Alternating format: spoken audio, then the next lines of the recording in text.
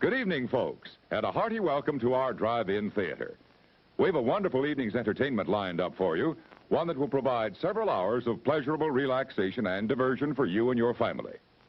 Did you fail to dress up for tonight's show? No tie, an old shirt and slacks, a house dress? Well, don't give it a thought. We're glad you came as you are. We just want you to enjoy yourselves. Don't forget to visit our refreshment center during the intermission or any time. You love the tasty array of snacks we have to offer. So will the youngsters. Everything is quality and so good. We hope you'll make this a weekly visit. Bring the family. Bring your friends. There are always wonderful new pictures to see, delightful snacks to nibble, a gay, pleasant evening for all. Oh, a word of caution. Don't drive over 10 miles an hour in the theater area for your safety's sake. And Mom or Pop, go with the kids when they leave the car. We hope you have a wonderful time. Come back soon. It's 4 minutes till showtime. Hey, fellas, don't fight over that hot dog. There's plenty for everyone. Big, plump, and juicy, wrapped in an oven-fresh bun. Add mustard, relish, ketchup, and go to work. Yes, the hot dogs at our refreshment center are the best you'll find anywhere. Everybody agrees on that.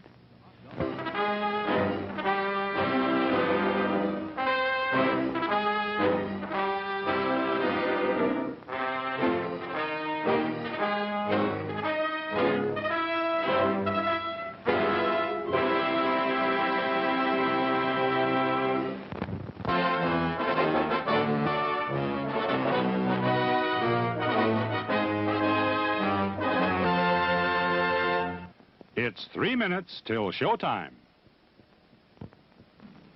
Thirsty? The refreshment stand is open with everything to satisfy your taste buds. Here's the menu: the hottest, freshest, crunchiest popcorn, each kernel popped to its fullest with that real movie time taste. Cold drinks. You'll find your favorite ice cold, tasty, and thirst quenching. And hot dogs, hamburgers, and candy too. Now a short intermission, so you'll have time to make your selection before the show begins.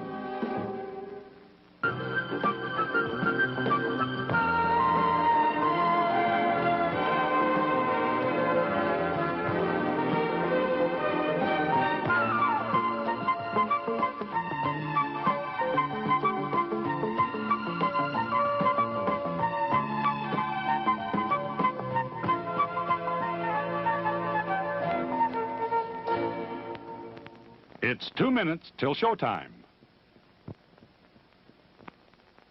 Your attention, please.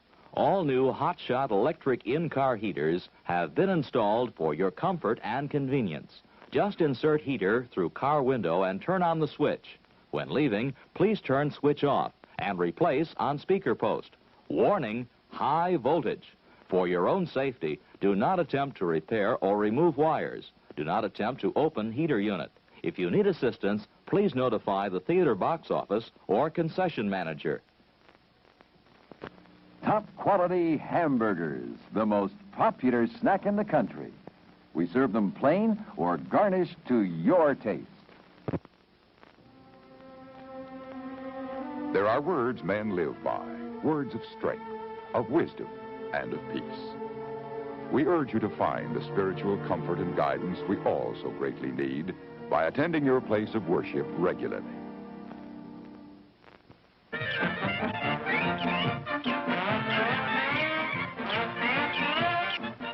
Just 1 minute to go.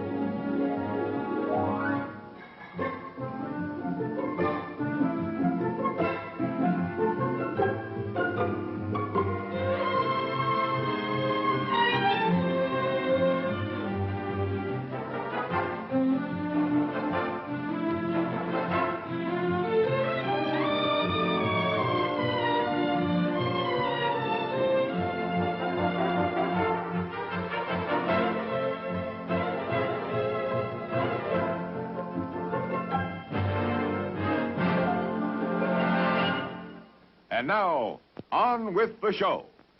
No, that's not big enough. No, that's not big enough either. That's more like it. We're delighted to have you with us, and we extend a cordial welcome to you. We've lined up the top stars from Hollywood and from all over the world to entertain you on our giant screen with the new, colorful motion pictures you've been hearing about and reading about. To add to your enjoyment, we're all wound up to bowl you over at intermission time with live wire service at our snack bar, where you'll find a tempting variety of favorite foods and beverages. Your continued patronage is very, very welcome. Well, hello, fellow humans, and welcome to my stream. As always, we'd like to welcome all the non-human identifying sentients who might be out there watching today, as well as all the non-sentients who might be enjoying some poker this morning / afternoon / evening, depending on where in the world you happen to be. We are, of course, broadcasting from southern Alberta in Canada. I should also point out that there's also traditional Blackfoot territory here in Canada. So it wasn't that many years ago that this was entirely Blackfoot country. So, you know, what do you do? We are playing 3 games at the moment. We have got the Falling Star Bounty, which is what you're seeing on the screen now. We have got the Singularity at €2 that we've just put a raise in with a pair of 10s. We've also got the €1, €250 guarantee Supernova Nano. We've got a very poor record in the Supernova Nano. It's one of the few nanos that we don't have a terribly good record in. I would like to. It'd be cool to change that. Would love to win the Nano, the Supernova one day. Even in Nano form, it would be pretty cool, I think.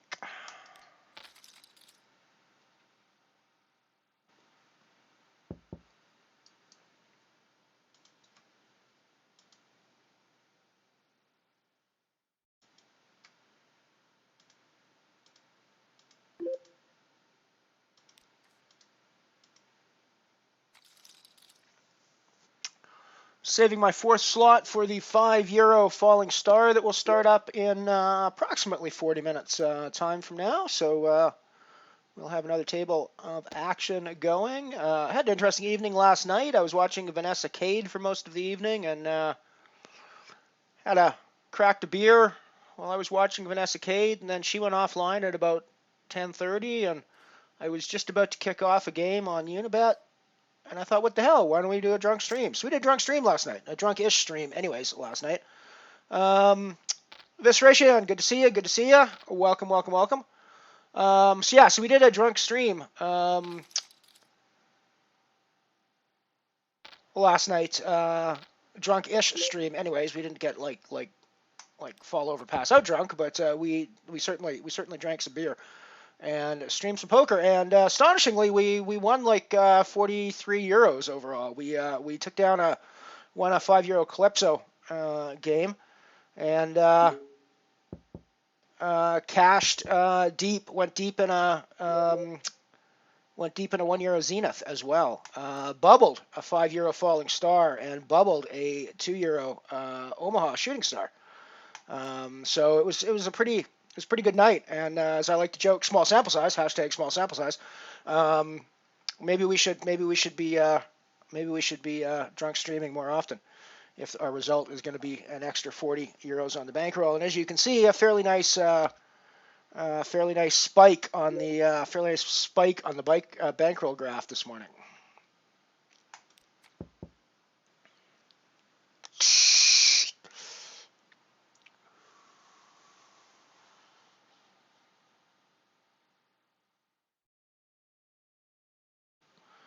It's good to see you, Evis. Good to see you, Mike. Good to see everybody here. We are already folding the flushes on the Supernova table, so it's going to be one of those days, I guess. It's going to be one of those days.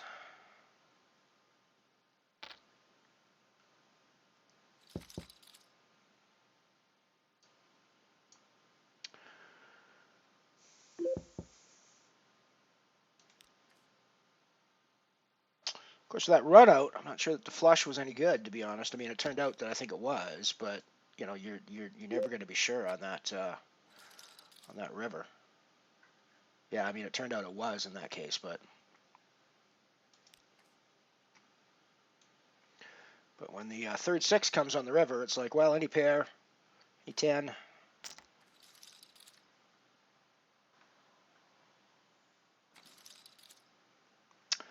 So far, there have been no Elrond sightings today. Blackfoot country. Blackfoot is is the tribe of Aboriginal Native First Nations people who inhabited this part of Canada prior to European settlement. Blackfoot and Cree are we're kind of on a border. In fact, actually, Medicine Hat is named after a battle site that happened between the two at one point. So it's kind of a so.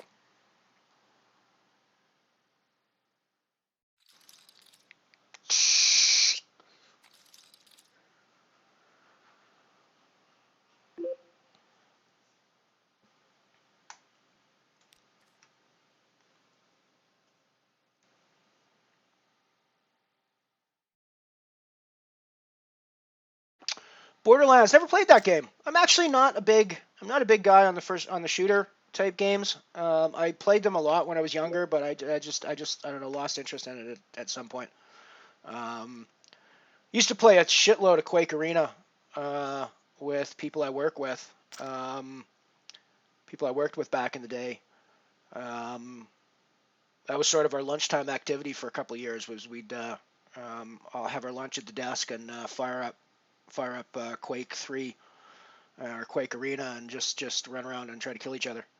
In fact, at one point we had they had the level editors you could do with Quake, and at one point we actually had a level built up of our workplace, so we could run around our workplace and shoot at each other. It was pretty cool. Well, yeah, I mean, good for the bankroll last night. Like I say, hashtag small sample size. But it's so far it's been pretty. So far it's been a pretty good addition to the stream. The drunk stream. So yeah, so I done a lot of. We did a lot of Quake and Doom back in the day, and there was actually a game. I don't know if you guys know this game or not. It was called Descent.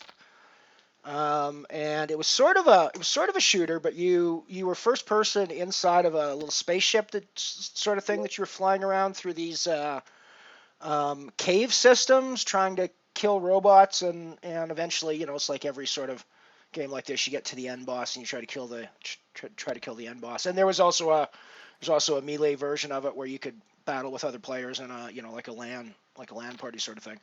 So that one was a ton of fun as well. But I just sort of got away from it. I think maybe as I got older, my reflexes aren't as good, so it's hard to keep up with the kids now in that sort of game. And it really is a reflex game. I mean, if you're not, one of the reasons I quit Quake was because I'd go on and try to do online stuff, and I just get sniped fucking every, I'd no matter what I tried to do, I was just getting sniped from left, right, and center, so I couldn't do anything. But it was fun. It was fun. I must admit that Division game that David was playing, I loved the graphics of that. I wasn't so keen on all the gunplay and stuff that you had to do with it, but then that's just my style. I'm not really into that sort of style of game.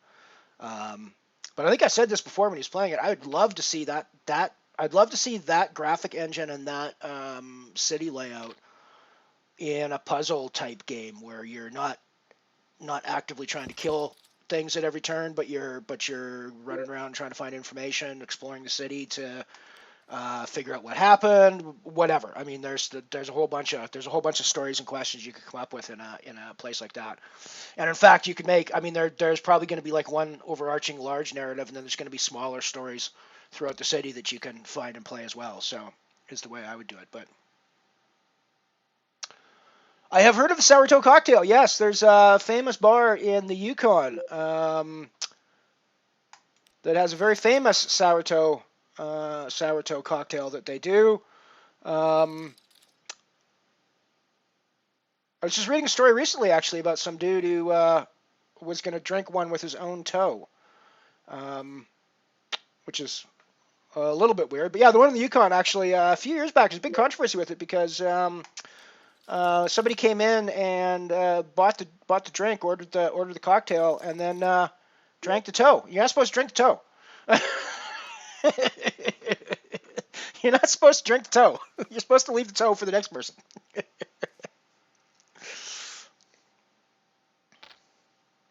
Well, I did get some sad news just before coming on. I mean, it's sort of sad news. It's not anything personal. I don't know the guy, but you sort of feel like you do in some cases with these. If you guys are fans of, if you guys are science fiction fans, which I think a lot of my, given Mike's Cocoon comment, he's must be some form of science fiction fan. Aaron Eisenberg, the actor who played Nog in Deep Space Nine, was found dead this morning, passed away. I don't have any details on what happened or how or what happened, but yeah, he was. I just saw just before I came online. I saw it was trending on Twitter that he passed away. Quite a young fellow too. I mean, it's not like he was an older fellow. So it'd be interesting to find out what's happened there. Can all make some guesses, I suppose, but so I thought that was kind of sad. Like I said, I've got no other details, so I can't tell you anymore. All I know is that just before we came on, I saw it trending that he had passed away.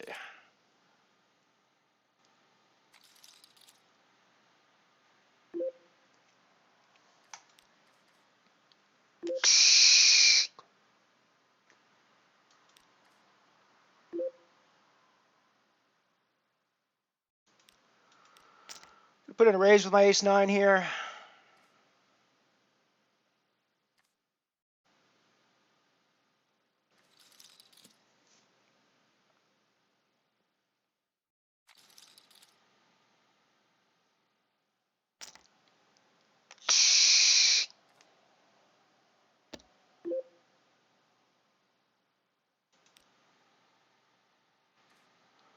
Mr. Cleves, good to see you. Good to see you.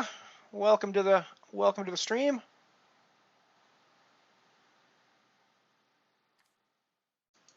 Yeah, Doom was the first one. I mean, you got into Quake because of Doom. Kind of was kind of the way I saw that progression back in the day.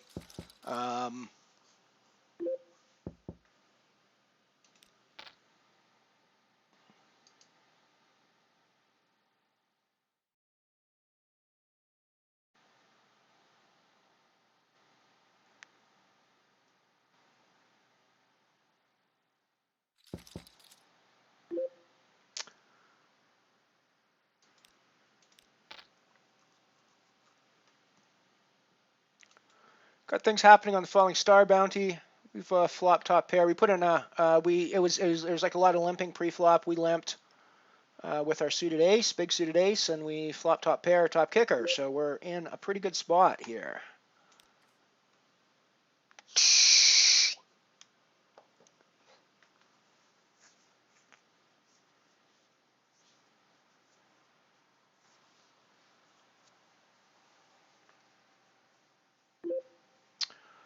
And I think we're still in a pretty good spot. None of the draws came in, so if he's drawing, he's still behind. If he's playing a jack, he's almost certainly still behind as well. So I think we have to keep value betting. Hopefully he's calling us with things like jack queen, jack king. I think there's probably some 8-9s out there as well that are calling with the up and down on the flop. Could be some 4-5s out there as well, potentially. It was a limped pot pre-flop, so there's a lot of possibilities that he could be playing there.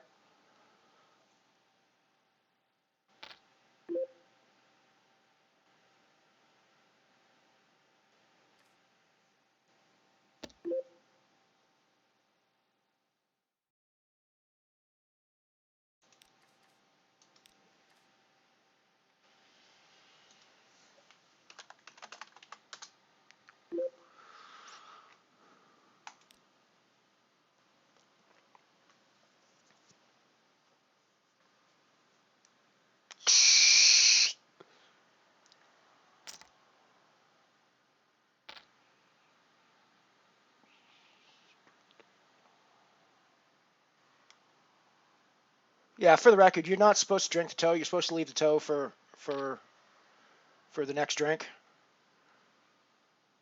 It's like that's not part of the deal. That's not part of what you're paying for. You're not paying to drink the toe and take it home. He eventually gave it back. They actually got the toe back eventually. But there's a big controversy about it. They had to chase him down, and there was like a big media thing about it when it happened, and he sort of was shamed into giving it back. It was, I'm guessing it was sort of like a trophy on his shelf for a while. But yeah, he eventually had to give back. So they can once again do their sour toe cocktail. Yes, the lips must touch the toe, but you're not actually supposed to put the toe in your mouth. Your lips have to touch it, though. That's part of the deal.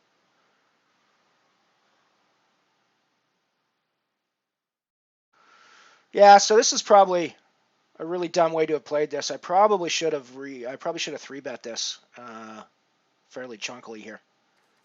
I'm not actually happy with the way this has gone down. Any luck, Royal Mick will raise, and I can actually get my money in like I should have done. Well, probably not getting my money in there, but I'm probably raising fairly chunky, like 3/4 pot at that point. And I think here is where we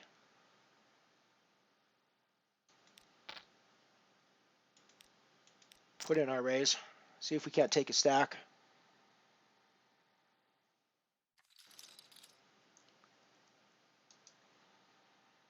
Hey, it's good to see you. Good to see you. It was nice to see you at Vanessa's place last night as well. That was pretty cool to see you hanging out there. That was fun. She inspired me to get on and do a drunk stream afterwards. In which, for the record, I ended up 43 euros ahead. Profit.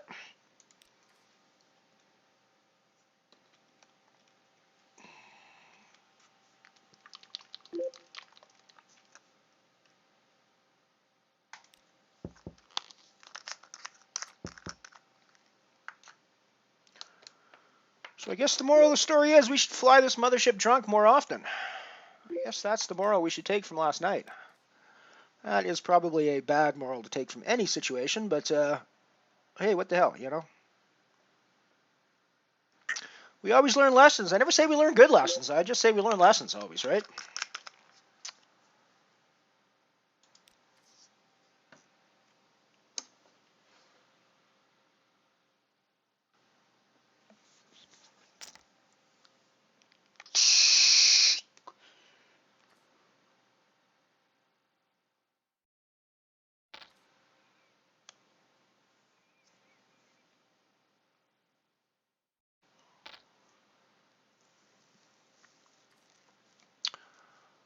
So currently our games now are the Falling Star, where we're slightly ahead, 2 Euro Singularity, where we're slightly behind, 1 Euro Supernova Nano, where we're slightly behind as well. So pretty standard start to the day so far.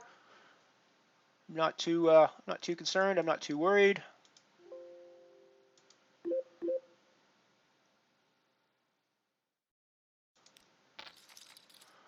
I think we'll see a flop with our suited jack here. 2 gapper.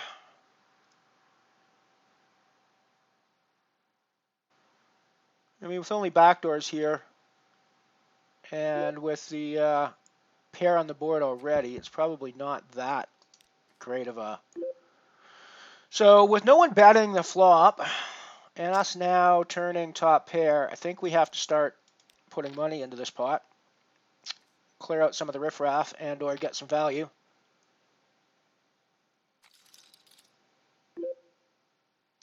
Could certainly be a flush draw out there. Could certainly be a deuce that checked, but I don't think a deuce is checking the flop that often. I think they're probably going to try to get some value. I don't think spades are checking the flop that often either. I think they're going to try to take the pot down. So I think we're probably in pretty good shape there. You're probably looking at something that was maybe an ace-3 or something like that with a straight draw. Get him on us. Welcome, welcome, welcome.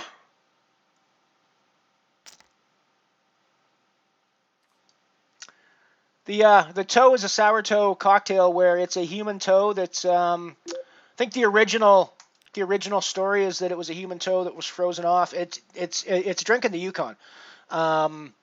It originated in the Yukon, so it's like super cold up there. And I think it originated with a toe that froze off from frostbite, and for some reason got put into a bottle of liquor. And from there, it's evolved into the sour toe cocktail.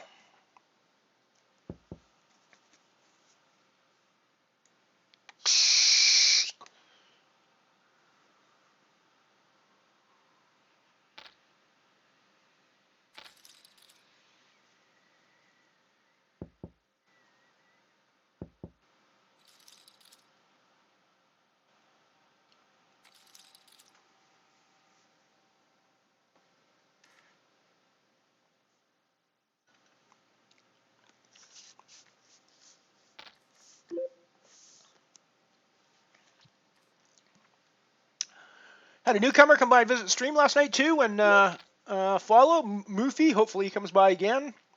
Said he's played against me a few times on Unibet, so be interesting to see if he comes by during our normal stream times. I'm guessing that's when he's played against me, although he might be he might be one of the guys that's played against me in the evenings as well when I've been playing in the evenings lately. So we obviously want to be in this pot, but we aren't. Such is life.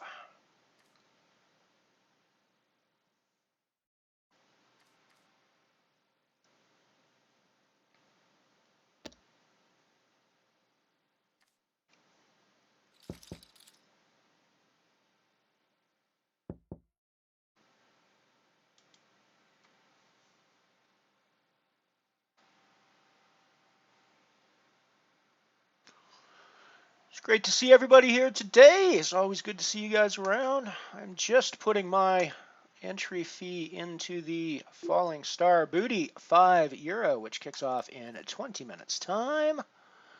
Let's make sure that gets noted in our bankroll tracker. So we just about, after last night's game, we just about made up for our failed attempt at the IPO. Saddies. We haven't quite got there yet, but we're darn close. We are darn close.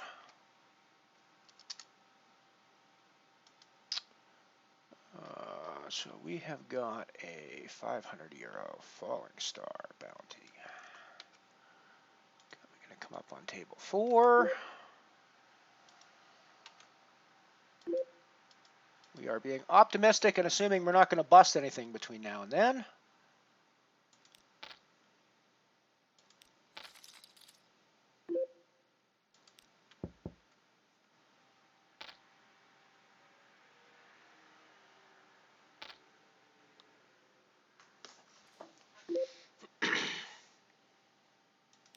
Of course, the Falling Star isn't, the second Falling Star isn't up there yet, but it will be shortly.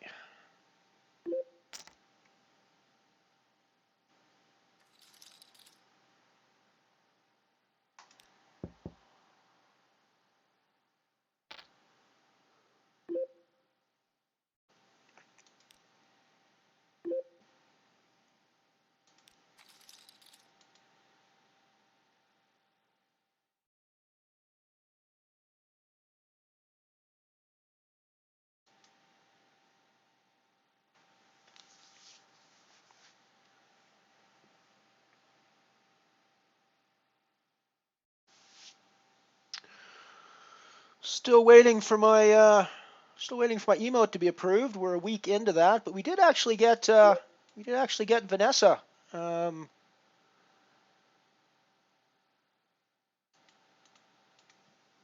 We did actually get a gift sub to Vanessa's stream last night, so we've got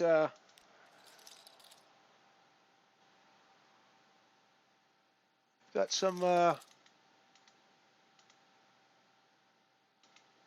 we got some cool new emotes that we can play with.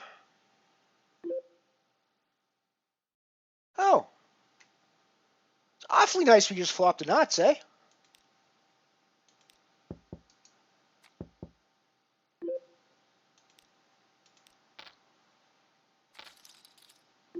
Wow.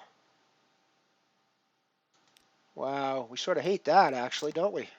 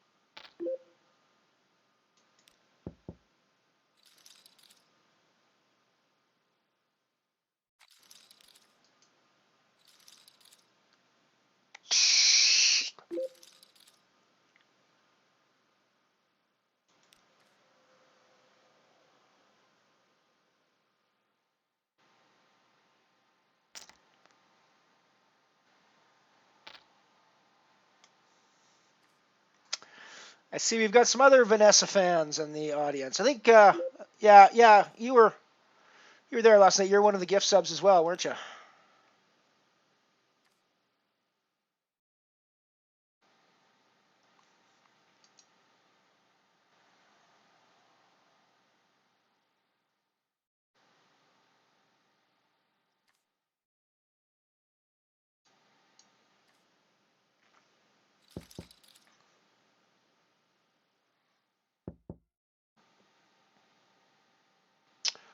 Moofy, thank you very much. Thank you very much. Good to see you here. Good to see you here. Do we have you on any of our tables today?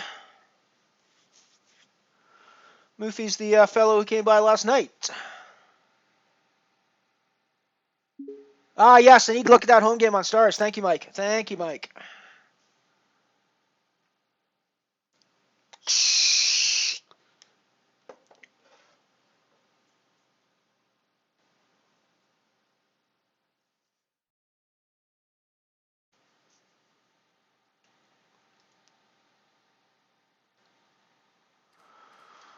In which game? Which game, Moofy? Singularity? Falling Star, Supernova Nano?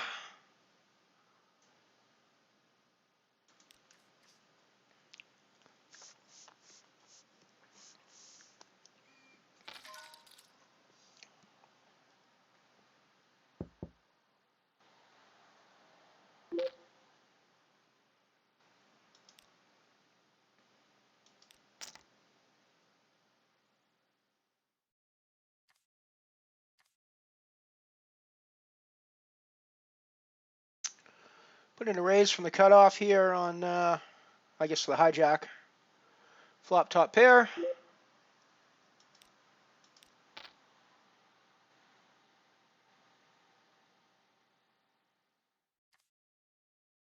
Float your boat. Gotta like that, Clydes.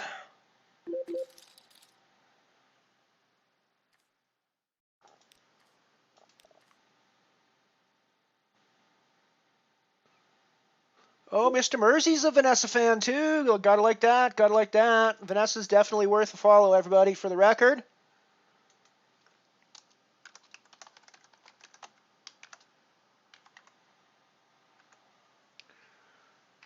Let me find her. Let me find her.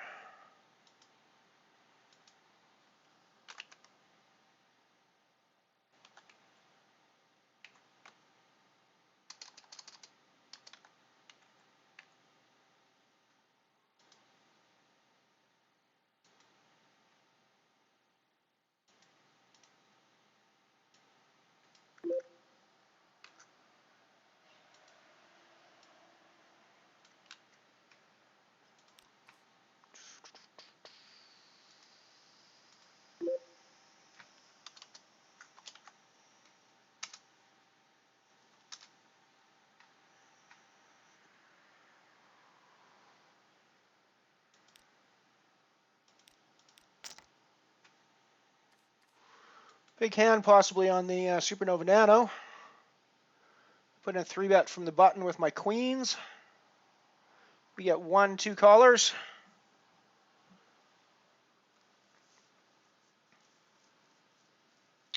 We shouldn't have people with the straight on here. We're going to have sometimes diamonds coming along for the ride, but we're going to have the best hand here most of the time. Wow, the fucking sevens just get there.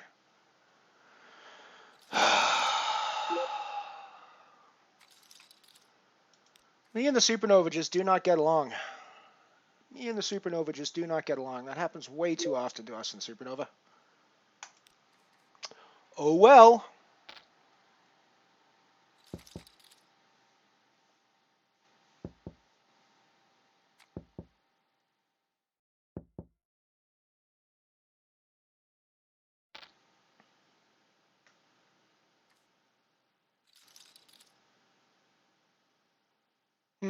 Should have been in that hand. We flopped 2 pairs.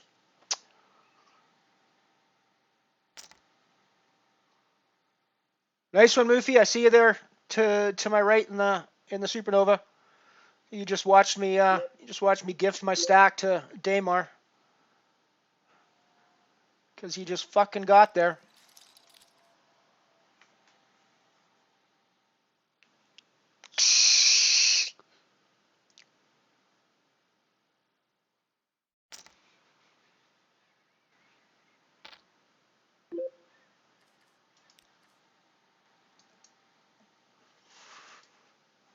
Yeah, Leah Jadavji was on with Vanessa last night. Vanessa was doing another onesie stream. She was an overtired unicorn, trying not to throw things, as I recall the title was. It's always an entertaining stream when she's doing her streams.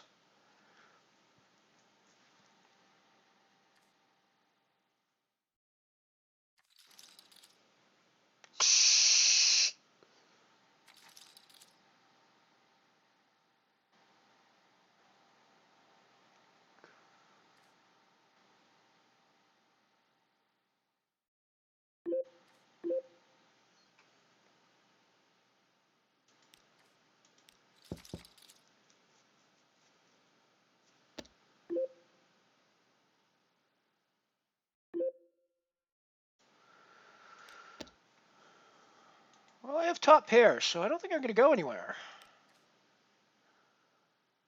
Second pair now, but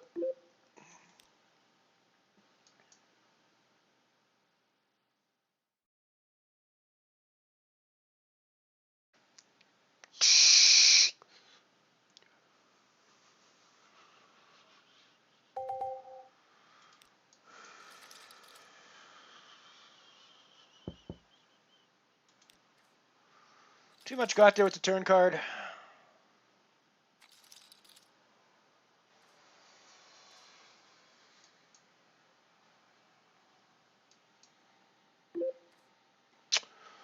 Mr. Night Chopper? Yeah, she always streams on she always streams her Sunday runs. We're in for our last 10 big blinds on the Supernova Nano. We're getting Daymar in against us. He's the guy that sucked out on us with the sevens.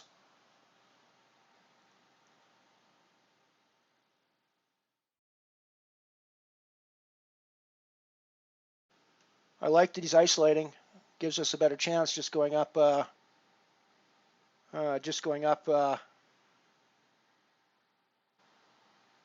heads up. He's going to be doing us with a pretty wide range of hands, I think.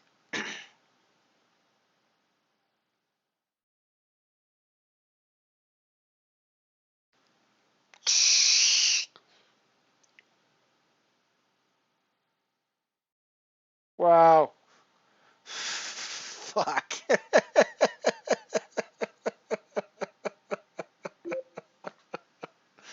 I mean, sure, he fucking gets there when he's like way behind me, but when I'm way behind him, I can't get there. Fuck. Alrighty, well, have fun with my chips there, Mr. Damar. And everybody else's chips. So I tempted fate when I was optimistic about not busting a tournament before the Falling Star started. So I have to readjust my my titles now.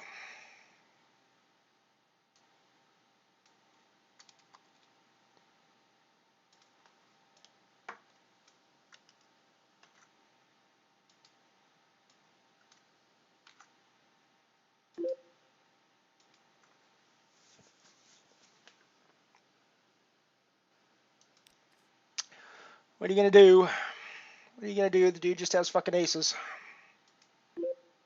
First to sevens just get there, and then he's just got fucking aces.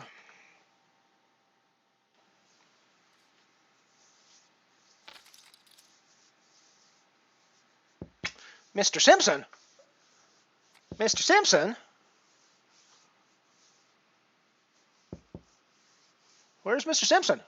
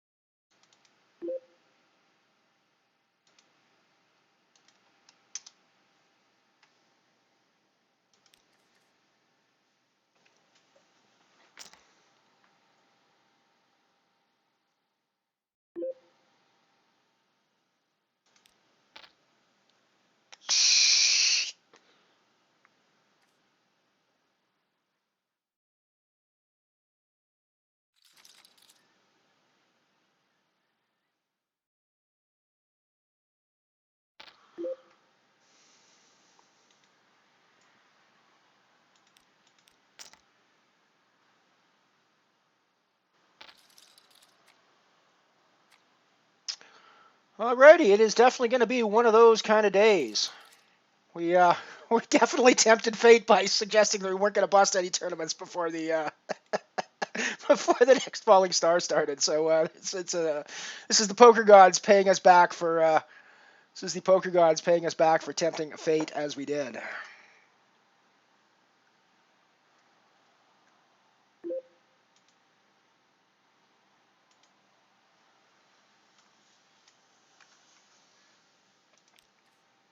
This is definitely the poker gods paying us back for tempting fate.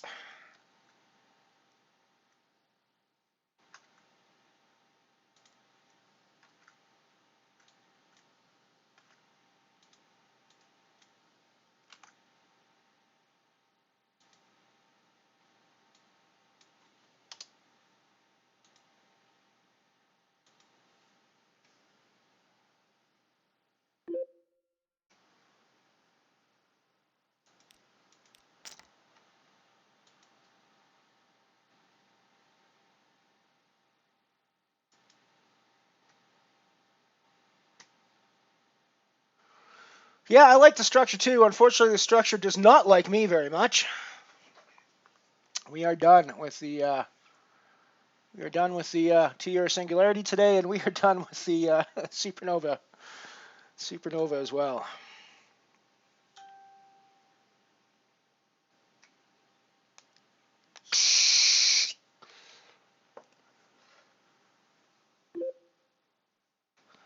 Gonna value bet my top pair here.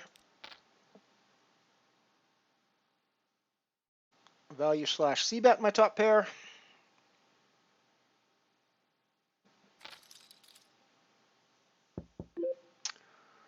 I keep value / C betting my top pair. Let's go for a little extra value on this one, I think.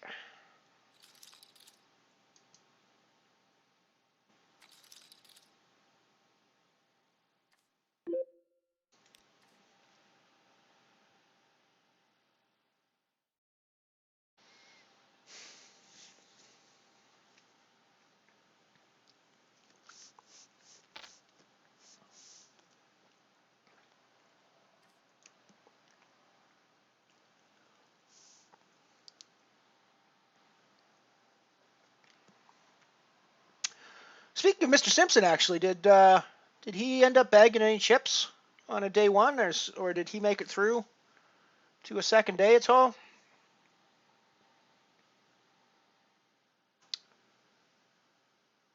I thought I saw a tweet that Dara was the last ambassador standing at one point, but I could have been wrong about that.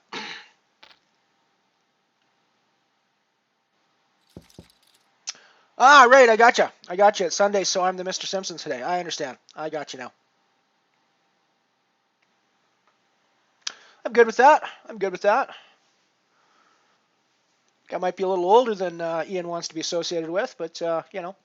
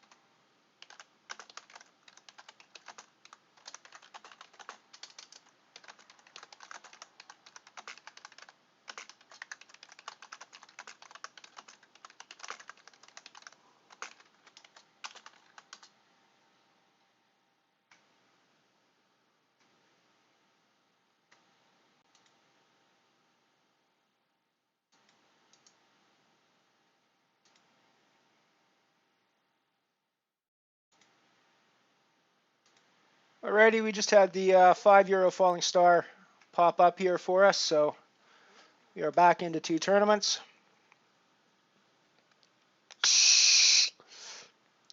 I'm also going to jump into, I think there's a €2 Zenith. Yep, there's a €2 Zenith popping up in 15 minutes, so we'll jump into that as well. So that will start at the top of the hour. Let's make sure that's in my bankroll.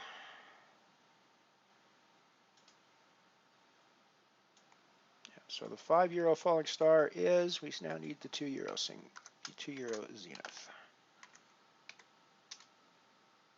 So falling star bounty we're still in, however the supernova we're done, the singularity we're done. Mr. Ant-Man, good to see you, my friend, good to see you, welcome, welcome, welcome.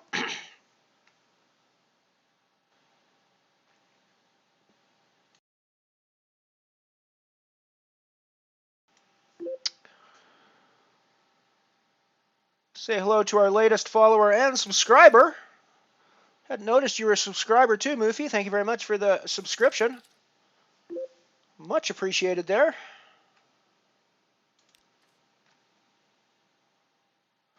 I'm just noticing your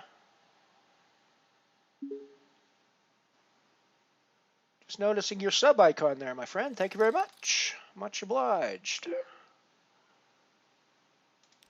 Let's put in a raise with our King Jack from the button.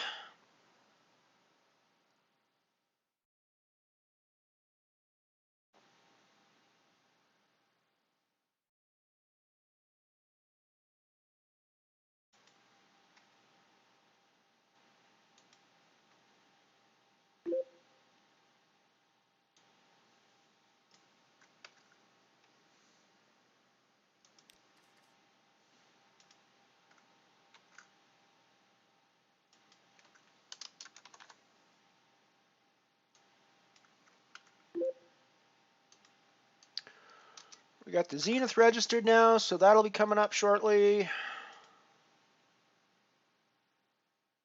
I c-bet this. See if we can't take it down right here. We do not take her down right here. However, we at least get rid of one player.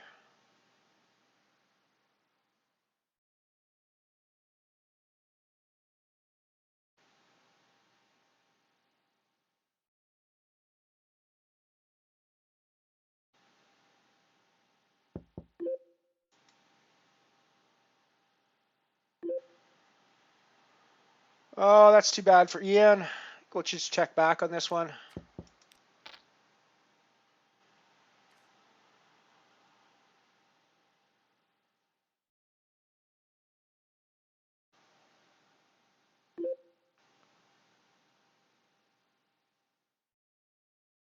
Again, I think we just check back. There are draws that he can have that didn't hit that were our king high still ahead of, so I think we've got checked showdown value. Comes down to the queen kicker.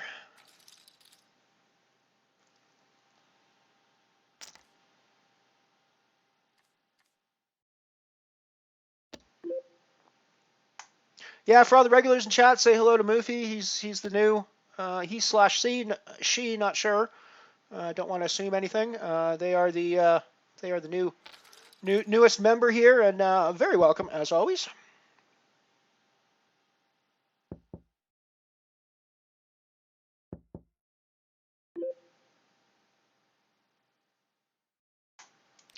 For those of you who weren't around earlier when I talked about my drunk stream last night, we had a bit of a lark last night where, completely without planning, I was watching Vanessa Cade's stream. I cracked a beer or two while I was watching Vanessa Cade's stream, and then she went offline at about 10:30 my time. Just as I was about to kick off a game on Unibet that I was playing a €5 Calypso thing that started at about 10:30 my time last night, and cracked another beer, and I thought, well, shit, I've been threatening to do a drunk stream for a while. Let's do a drunk stream. So I kicked off, jumped into the cockpit of the Mothership, and we lifted off, and ended up setting down with a 43 extra euros in our bankroll after crushing the €5 Calypso for a win and getting a decent cash in the €1 Zenith as well. I believe it was the Zenith last night. Yes, the €1 Zenith. We got fourth place for 457, and then we got the win for 48.81 in the Calypso Nano. We also bubbled the Omaha Shooting Star Bounty and the Falling Star Bounty though, so €5 Falling Star Bounty though. So we ended up with €43 as our profit in our drunk stream. So what we're saying is hashtag small sample size. The moral of the story is we should drunk stream more often.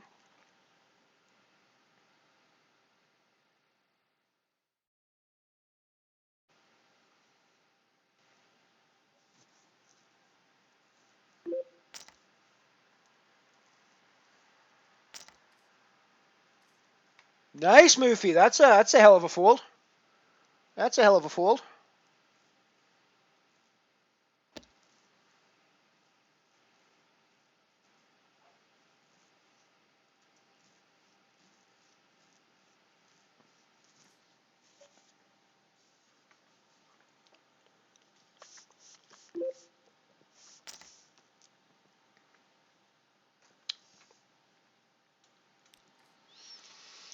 This is not a €100 Falling Star. This is a €500 Falling Star. I don't know why that has the wrong title on it. Let's go fix that title. That one's correct. That's the one that's not correct.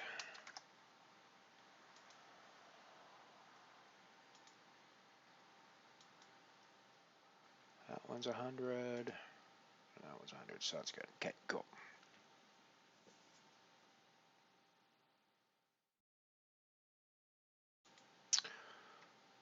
Yes, that is correct now. €500 Falling Star guarantee here for a €5 buy-in.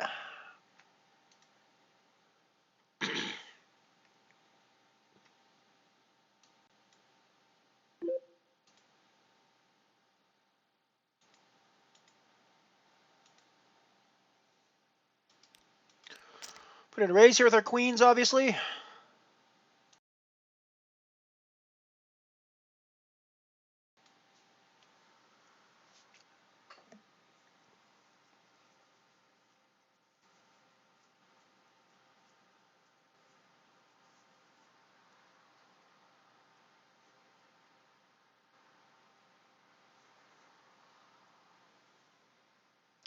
I've only got two tables running at the moment. We'll have a third one kicking off here in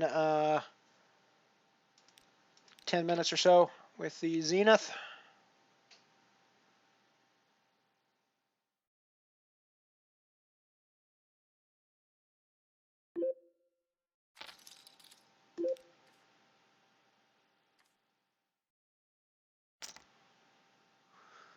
Yeah, the community here is awesome. I love my people that come around to my chat. It is an amazing spot.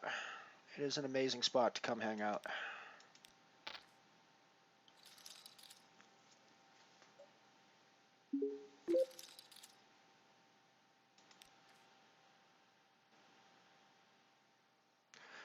The army of Elron are phenomenal. Hey, we got Elron's army here on the 500 euro falling star bounty. Hello, Elron's army 2.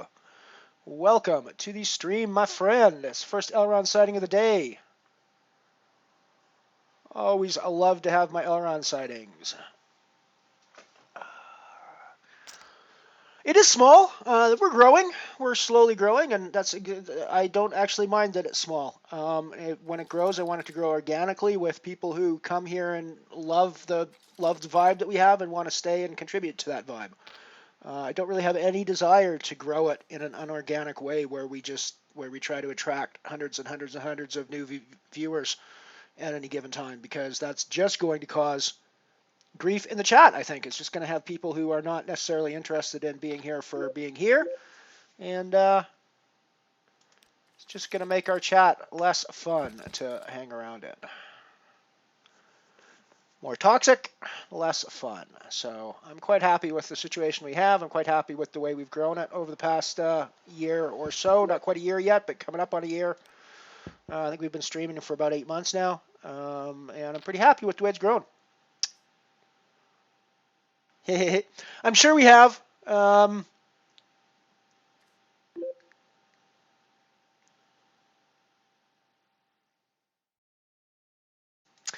I think Elron's Army 2 is, I believe, either Night Chopper or Ant-Man. I think Night Chopper, if I'm not mistaken. But yeah, so I'm sure we have. I don't recognize the S Linus necessarily, but you probably play under other names. I play under Tangeli a lot. I probably should change my username more often because I'm recognizable, so people can actually build strategies to play against me, whereas I don't necessarily have that luxury against other people. But streaming, you're going to find out what username I'm using anyways if you come look at the stream. So I think when I'm streaming, I'm always using Tangeli. I don't always use Tangeli when I'm not streaming, but I actually use Tangeli quite a bit when I'm not streaming as well. So I'm going to head off to the break now. We will be back in a few short minutes. If you prefer a king-size cigarette without a filter, try the all-new Cavalier. Cavalier's new blend tastes great. It's the king-size smoke with a king-size taste. And the smoke feels as good as it tastes. Today's the day. Try the wonderful all-new king-size Cavalier. What'd you tell Harry our washer's giving us trouble for? He's always promoting. A new one. Now, to demonstrate this automatic with Dash. Harry, you selling Dash as well as Westinghouse laundromat? Well, they go together. They even come packed together. Every automatic manufacturer recommends Dash. What's Dash got? Safe suds to prevent oversudsing troubles. Hey, if you'd have used Dash, maybe our machine would still be working. I need lots of suds for cleaning. Let Dash prove differently. Your shirt's this grimy?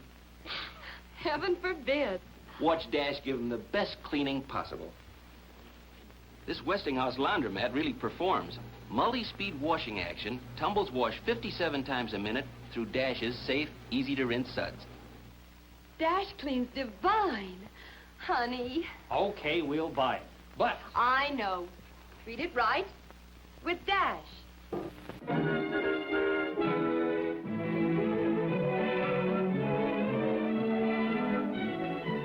I am Michael of the Waldorf. Here in my salon, I create hairstyles for some of America's smartest women, and I have found a remarkable shampoo that actually helps your permanent hold its curl. It is today's Dream Shampoo with a hairspring formula. Let me show you with this permanent. Look at this side before shampooing. It is limp, lifeless. But when we wash with today's Dream, see how springy and elastic the curls become, how lively. Help your permanent hold its curl. Get today's Dream Shampoo with its hairspring formula.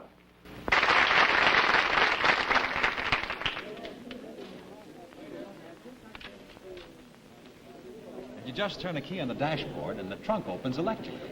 And here's how easy it is to drive. Can you flick that light switch? Why, certainly. Anyone can. Then you can drive the Edsel. That's right. Driving the 1958 Edsel is as easy as flicking a light switch. For Edsel's exclusive new Teletouch drive shifts electrically at a touch. It's a new idea that puts shifting where it belongs, so you can keep both hands safely at the wheel. And look, you can shift and turn the wheel at the same time, for the control remains stationary, which makes Edsel the world's easiest car to handle. On the Edsel's instrument panel, you'll find many more new ideas, like this speedometer that glows red when you exceed the safe maximum speed you set it for. This one simple dial that sets heat, ventilation, and air conditioning at a twist of the wrist. Even a remote trunk release that electrically opens the luggage compartment. And under that long, straight Edsel hood, you'll find the newest V8 engines in the world. The big new Edsel 400 and the larger Edsel 475. Each one power matched to the weight of the car to put more usable power at your command than you have ever known before. Remember, driving an Edsel is an experience no man should miss. Discover for yourself the thrill of driving an Edsel, 1958's one really new car. Visit your Edsel dealer soon, and when you do, you'll meet a fine businessman with a broad automobile experience. He became an Edsel dealer because he had driven the Edsel, he had compared it, and he had carefully evaluated it. He'll be glad to demonstrate to you, as he did to himself, that the 1958 Edsel is the car that offers you the most in elegance of styling and performance. There are 18 models and 4 series to choose from. Edsel prices are surprisingly low, with models priced just above the lowest and ranging through the entire medium price field. You can afford an Edsel. Stop in and see and drive the Edsel tomorrow at your Edsel dealer.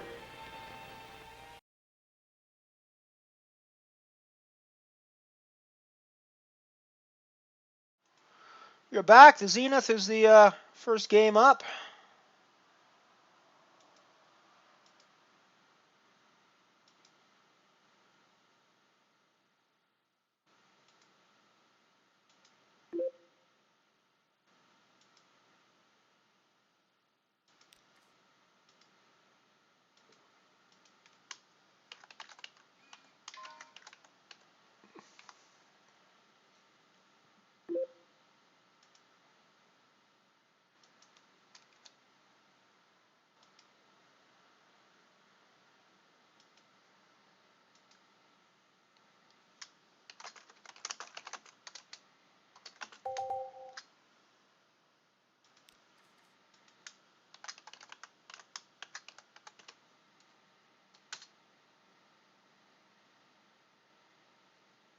I just locked up Elrond's army, everybody.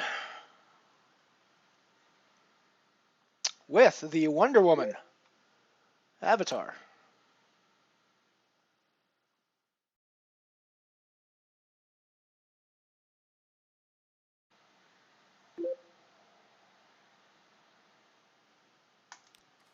Yeah, right now I'm in the €1, €2, €5 range. I only play €5 freeze outs. I don't play €5 rebuys. Play €1 and €2 rebuys or freeze outs. I'll fire pretty freely at pretty much any €1 that exists. And I fire pretty freely at most €2 as well these days.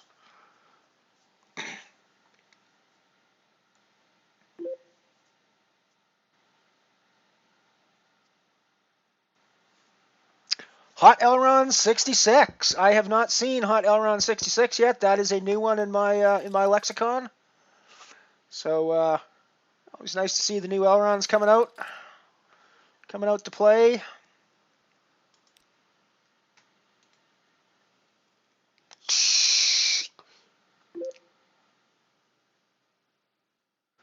Not sure how hot Elrond actually is, but I mean, to each your own, I guess. Everybody's got their own set of tastes.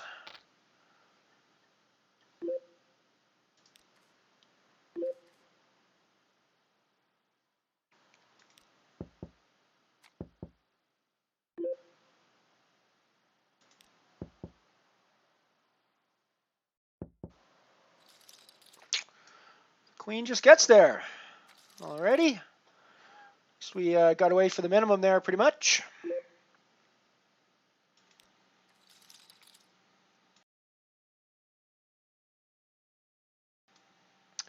Yeah, totally. It's well, and especially when I'm streaming. I don't know. You've probably heard other streamers talk about this. 4 tables is my absolute max when I'm streaming. I mean, I'm astonished. Ian does 8 when he's streaming. He starts to talk about getting flustered when he's got 9 or 10 going, and I'm like, dude, I fucking freak out at 5. I don't know what the hell I don't know what the hell you're eating for breakfast, but I apparently eat my Wheaties or something because I can barely handle 4 when I'm streaming. Even when I'm off stream, frankly don't like to play more than 4 tables at a time. I just don't feel like I'm putting my attention towards the hands that I should be putting towards the hands. So.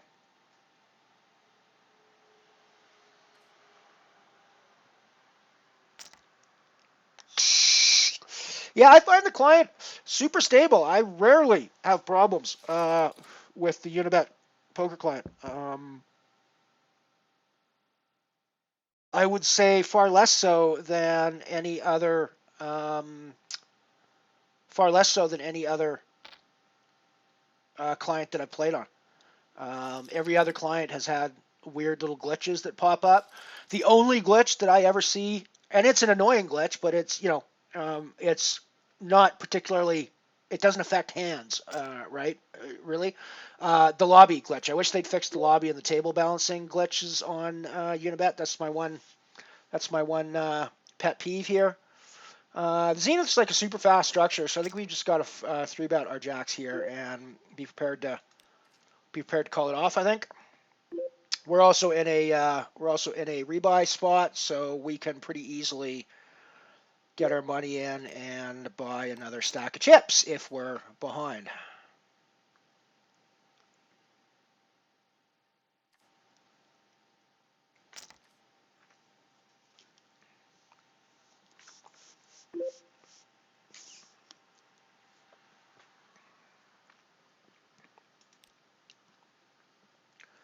Yeah, I don't actually find the Unibet app particularly buggy, to be honest, compared to other poker clients.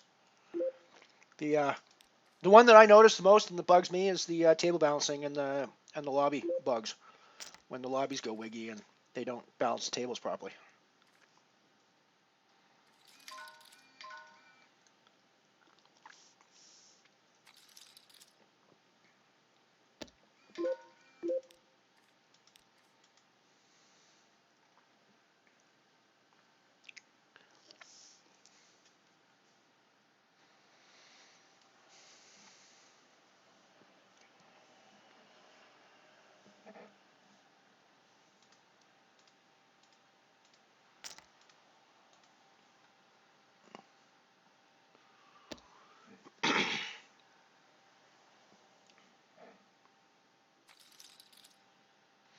It could be your computer backing up as well. It could be that you've got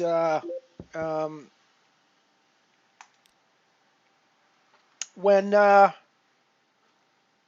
was running a computer that didn't have enough memory, it would back up while it was trying to read and write out of the cache on the disk, and that would freeze up my active programs, including poker sites. So you might actually look at that. It might actually be the computer that you're playing on that's causing the problems, not the actual site. Because yeah, like Mike says, I don't actually have any problems in that regard with my. You'll notice here there's no lag, there's no pause, none of that with the Unibet tables at all. It's very solid as far as I can tell. Wow, I mean, yeah, that's weird. I don't think the Unibet app has ever crashed for me, Moofy.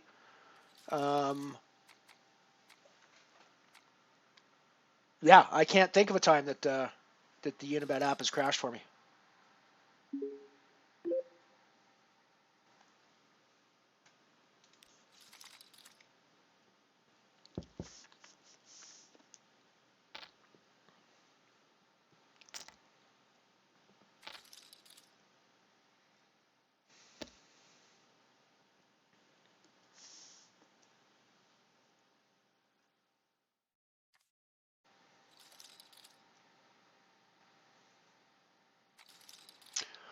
I thought the Titan was a 10 euro tournament, Ant-Man.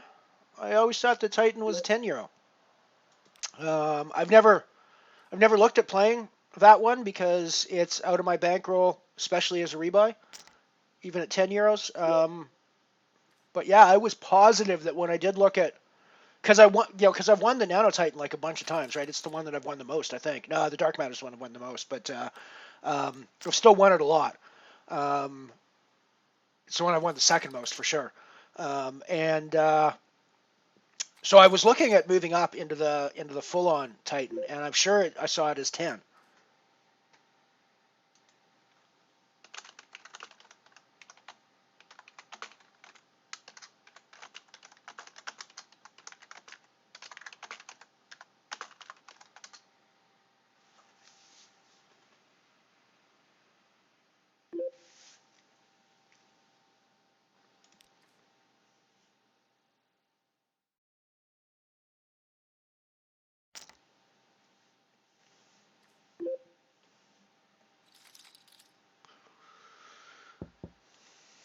So it's the €5 singular or €5 falling star. We got jacks on the big blind, so I think we got a 3-bet here. Be willing to get it in, I think. We got backdoor hearts, overpair, so I think we're calling it off. Nice, nice. We hold for a booty. Oh, it feels like forever since we've got a booty. Feels like forever since we've gotten a booty. That feels so nice. That feels so nice. That feels so nice to be able to add a booty to our bankroll tracker. We got a booty finally again, everybody. Yay, we got a booty. We got a booty, we got a booty, we got a booty, woohoo.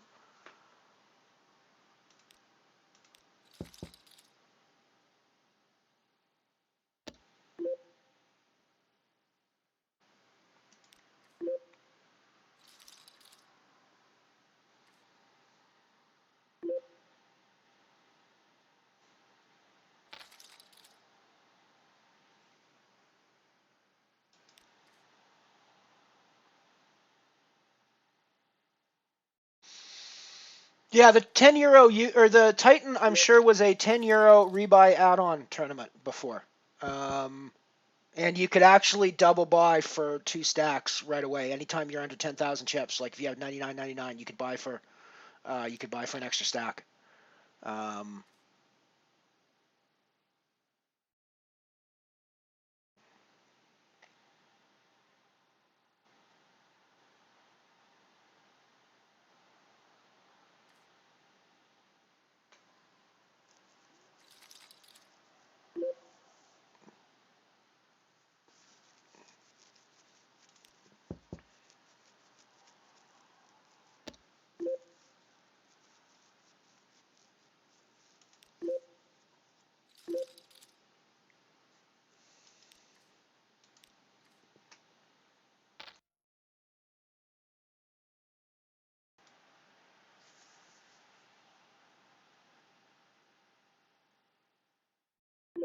Really weird. Yeah, I don't think I can think of a time when the Unibet app has crashed. I regularly complain and whine about the table balancing and the lobby bugs.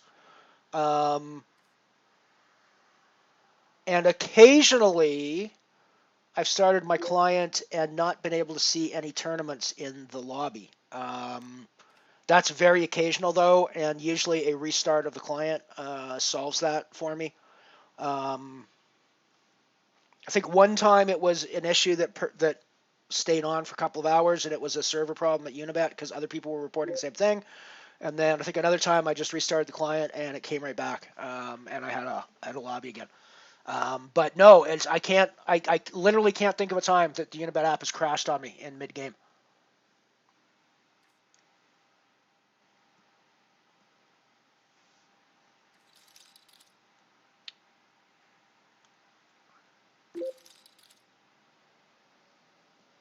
Yeah, 4 gig of RAM and paging to an SSD should be should be the biz. It shouldn't have too much worries with that, I wouldn't think, just for playing poker. I mean, it's not that intensive of an application. You got shit running in the background, maybe? You got like a bunch of shit running in the background that's eating up CPU cycles on you or something? I don't know. It seems weird. It seems very weird.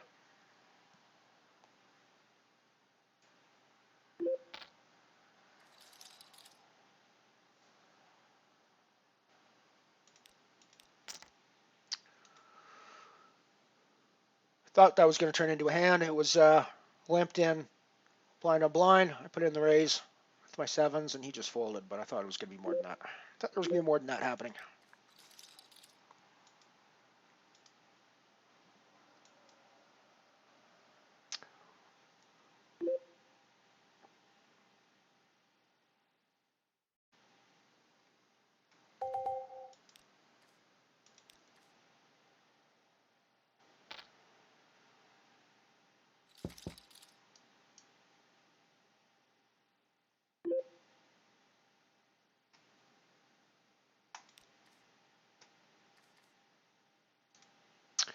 Alrighty, I'm going to jump into the Black Hole Nano for my fourth table, mostly so you guys can see the new avatar.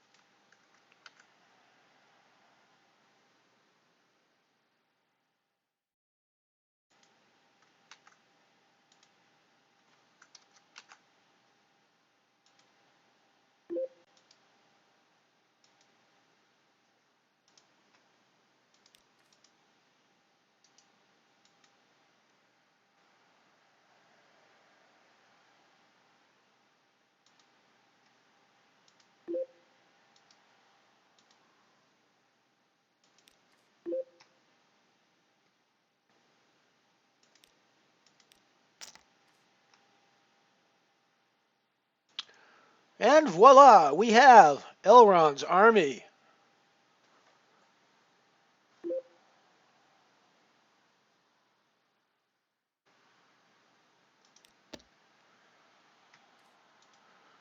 In the Black Hole Nano.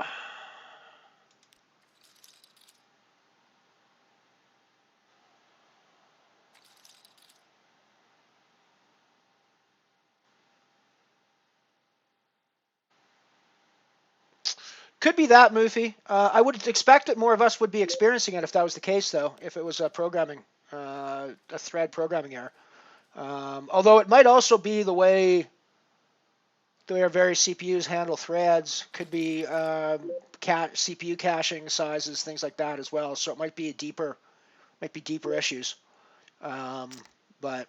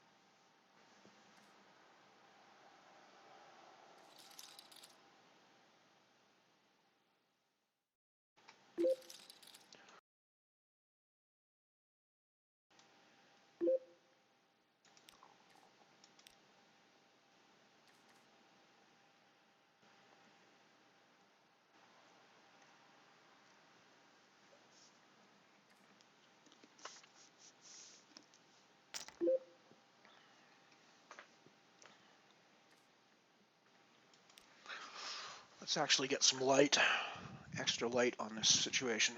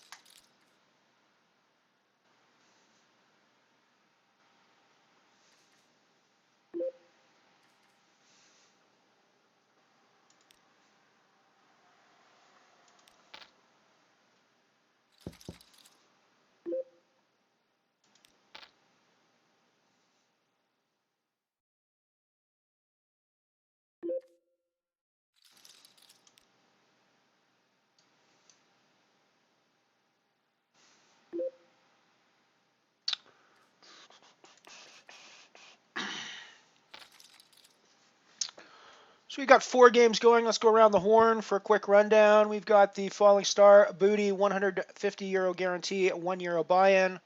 We've got the Falling Star Booty 500 euro guarantee, €5 buy-in.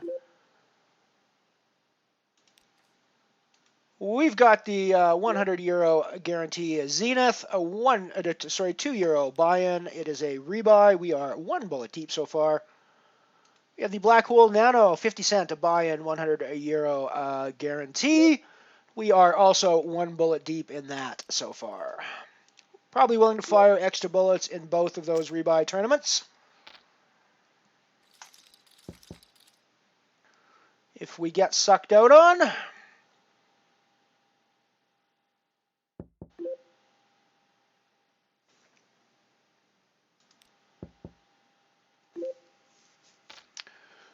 Elrond's Army.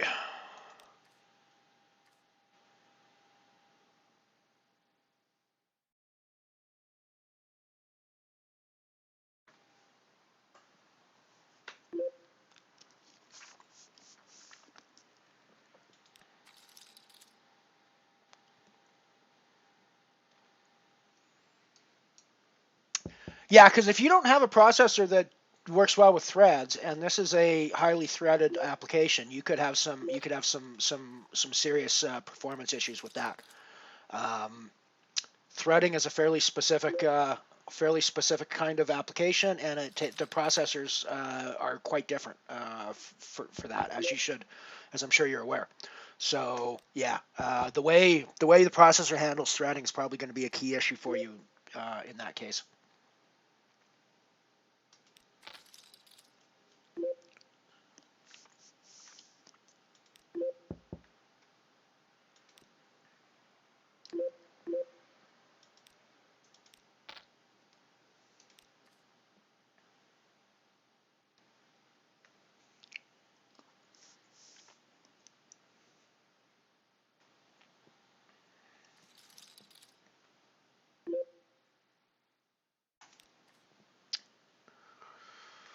Just realized I used a term you guys may not be fully aware of. I guess I don't know. Do you guys know what the term "around the horn" means, right?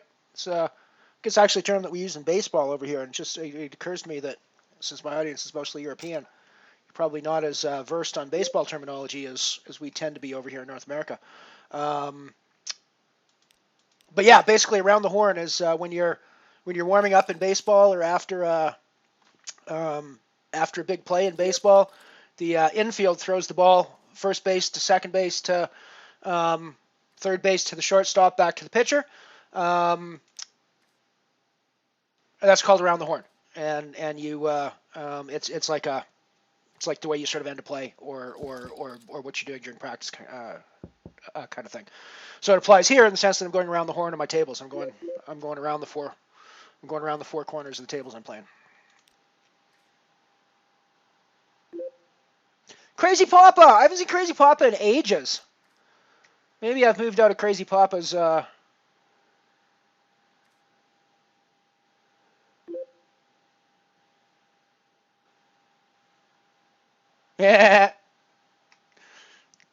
Yeah, no, I need to be, I need to stand out. Nobody else is using the Wonder Woman avatar. I just got it unlocked recently, so I figured may as well use it. And she's the leader, man. She's the leader of Elrond's army. Wouldn't you want? I mean, if you had an army, would you not want Wonder Woman as the leader of it? I fucking would. I'd jump at the chance to have Wonder Woman as the leader of my army. Bring it on. Bring it on. There are very few men I can think of that I would prefer to have at the top of my army than Wonder Woman. So let's put that out there right now. There might be a couple, but I think even still, Wonder Woman's got the strength, but she's got temperament as well. So it's a very important thing if you're going to have somebody at the top of your army that they're strong, but they also have the temperament. And I think Wonder Woman's definitely got both of those. So I don't think it's an unusual avatar at all. I'm down with it.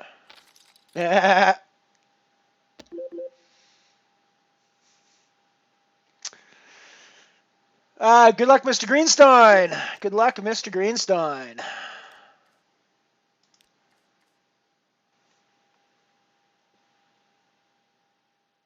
Yeah.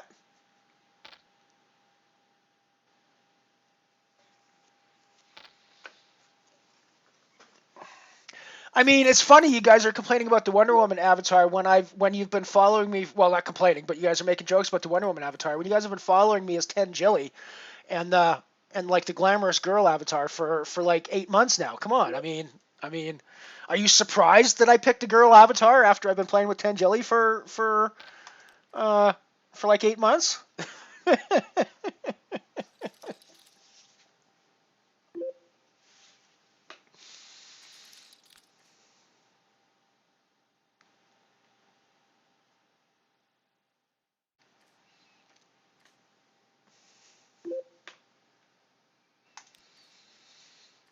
I mean, I think most of my avatars are female. I mean, Bricky Martin's obviously the smiling pretty boy with the lens flare off his teeth. That's Bricky Martin all the way. There's like no way Bricky Martin could be any other avatar other than that one.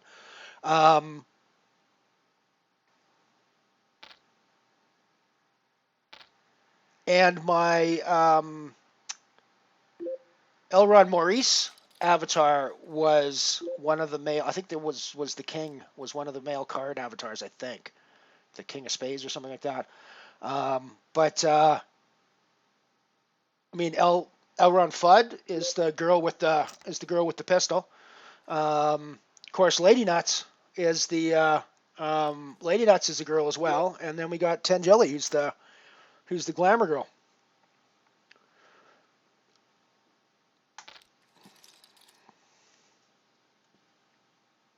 Oh, Lady Nuts is the avatar Mrs. Jones uses here on the to my left. There you go. So I don't know why y'all should be surprised that that I picked Wonder Woman as my avatar. It's like I've been telegraphing this shit for months, guys.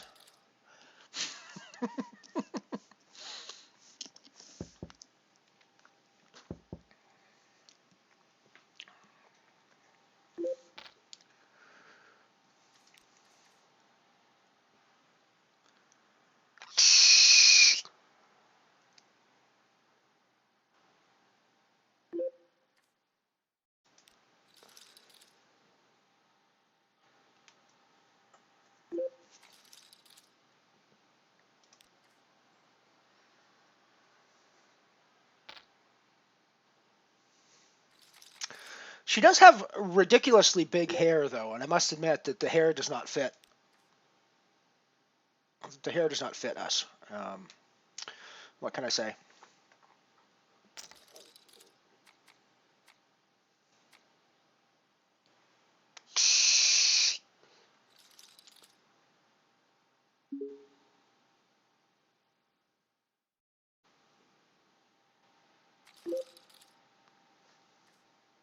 Perfect.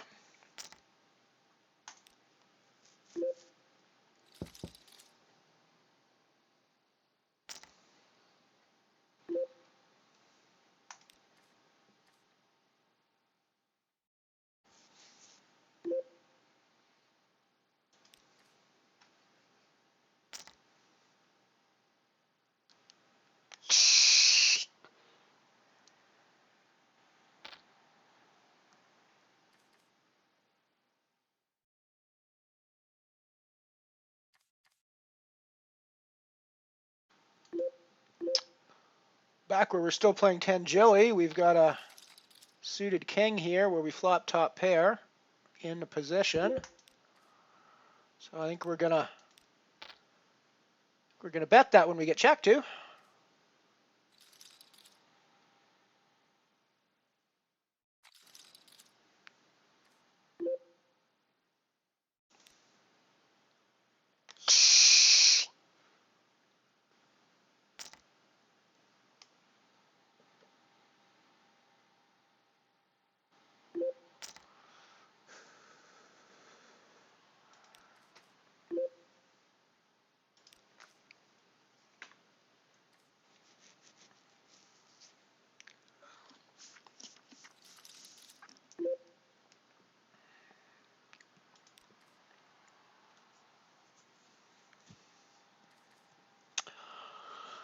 know if I'll be retiring Tangeli or not. I mean, I think I'm definitely gonna keep Elrond's Army in the pocket. We might be streaming with Elrond's Army more often. Now it seems like actually a really good name to use as our kind of stream motto and stream mascot kind of thing.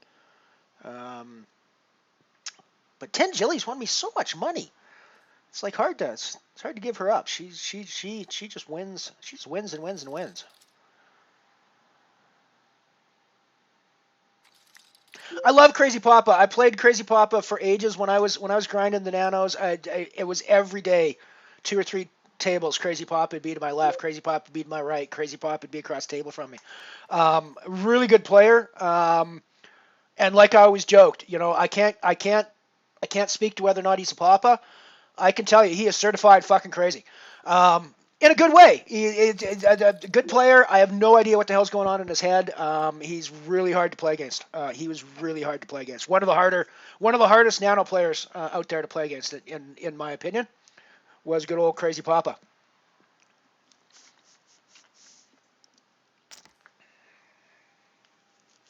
One of the toughest nano opponents out there.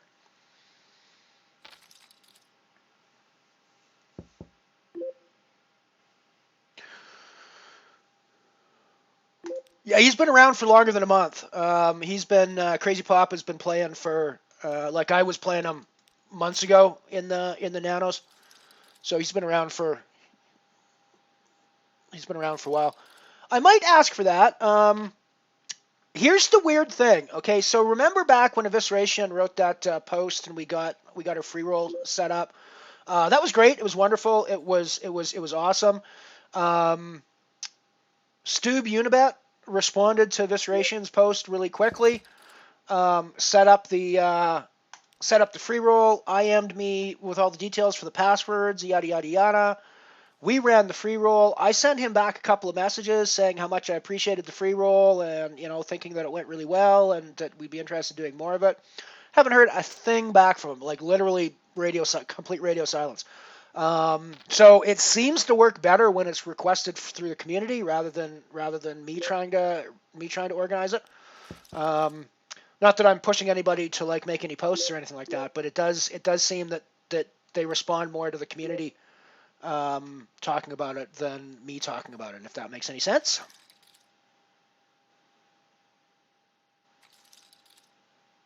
All aboard the Mothership!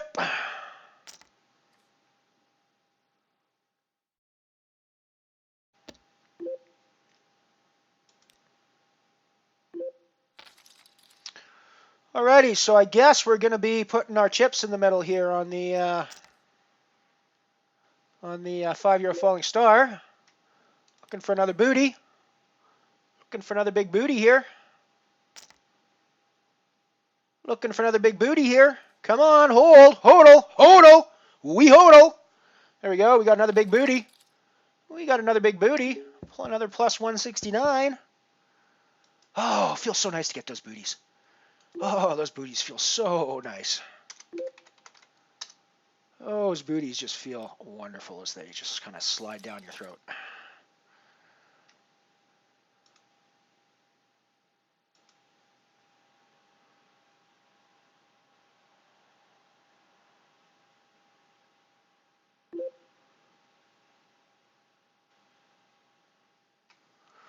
Yeah, 100%. The value on Unibet, look, you can see my bankroll graph, right? You can see what I've done. I started with 0. I literally free rolled every cent that I have on Unibet. Prior to playing at Unibet, I played on a lot of online poker sites. I played on Stars, played on 888, played on Party Poker. I have always, at best, been a break-even player. Clearly not a break-even player on Unibet. So that should tell you something about the field strength here. And I'm not trying to like be humble or belittle myself or anything when I say that. But the fact that I'm a break-even player on every other site and I am essentially crushing Unibet tells me that the field is pretty soft. And that's not me criticizing myself. That's not me getting down on myself. That's just me being realistic about about the field strength that I found here. Yeah, that's a great start, Move. Great start. Yeah, just be sure to keep the bankroll managed. That's what we do here on the Mothership. You'll notice that I play probably much lower than most people would with my bankroll. You know, I'm pretty cautious at playing the €5 buy-ins, which is 50 plus buy-ins for me at this point. So most people would be pretty comfortable at that level. That's kind of what I consider a high roller for me. But I do that because I know that I can withstand pretty extensive downswings and still have a decent bankroll to be able to keep playing at those levels. So.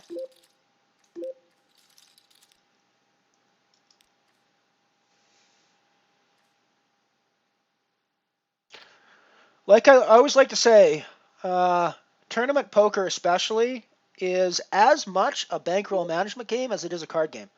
You 100% have to be able to play the cards. But if you're an astonishingly good card player with bad money management skills, you're going to go broke a lot in poker. If you're an astonishingly good money manager with average poker skills, you're going to make money in poker. So think about it that way. You don't actually have to be a great poker player if you're a really good money manager and bankroll manager in poker. Especially if you know how to select your games and know how to figure out what your own strength is, and then play those particular games. My strength tends to be deep structure, deep stack, long structure, freeze out tournaments. That's usually what I play. But I've been finding success in the rebuys here on Unibet as well. So yeah, but it's worth focusing on what you know. It's worth focusing on the tournament styles that you know you're good at. But it's also worth going around and doing a bunch of other stuff here on Unibet because all the tournaments here are really juicy. All the tournaments are really juicy.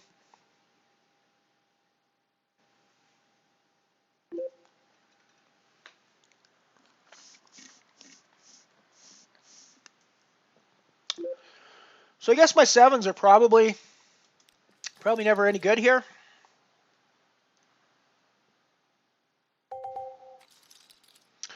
I probably need to hit a 7.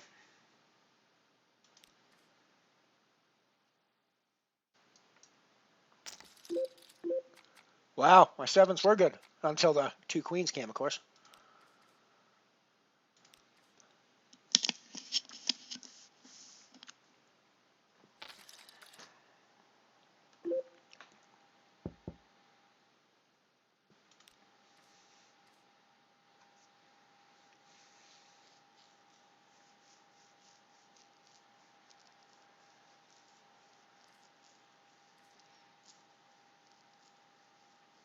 Yeah, 25-cent sit and goes I can do pretty well on stars. The 25 by 90 sit and go, I run a pretty decent ROI on those if I want. But literally every time I built a bankroll and tried to move up on stars, I just got my ass crushed by the higher levels.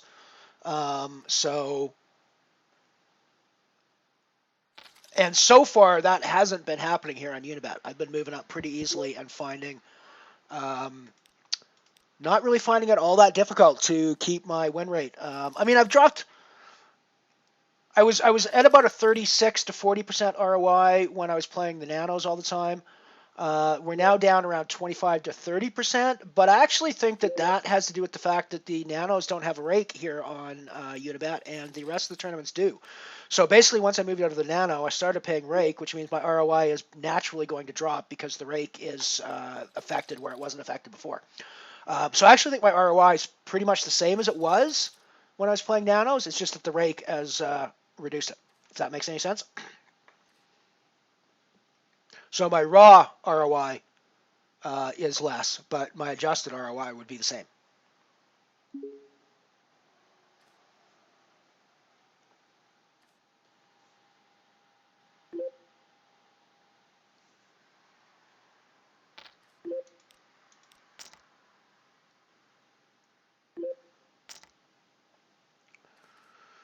anyone wants to shark scope me, I am Elron 66 or Elron 6900 on most other online poker sites.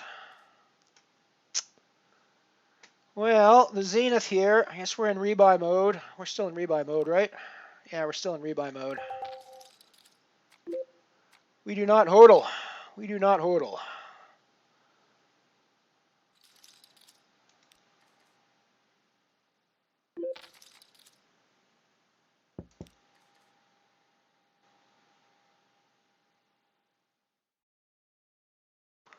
And I have to say, this is one of the things that I love about Unibet, talking about structures.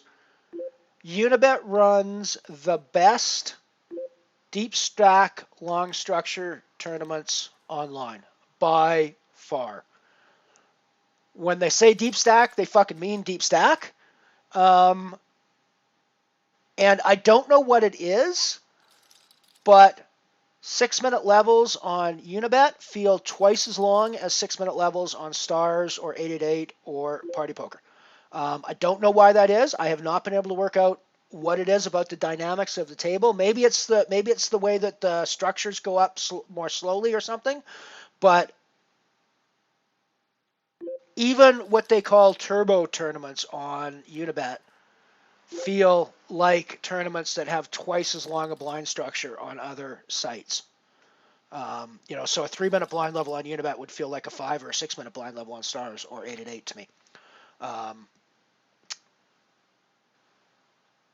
But when they get into the things like the Comet structure with deep stacks, the black hole here where you get 10,000 chips to start at 1530, so you've got like 300 and some odd big blinds. I mean, when they say deep stack, they fucking mean deep stack, and I love that. And it's like 8-minute blind levels, and they feel like they're fucking forever. They feel like they're hour-long blind levels, and it's wonderful. So they do. I feel like they've got one of the best deep stack structures, if not the best, online.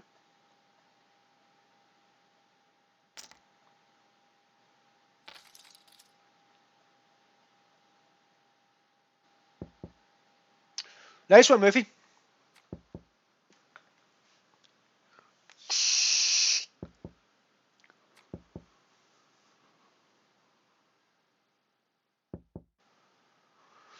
But yeah, so if you guys want to look at me on SharkScope, like I say, LRN 66, LRN 6900, I've been pretty honest about my stats.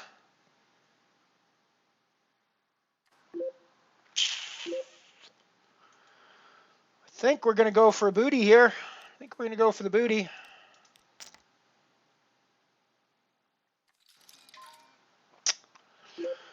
Sorry about that, Mr. Greenstein. But we had ace king, so we're going to go for the booty there all the time.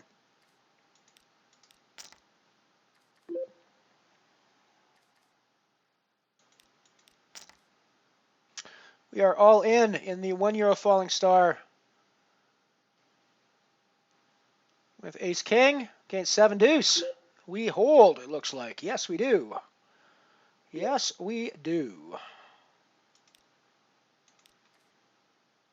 We were also all in with on the Zenith, and we held as well down there. So we're holding all over the place now.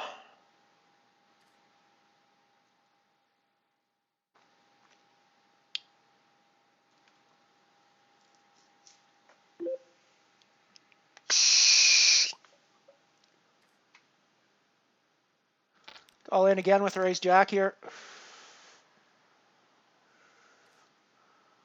I mean, we're close to the money, but we need to build some chips up. We're not going to make it to the money without some chips.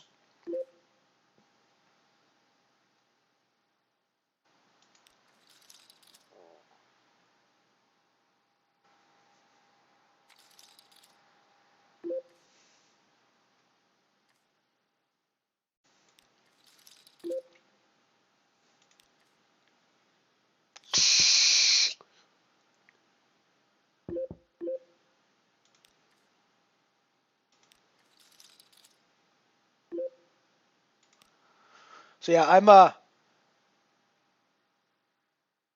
a pure Unibet convert. not even just because I'm making money here. The software I find really fun. I like the idea that you can change your username all the time. I like the idea that you can, play around with that so much. I like the idea that there's no HUDs, no real hand history downloading. That's very useful. I mean, I'd like to be able to download my own hand histories to be able to do a little bit of analysis on my play, but I like the level playing field that everybody has with that. And yeah, I'm generally having way more fun on Unibet than I've had playing online poker for a long time prior to my getting onto Unibet. Got all our money in the Zenith one more time. We get called, reshoved on. We have got the hand. We are doubled there.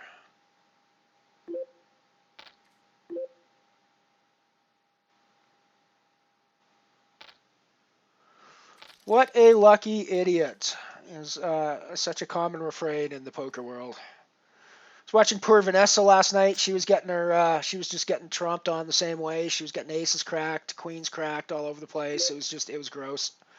It was gross. She had aces cracked by 10-7 at one point. Some guy just snapped her off with 10-7. I think it might have been on the flop, and he might have hit top pair of a 10 on the flop, but he just fucking snaps her off and then goes runner flush on her. I think it was, if I'm not mistaken. She was having a pretty gross. She was having a pretty gross night last night. Poor girl.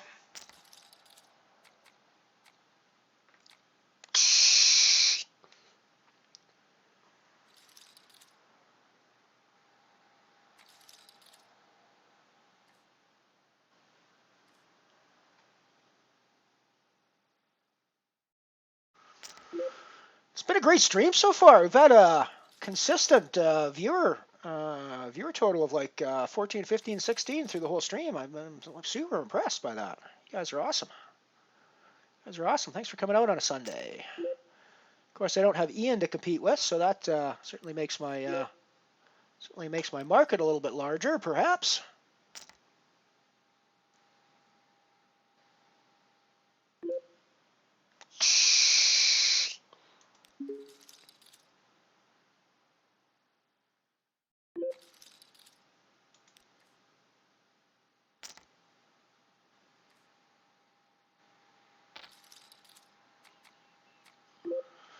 Yeah, it's hard not to get tilted sometimes when people just do absurd things and get there.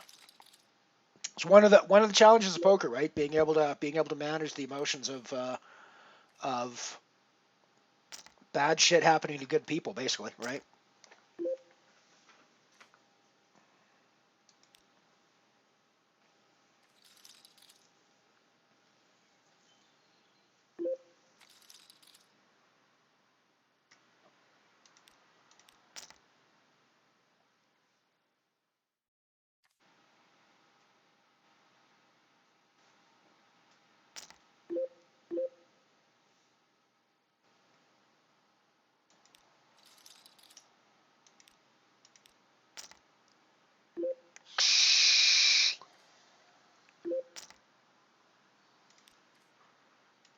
We got shit developing on the black hole, potentially.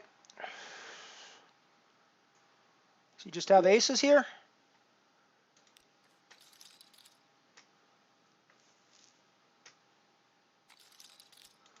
Black hole's a rebuy.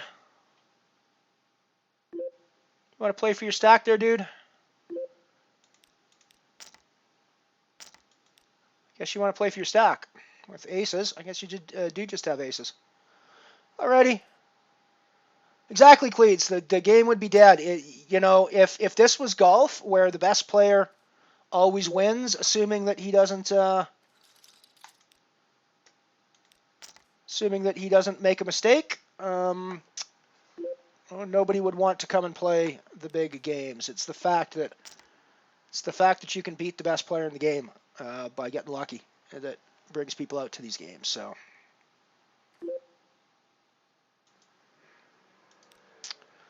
So we just rebought for a second stack in the Zenith after busting. with a pair of 4s when we shoved, got called, and they got there.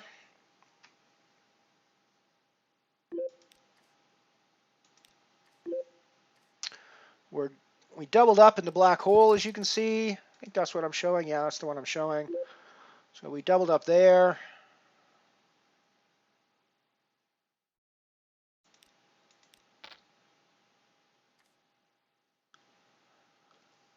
I'll call all in on this hand just to get into rebuy territory.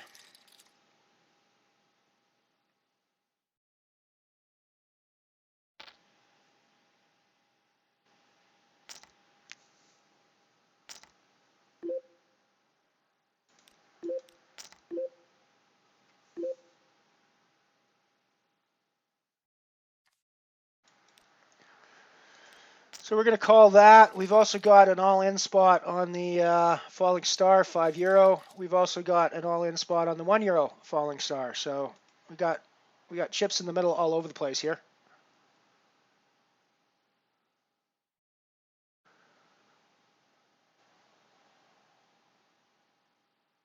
Nice, nice. We got a huge fucking hodl on both the falling star tables. For another 169 bounty on the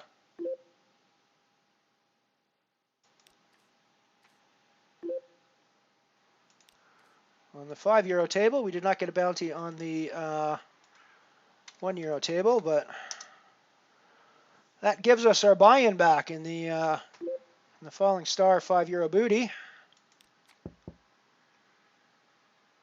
We are done in the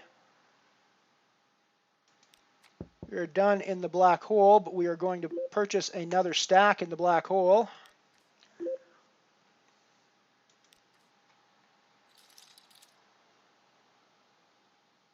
Oh, I did not add the black hole to our buy-ins. Let's do that.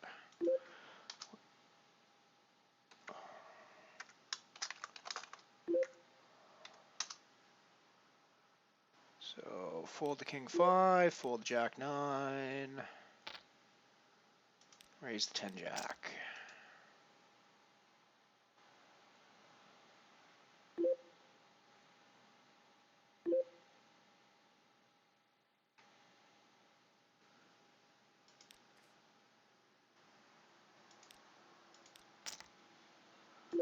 Once again, we're all in the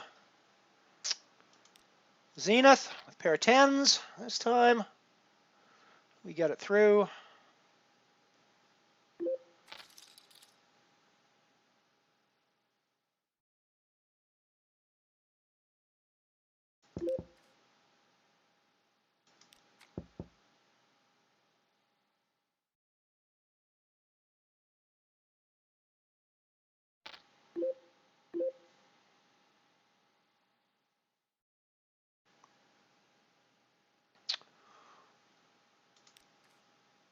Yes, we're on the verge of the money in the falling star, 5 away. We've got, we're in a money spot. We're in a paying spot at the moment. So hopefully it will stay that way.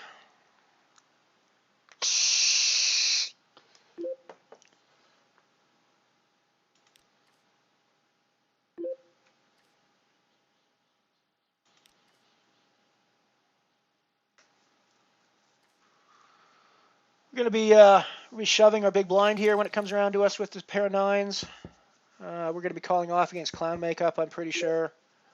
I think we're probably past the rebuy period at this point. We might actually still be on the rebuy period because I have not seen the add-on come in yet, and I'm pretty sure this one has an add-on as well, but it might not.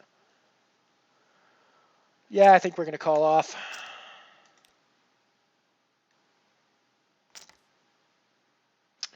He's just got kings, and we do not get there.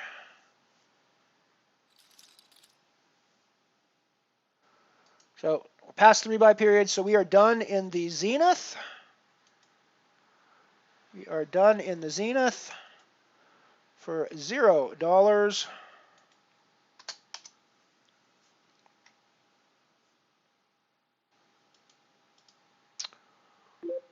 We are done in the zenith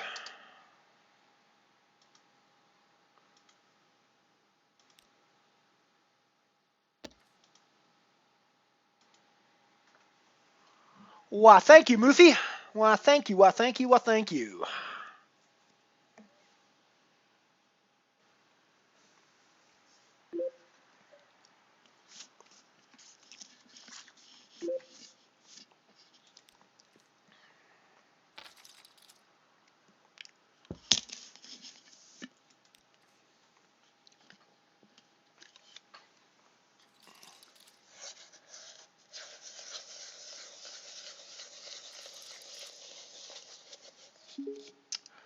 So for the record, we also got a massive hold in the €1 falling star, and have a great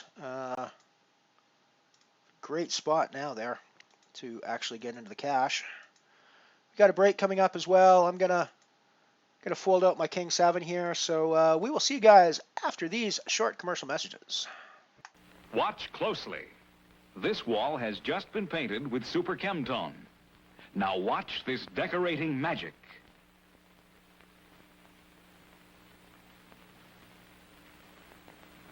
You're watching the most sensational achievement the decorating world has ever known.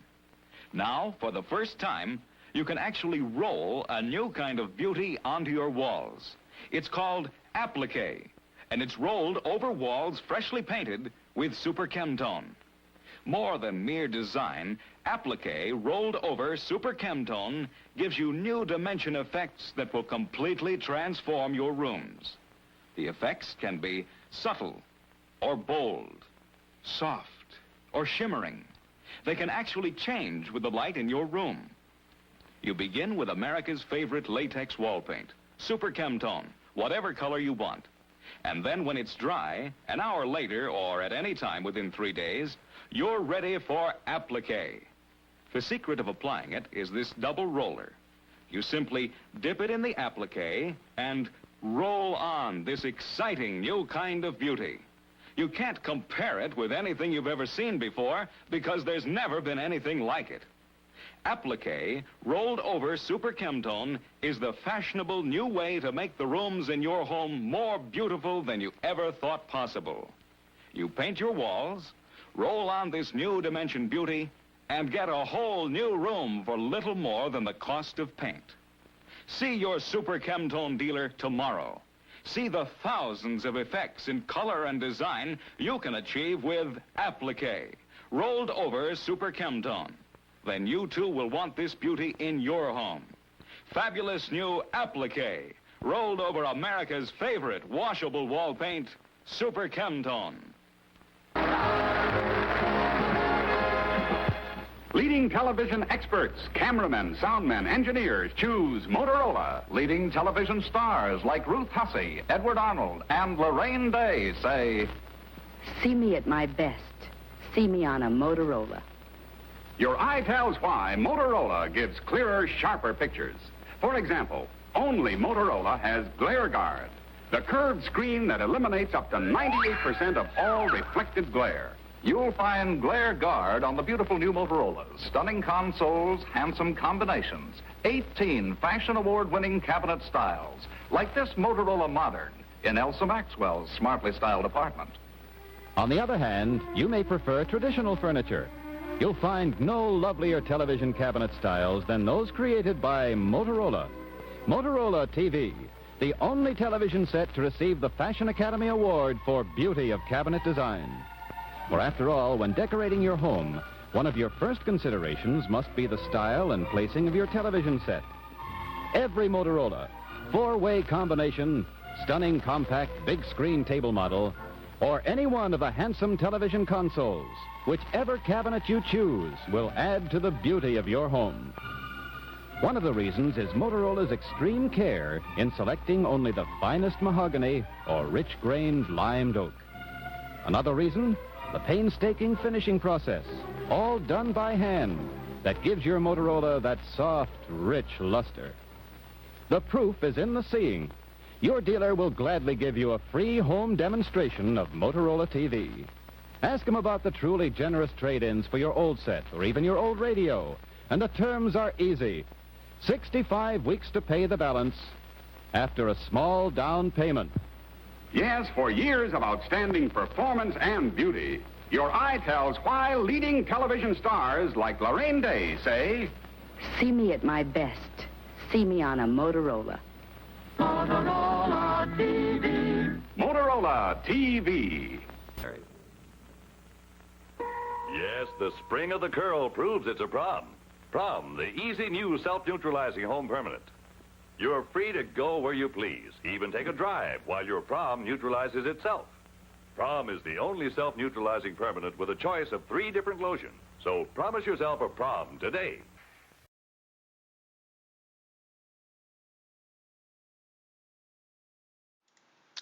We are back.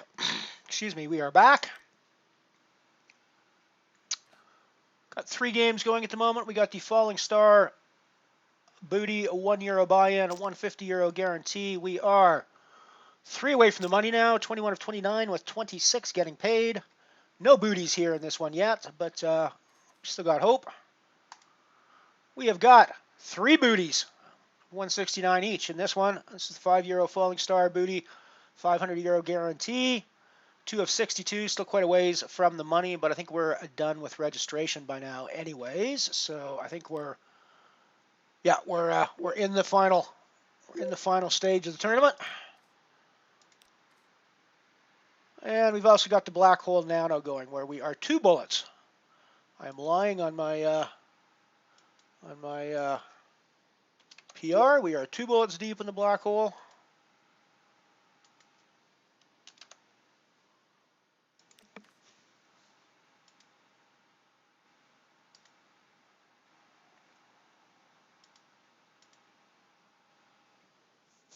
There we go. There we go.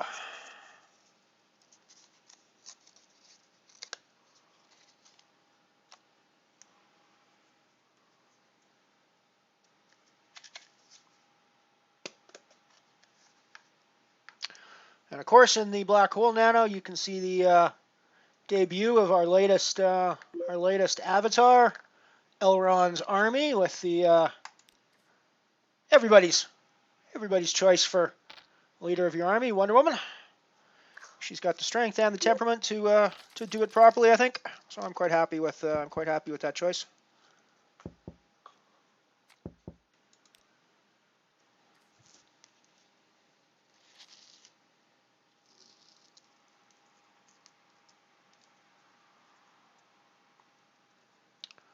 Been live for about 2 hours so far today. Had a couple of really good long streams the last couple of days, so we'll see if we can keep that up again as well. I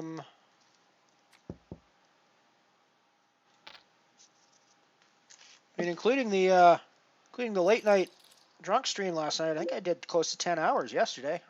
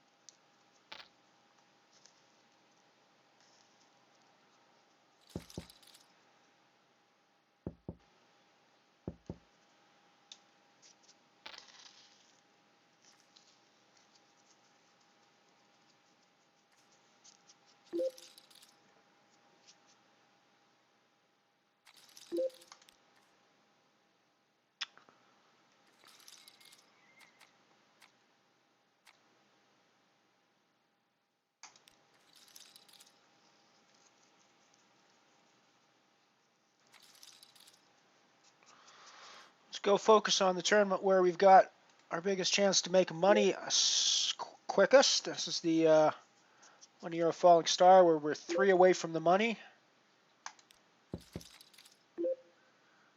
In a money spot, but not guaranteed to be in that money spot. So we probably need to play our cards fairly cautiously going forwards.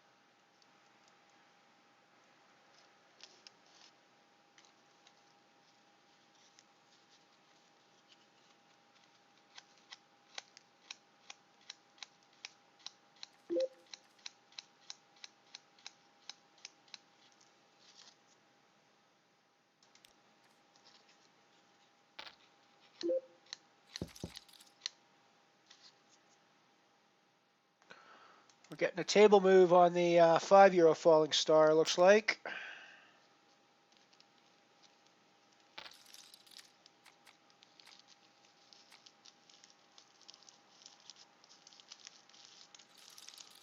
Yeah, new table on the €5. Got Mr. Greenstein 2 to our right.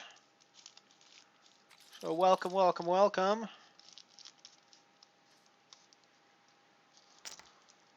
I think it was Cleeds that said he was Mr. Greenstein, right? I know one of you guys said you're Mr. Greenstein, and my brain is drawing a fucking blank now. Was it Cleeds?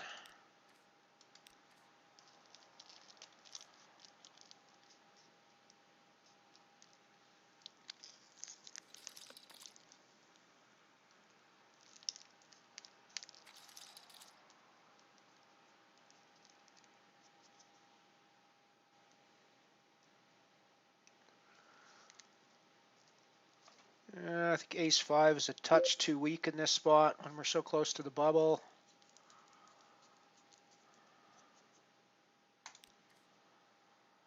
That's probably a sign of my nittiness as opposed to the proper way to play poker. So, do always like to remind people who come and watch this stream, don't try this at home. I'm 100% not a professional poker player, and any strategy tips I give you, please, please, please take with a grain of salt, because I frankly don't know what the fuck I'm talking about most of the time.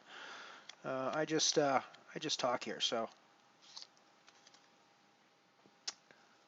I mean, I suppose in the specific context of playing Unibet MTTs, you might think about taking my advice, because I seem to do relatively well at them. But let's be clear, it's still a relatively small sample size at the end of the day. We've still only played like 1,000, 1,100 tournaments here on Unibet, so it's not like we've crushed the. I don't know why I was even thinking about playing that Ace-9 there. It's not like we've crushed the numbers and we have a unassailable sample set going here to do our stats with. You've got a very small sample size. Well, I would say very small, but we're still a small sample size at this point. We are still what I would call a small sample size, without question.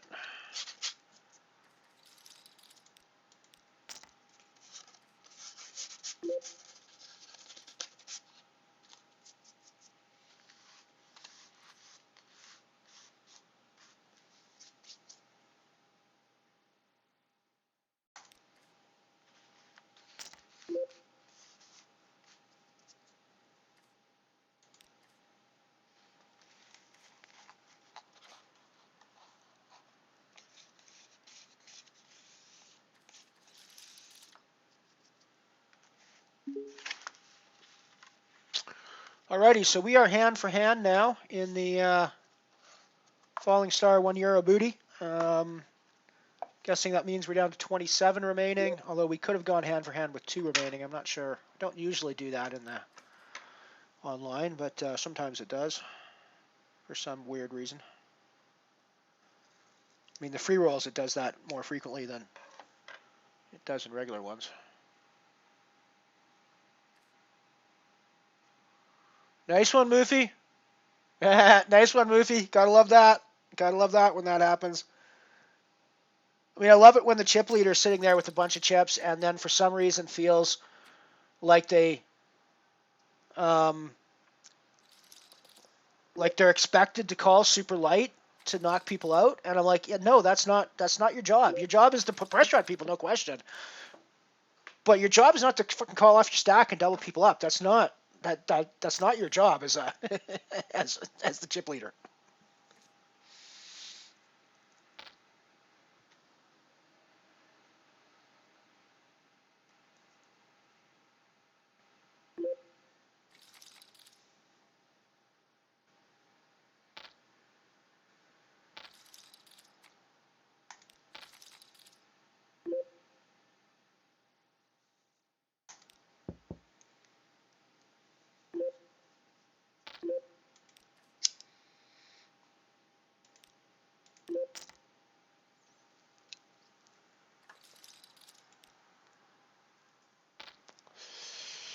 I don't think that was a hugely high variance play. It was sort of a high variance play, but I mean, I obviously think I don't think he's got a deuce there very often at all. So it's reasonably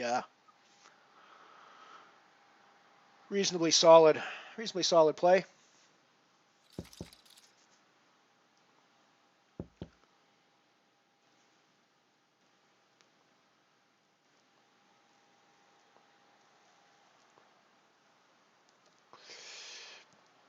That sort of guarantees us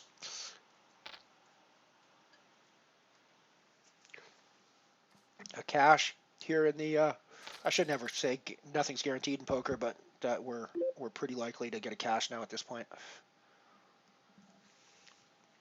assuming we don't do anything stupid.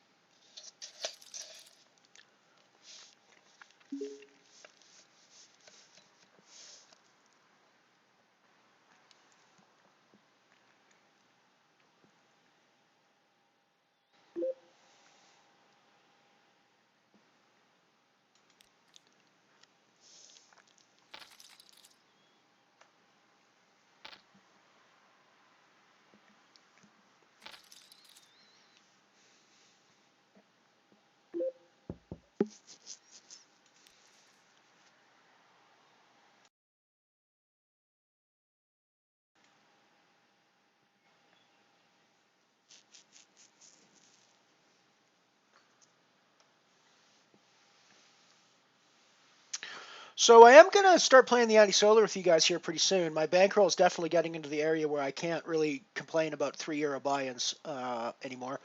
I'm still not terribly comfortable with the anti-only format. So I think what I'm going to have to do is I'm going to have to play them on days when I'm not playing much else at the same time, so I can focus on that table for a couple of days and just sort of figure out what the hell's going on the anti-only format. I think that's been my problem before, is that I play 3 or 4 tables in total, and the anti-solar is one of them, and it just goes into autopilot like the rest of the tables, and you got to play an anti-only tournament in a completely different fashion from the other tournaments. So yeah, I think that's probably what I need to do for getting into the anti-solar with you guys, because I want to start doing that for sure. I do like the concept of anti-only tournaments, and I've actually played one live that was a lot of fun. I bubbled it, if I'm remembering correctly, which kind of sucked, but it was a fun format to play for sure.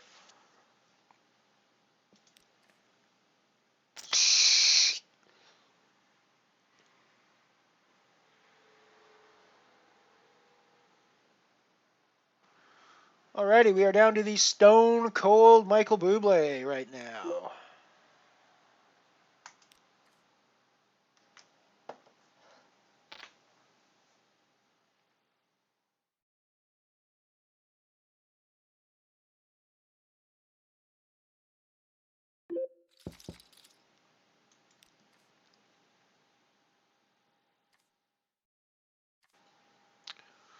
We are down to the Stone Cold Bublé.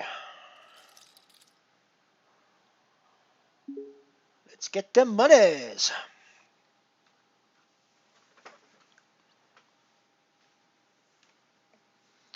I mean, a mini catch basically guarantees us our money back. It's a cent less, so that's a little annoying, but it's, basically guarantees us our money back.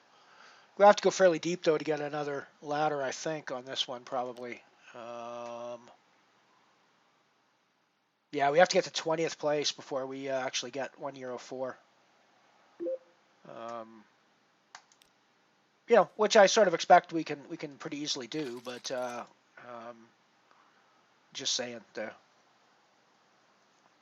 payouts in these expect you to be getting bounties, which we have not done today in this one. We have the other one. We've already paid our buy-in in the €5, so just through bounties alone,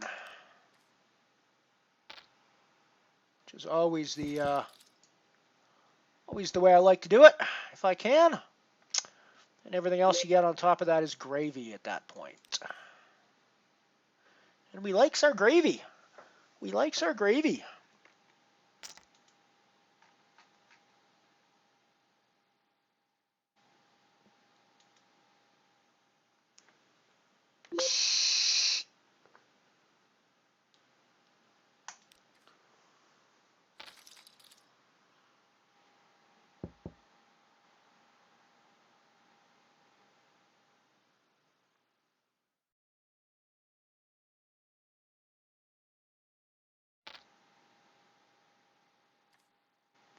Oh my God, Hags. That's awful. Sorry, my friend. Sorry, my friend. Hope things pick up for you, though.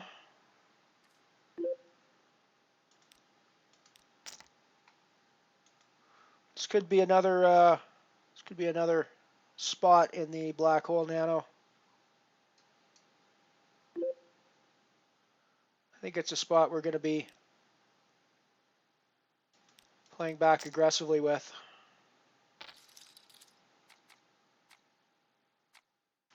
Boom! We get the super light call. Double up on the black hole.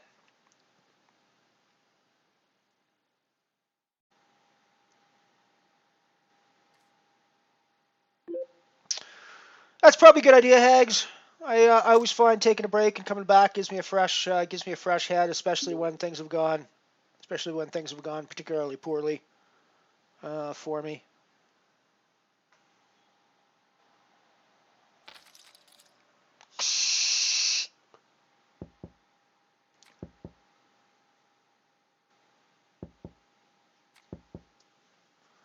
Yeah, we totally empathize, no question. I can totally relate. I mean, I don't think I've ever blown 100. I don't think I've ever dropped €100 on buy-ins, but that's because I can't play that high.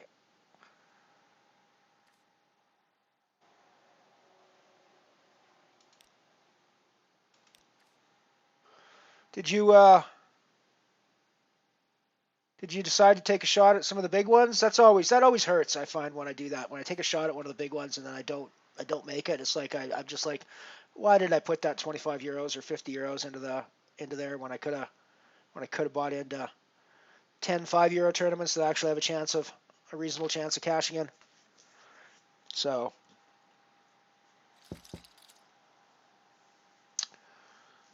yes, the €10 sit and goes can. I think that can probably wreck a guy pretty quickly if you're running bad.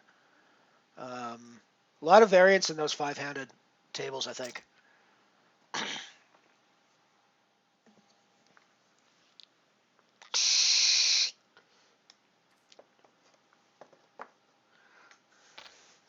I still don't have an optimal strategy for playing those yet. I've certainly noticed that when I play on Ian's stream, when we do the sit and goes and stuff, I do not by any stretch of the imagination have an optimal strategy for playing sit and goes on Unibet.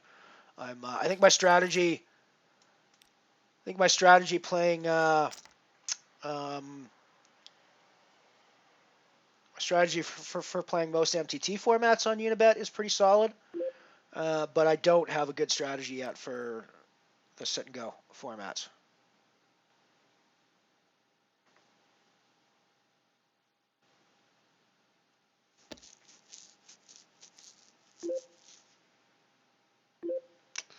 So we flopped the flush draw here on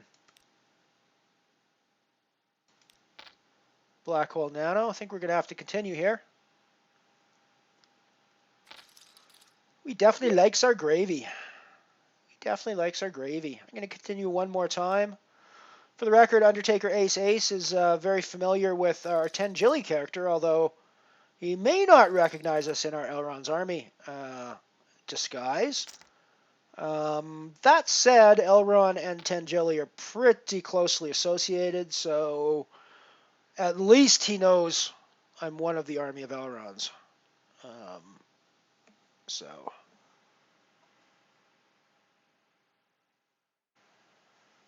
I really need to get on to some of the other sites and play some of the other sites. I'm really bad that way. Actually, I've always been this way. I will tend to play on one poker site at a time. For a while, for a short time, it was 888. For a long time, it was PokerStars. Ages ago, for a while, it was Party Poker when I was trying to win seats to the WPT. And I've played a bit more Party Poker now in the last little while. Lately, of course, is Unibet is really the only one I play. And I mean, I occasionally play other sites as well, but like the 95% of my poker action is Unibet now. And that tends to be the way I am. It's like 95% of my action will go to one particular site, the one that I think is providing me the games I want to play in an environment that I'm enjoying playing them in. That's where you're going to find me. And right now, that's Unibet. And for the record, they do not pay me to say that. I would still say it if they paid me to say it as well, but they do not pay me to say it. So I am saying that because I'm playing here because I am enjoying playing here. Alrighty, so we are in the money now in the Falling Star Booty. So congratulations on everybody.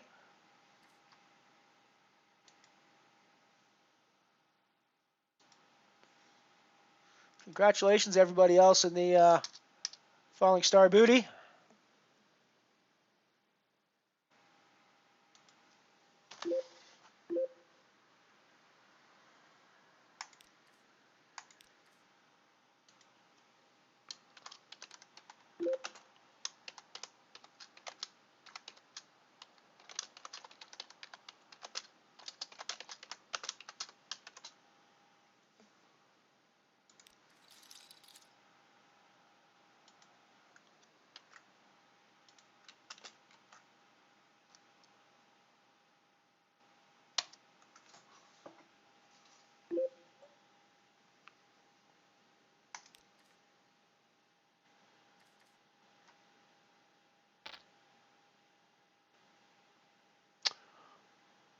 Nice one, Moofy. Nice one, Moofy. You're getting us closer to that pay jump. You do that work. We're happy to let you do that work, my friend. We're just languishing around back here with like 8 big blinds, 7 big blinds, trying to limp our way into a one more cash. Trying to decide if ace deuce is the hand we want to do something with. Probably not, given that we've got a shove in front of us. It's probably going to be stronger than ace deuce, given that he's been sitting around on a smaller stack than us for at least as long as us. So.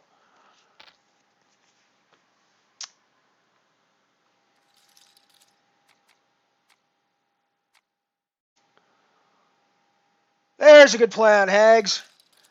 Go the Hensy Pensy route. I like that.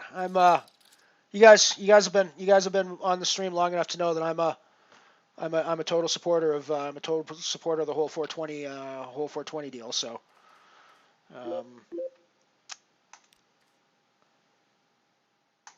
it'll be good stress. It'll be good mellower for you there, Hags.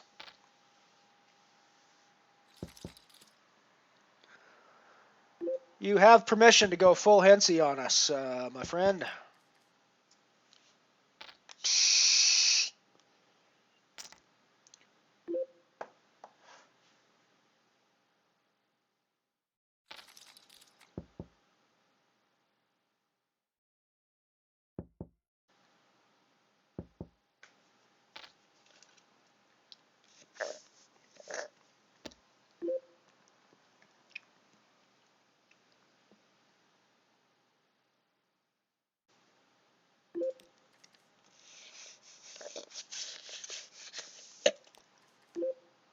So for the record, we're 12 away from the money in the in the €5 falling star as well.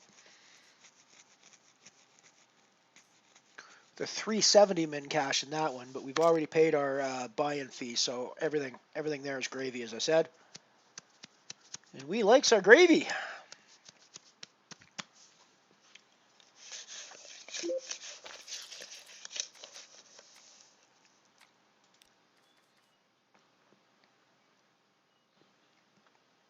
Wow, the deuce 3 just crushes the aces. Love it. Love it. That is some carnage. That is some carnage. The deuce 3 just crushes the aces with 2 pairs. As long as we're not involved, or as long as we're not the one with the aces, we enjoy that sort of carnage. Blood on the field.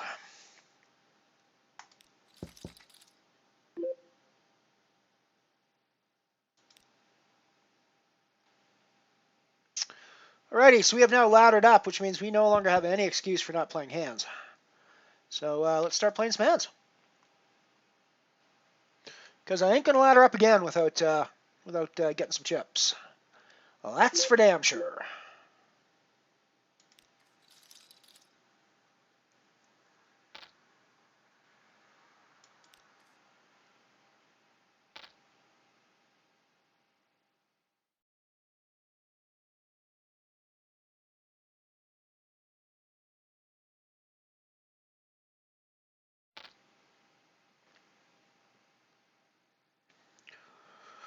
I've largely ignored the bonus, frankly, at most sites.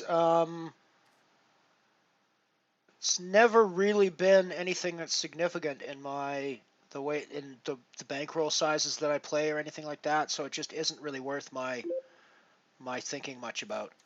At one point, the stars points were actually pretty useful at buying tickets and stuff, and I find the same points here, our bonus points and things, are very useful for buying tickets and things. Although I wish we could use all the points we got in the bonus store instead of just certain kinds of points, if that makes sense.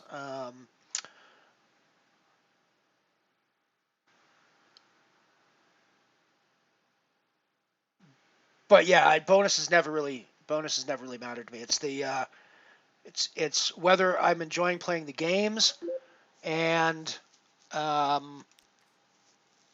whether I just generally, whether you're offering what I want to play and whether I'm enjoying playing on your software is what does it for me. One of the reasons I don't play on 888 is I just don't enjoy playing on their software, and I never have enjoyed playing on their software particularly. Don't know why. I can't really put my finger on it. It's just never been something that I've thought was great software for poker. Party Poker used to be that way for me, although their latest iteration I like a lot better than their previous than the old version.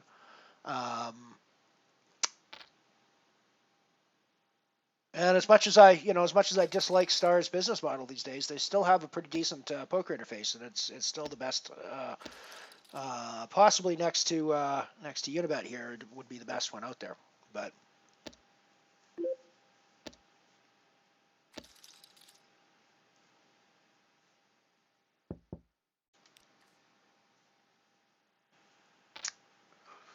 That's gross, Moofy. You guys saw the way I busted out a Supernova Nano, so it's the way it goes. It doesn't like me, that one. I don't know. Of course, it's hard to get a sample size in that one. It only runs once a week, but we're doing pretty poor in that one, if I'm not mistaken. Let me actually run down and figure out exactly how we're doing in that one. We actually have totals by tournament here. So, Nano Supernova. Oh, I guess we can get our money in. With this hand. What do you think? I mean, can we get our money in with this hand? I think we can get our money in with this hand. Let's I mean, at this point, I don't really care if a bunch of people come in because, we want to get as many chips as we can at this point. So I was hoping a bunch of people called there and we could get a quadruple or quintuple up, but we'll get a, oh, and of course he just hits the 7. Of course he just hits the 7. Why wouldn't he? Why wouldn't he just hit the 7? Alrighty, so we're done for 104 in the €1 falling star. We're still playing the €5 falling star and the black hole. We will probably kick off the €2 singularity in 30 minutes time as well.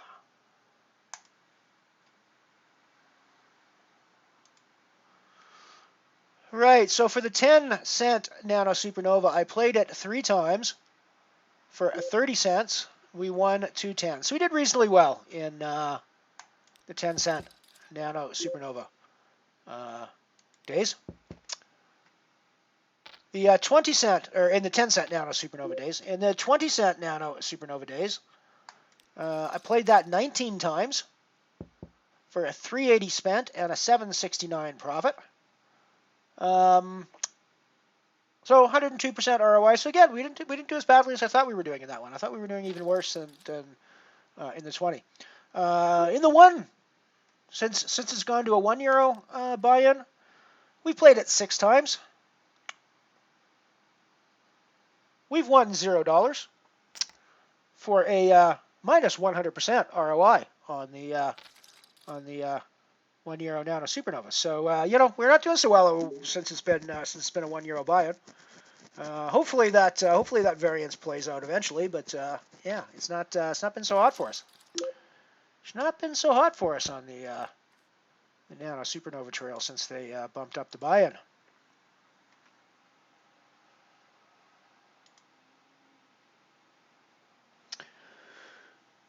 Yeah, actually, Shopper. So yeah, you started before me. I only played online. 2010 was the first time I really started playing online. So I've only got about 9 or 10 years of online play history.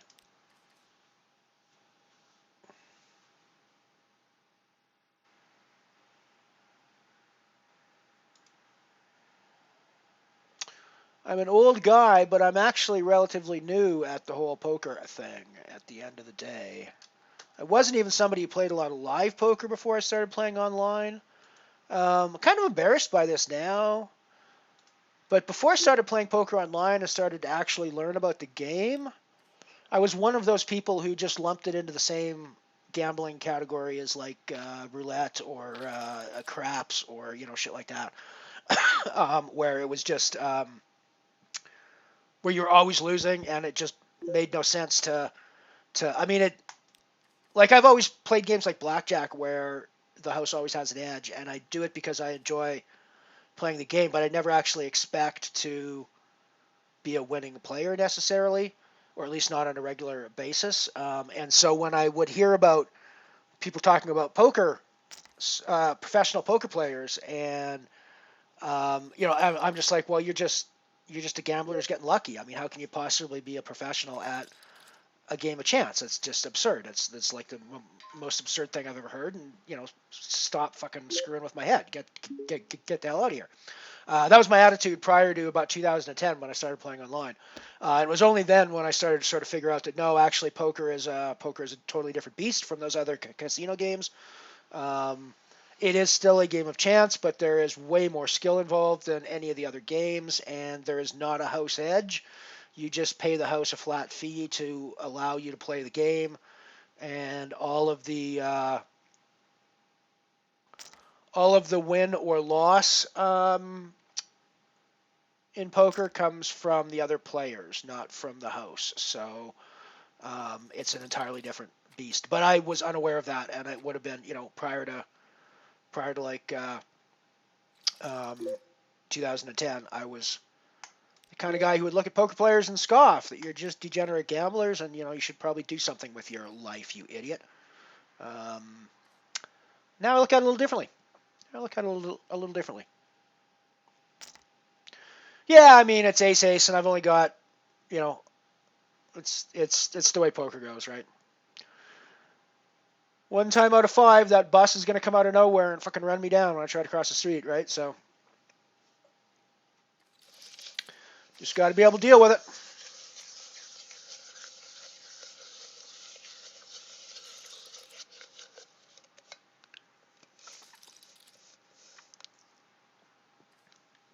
We're 8 from the money now here in the Falling Star booty.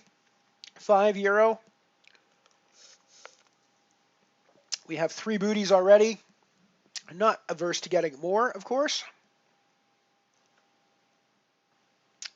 Probably not going to be calling anything off with our Queen Deuce, however, so... On the other hand, we might call off 3 big blinds for Mr. Greenstein. Still don't think Queen Deuce is a call. Certainly not when Nirvana is called behind us. Queen Deuce has just got to be a fold here. 10-3. I gotta say, I'm a little surprised our Queen High was in front there. GG, Mr. Greenstein. GG, Mr. Greenstein. I'm a little surprised that my Queen 8 would have won there as a Queen High, crushing the opposition with the Queen High nuts there.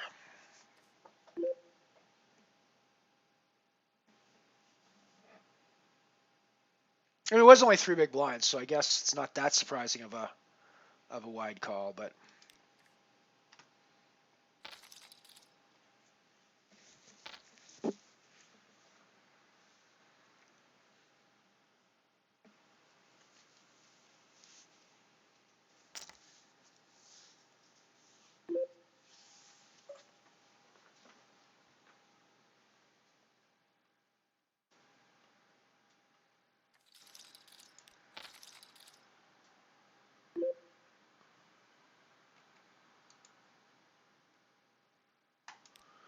So Black Hole Nano was a raise. I called on my big blind.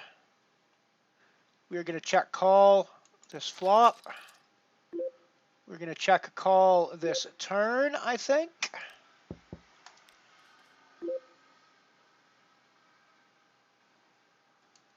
And then we will check raise rivers. I think even when the heart comes in, we check raise rivers. Wow, we split the pot.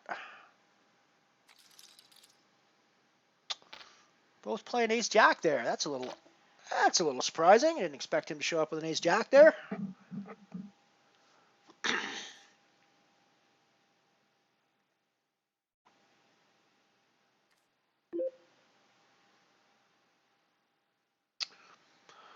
Let's see if we can see a cheap flop with our suited one gapper.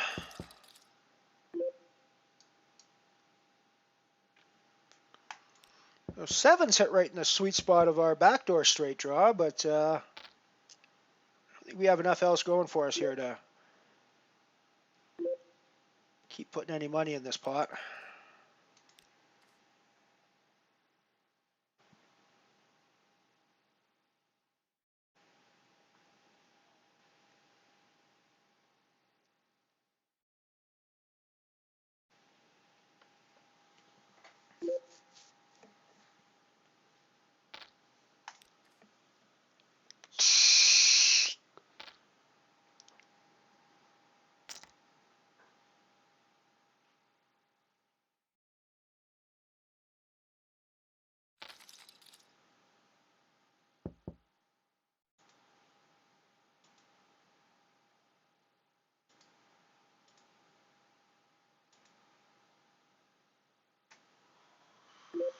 Oh, the old Queen Deuce again down here on the black hole this time.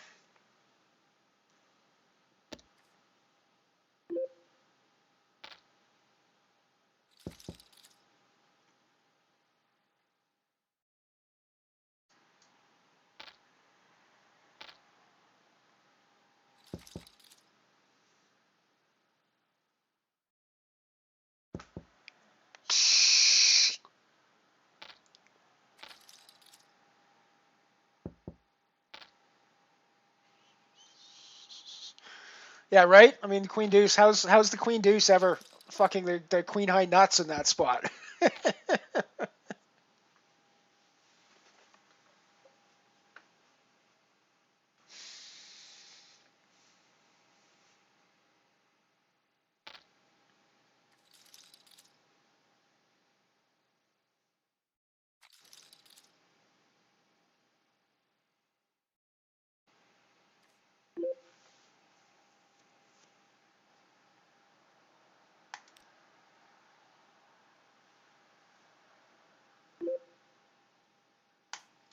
Yeah, I always used to look at the people who got Supernova Elite back in the Stars days, and I'd kind of shake my head because I'd be like, I don't really know how I would get the bankroll to be able to play enough volume at the high enough stakes to be able to make that money.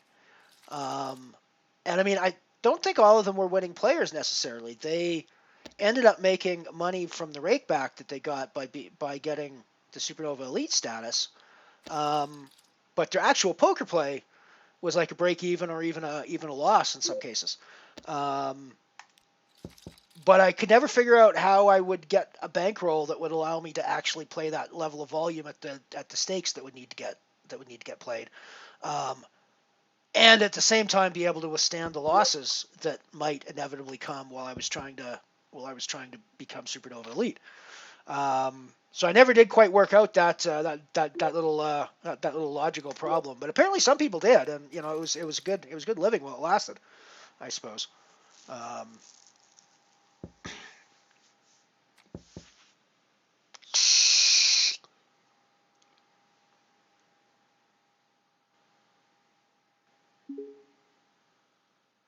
I remember when they had those levels there. I was always thrilled whenever I made it out of the bronze and got into the silver category. I don't think I ever made it to a gold status in on Stars when they were doing that. Never mind any of the Supernova stuff up here.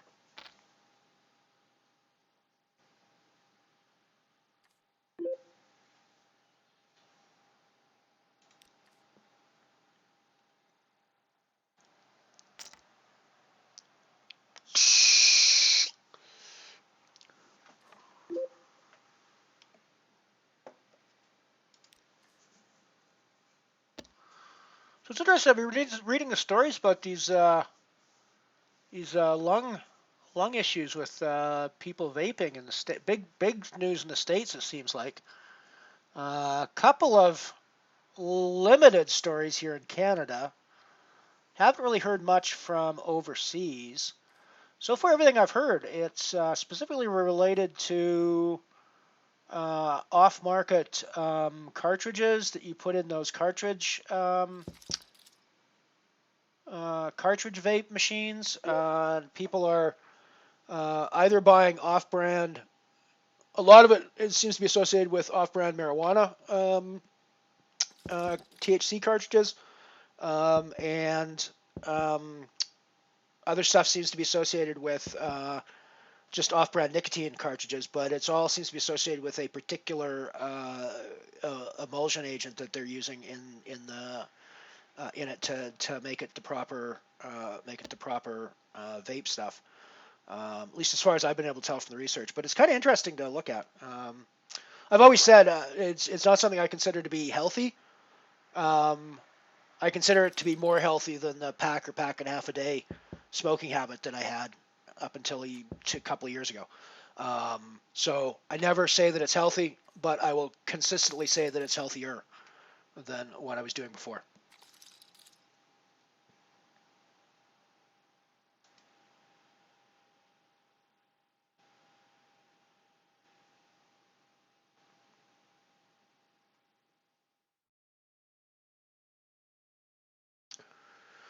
You guys got an Elrond's Army confrontation happening in the anti-solar over there, Night Shopper?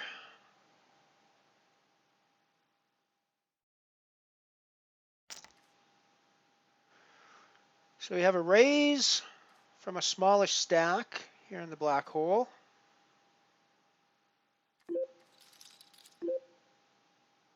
We have 5. So I think we're going to try to see a flop with this in position.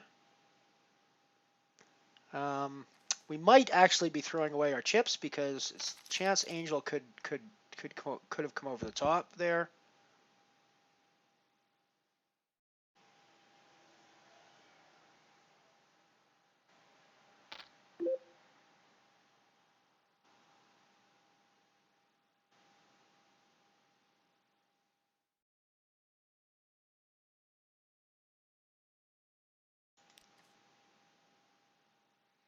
My 5s are probably no good there, I think.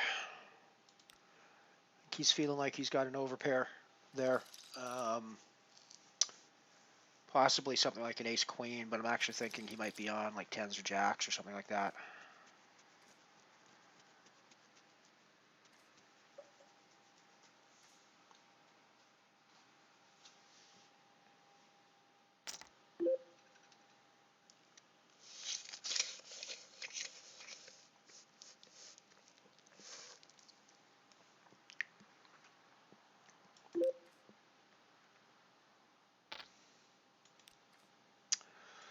So we are 5 away from the money here in the €5 falling star booty.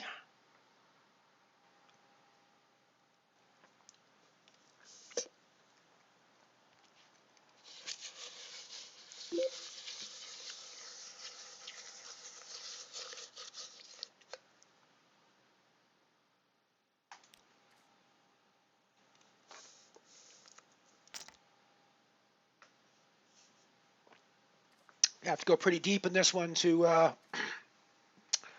run a profit for the day, but we've got other stuff we're going to play as well, so we'll see how that goes. And the black hole still potentially has some money in it for us.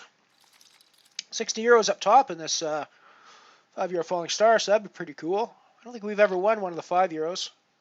We've won the €2 a couple of times. Sorry, there is no €2 falling star. Won €2 singularities. I don't actually think we've won a falling star yet. Or have we? Let's go look at our spreadsheet. Let's go answer that question.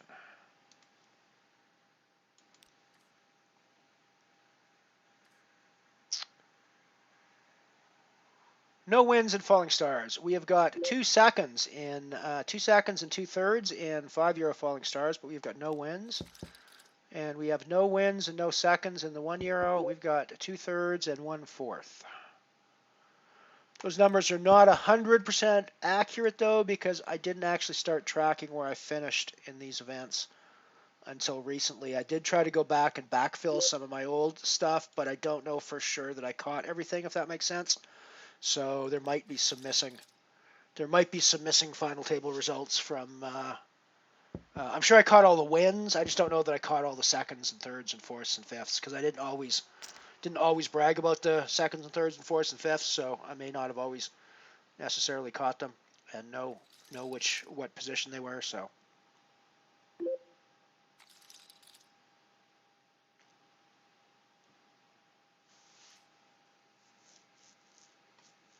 Well, definitely more research is needed, 100%. And it is, I think it's I don't think nicotine is healthy, and I think that's the thing that makes it the most unhealthy.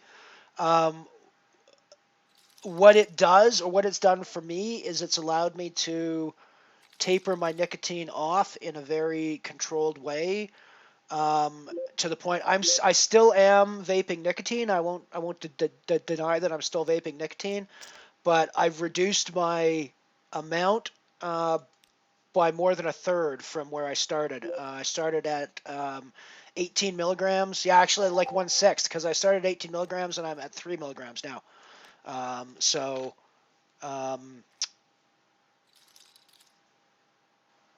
yeah, I think it's healthier than I think it's a healthier way of ingesting nicotine than smoking cigarettes is, and I think it's I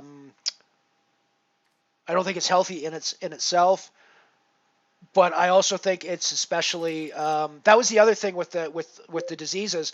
They're generally ridiculously high nicotine levels. Like I heard up to 60 milligrams, and I'm like, holy crap! I remember when I was getting the 18, and it was like super strong. So I don't know how fucking people are doing 60. But yeah, so the key thing, you need to be able to be tapering down your nicotine consumption, which I'm doing. A real run of cards here in the black hole, Nano. This is the third hand in a row I'm going to be raising with an ace X, ace queen, ace king, or ace queen, ace 10, and then ace king now. we go back against Ace King and we split that pot.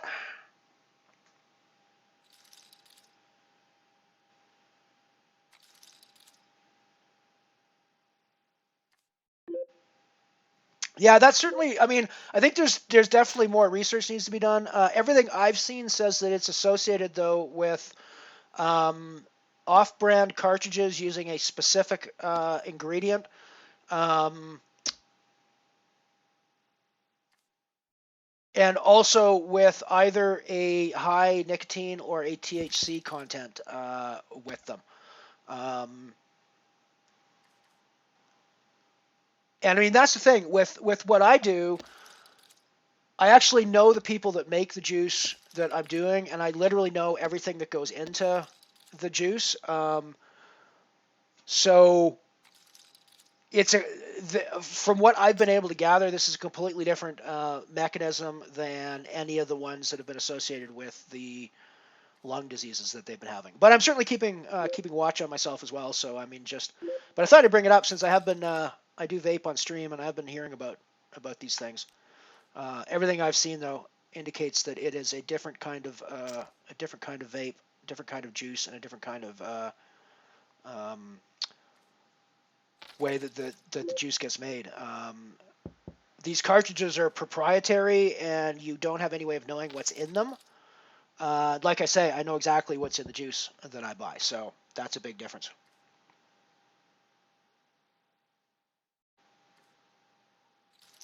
Yeah, exactly, pre-rolled. And actually, I've made this argument for ages. Look, Native Americans use tobacco for generations in ceremonial and in just general life pursuits. It was a huge part of their culture for generations. They did not have the health problems, at least as far as we can tell, they did not have the same health problems that we see associated with cigarette use that we have today. And I'm convinced that if we smoked natural tobacco, I don't necessarily think it would be good for us. I'm not making that argument by any stretch of the imagination. But it would be way better for us than the chemical-laden poison crap that they sell in tailor-made cigarettes these days. So yeah, I'm convinced of that. Because Native Americans have used tobacco for thousands of years, with very few ill effects on their health for their society.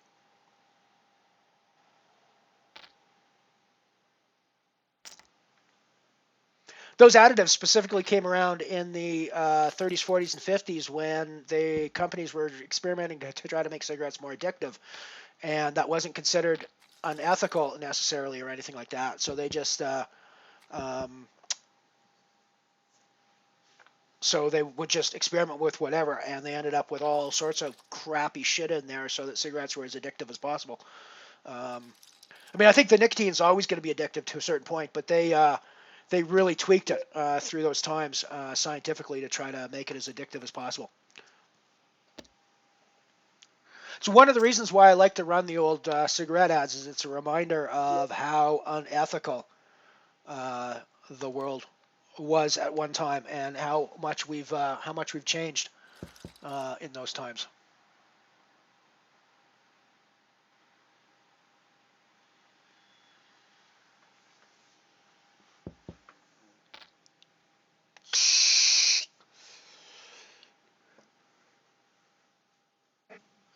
We are 3 away from the money now in the Falling Star booty with breakage time coming up pretty soon. We're gonna have the Singularity kicking off as well. So we still got poker action going here for you, folks.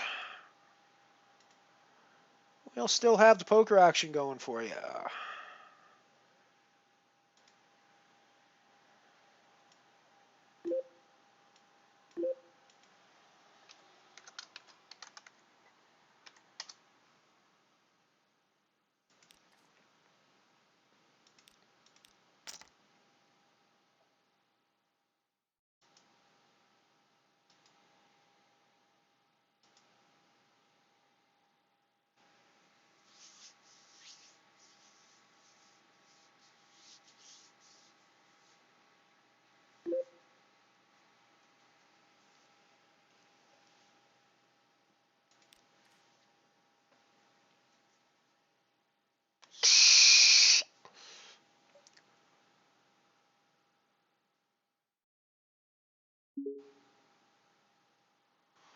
Alrighty, we are off for our break time, so I will be right back after these short messages. I'll bet Julia Mead knows more beauty tricks than Cleopatra did. Not that many, Snooky. Oh, wait a minute, Connie. Your shampoo is showing. What, again? You know, my scalp's so dry. Well, maybe you're using the wrong shampoo. Why don't you try Richard Hudnut Enriched Cream Shampoo? It's a special shampoo with real powdered eggs. An egg is a natural beautifier for hair. You see how shiny clean it gets my hair? And you won't be bothered with any of this. With Richard Hudnut, your hair will gleam. And after any shampoo, use Richard Hudnut Cream Rinse. Until you've tried Cream Rinse, you can't realize what a wonderful difference it makes. There are no more snarls or tangles to comb through. It conditions your hair and gives it a smooth, glossy finish. So try them both. Richard Hudnut Enriched Cream Shampoo and Richard Hudnut Cream Rinse. Here's the most unusual berry patch in the whole wide world, with all three of your favorite berries in it. Raspberries and blueberries and strawberries, all together in one wonderful berry patch. And here it is, new Seal Test Berry Patch Ice Cream.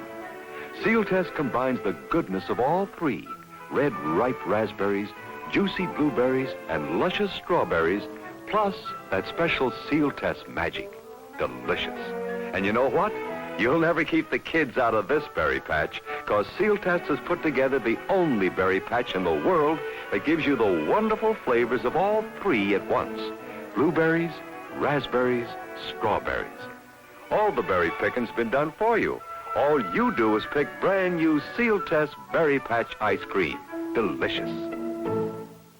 Won't you come with me through this flowering orchard of beauty to welcome the exciting birth of a fabulous new color, a fantastic color like nothing ever known before. It's the lighter, brighter look in a lipstick and nail enamel that's pure allure for you. Revlon's Snow Peach. Snow Peach, Snow Peach, Snow Peach, Snow Peach, the color, the girl. Both spirited right out of the Revlon ad in the current Vogue. Here's the look that rocked the Riviera. Snow Peach. A peach with a pink complexion cooling its blushes in the snow. As featured on the cover of Vogue, here's Snow Peach come to life.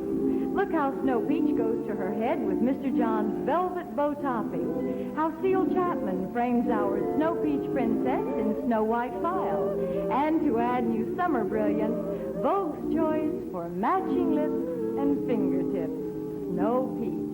A warm, delicious color flirting with cool, cool frost. Snow Peach, Snow Peach, Snow Peach. Here is seen again and again in the pages of Vogue, sun-ripened, snow-dazzled Snow Peach lends its peach blush flattery to any frock you choose. Delicious with everything you wear, everywhere you go. Snow Peach, a soft, rosy peach with no more yellow in it than the sun provides. Terrific with your summer tan, makes your pale complexion look like peaches and cream. Snow Peach, Snow Peach, Snow Peach. Snow Peach, a peach with a pink complexion cooling its blushes in the snow, puts its brilliant glint on you wherever you go.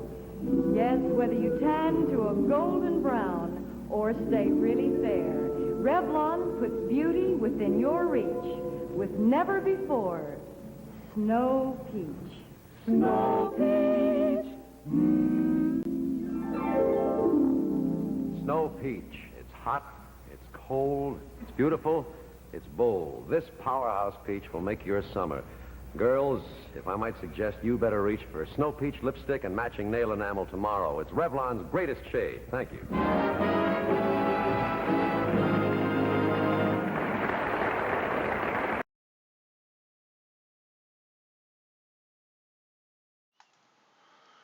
We're back in. This is the 2 Euro Singularity that is up and running now.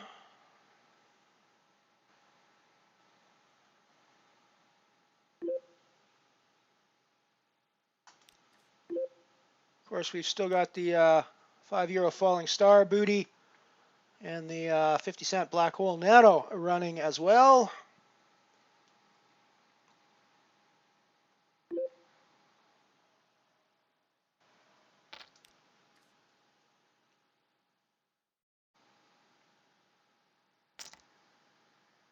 Going around the horn, we've got the singularity that just kicked off. We got the falling star booty, €5 buy-in, €500 up top. We are in the money now. I had not realized we are in the money now in that one. I thought we were still on the bubble, but we are now in the money. We're guaranteed 370 there. We've already made our buy-in back, 507 in booty, so we're basically making money at this point, no matter what. So that's pretty cool. And we've got the black hole nano running down here, where we've got double star stock. And red is still open for about 10 or 15, 20 more minutes, something like that.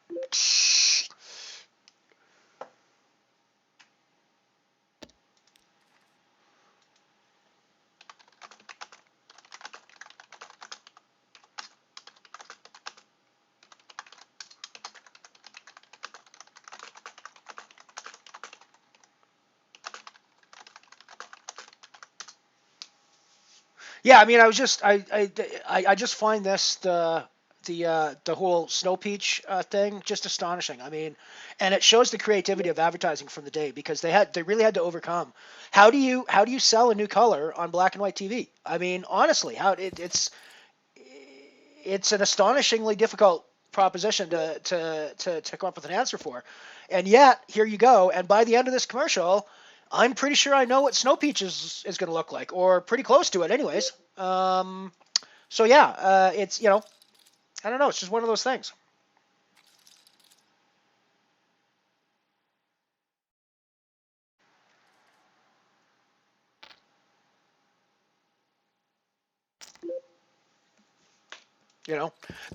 There's a bunch of reasons why I like to run these commercials on the. I've always been fascinated by advertising, for one thing. Ever since I was young, I can remember being fascinated by advertising, not because I wanted what they were advertising, even as a kid. I mean, obviously some of the toys, yeah, I want those toys, things like that. But I was always just as interested in how they advertised things as I was the things that they were advertising. So that's a big part of it. But there's two sides of the old advertising. There's the cigarette ads, and they're just the prime example of something that actually extended across the whole industry, where it was just completely unethical. They would just do things that we would never even consider to be even close to reasonable in today's modern world. Because, and I mean, it wasn't necessarily that they were just unethical people either. They were in a brave new frontier. Nobody knew how to fucking advertise things on television, right? Nobody had done it before, so nobody had a clue what they were doing, and so people were just out trying shit. And some of the shit was really good, some of the shit was really bad, some of the shit was really unethical. And we worked out over time what those was, and we now have a much more codified kind of advertising industry now. But back in that day, it was like fucking, I don't know what the hell's going to work, because nobody's done this shit before, right? So let's just try some shit and see what happens. And I just love the variety you get, and seeing things that would become sort of staples in advertising down the road, seeing them emerge early on and then seeing the sort of forms that we just never see anymore, like the live promotional stuff that comes from the 50s. We just never ever see that sort of thing anymore. But it's wonderful to see these guys just breaking from their show and pulling out their Lipton soup packets and talking about how great the green pea Lipton soup is, and it's like the most absurd thing in the world, and I love it from modern perspective. It's a real window on the times, even beyond the times of advertising. It's a real window on the times themselves when we look back at those. It's why I like to do it.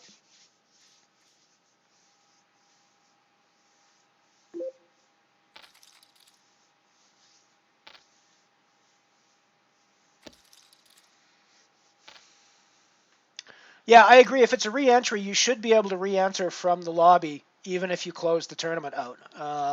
That's one of the things that's annoyed me about Unibet. But it seems like all the re-entry or rebuy in Unibet is always you rebuy back in the same seat that you came out of,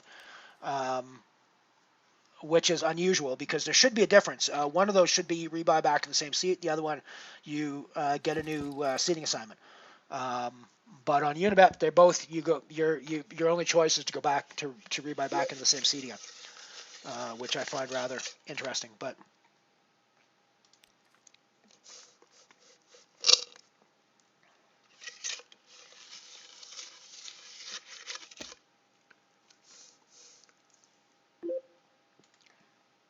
so we are pretty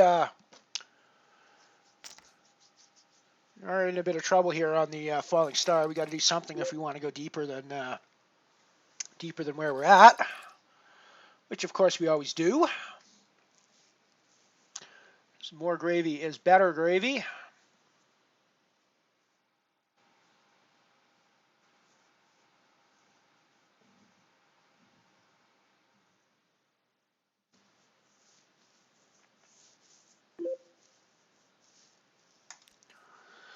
For the record, I'm also professionally something of a marketer. Although we don't really do TV ads or anything like that, we do, or even print ads for that matter. We do a lot of social media work at the agency I work for. I'm sort of their poker specialist. I do work with a lot of their poker clients.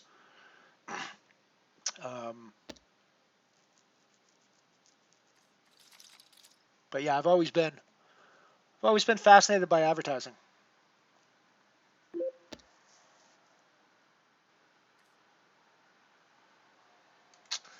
So I think the deuce 3 is something we're going to put up a fight with. I mean, we still have 12 big blinds, so it's not like we have to. It's not like we have to have a freak out fest right away on our tiny stack. We're going to have 10 big blinds here in a short moment when the blinds go up, but nonetheless, we're still in. Yeah, already out.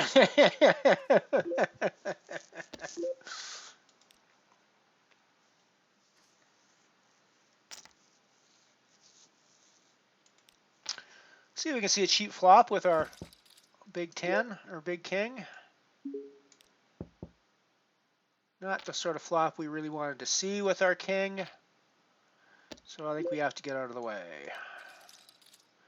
We will have exactly 10 big blinds. Well, no, we won't because there's an ante coming up next hand, so we'll have slightly less than 10 big blinds when we are on the button. We're going to end up with 10s and 9s. I think that's probably not going to be good very often.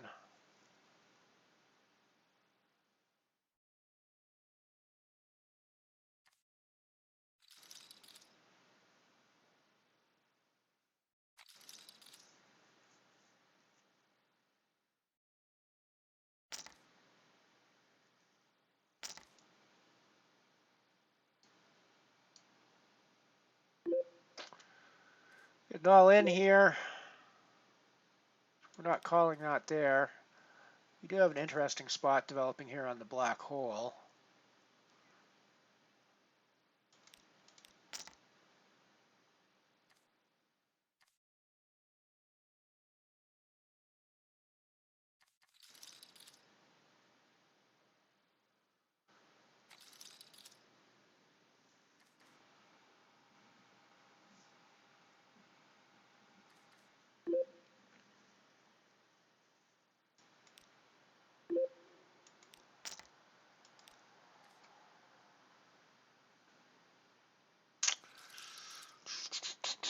Nice couple hands there on the black hole. Let's go back up and look at the situation here on the. I think we're going to shove this if it folds around to us.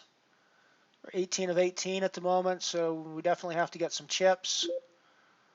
And I think even over a limp, I think we have to put our money. We have to put our money in there.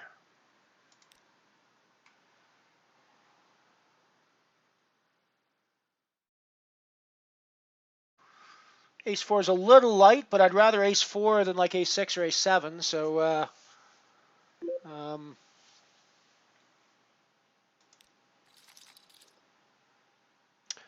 we get it through, so that's nice.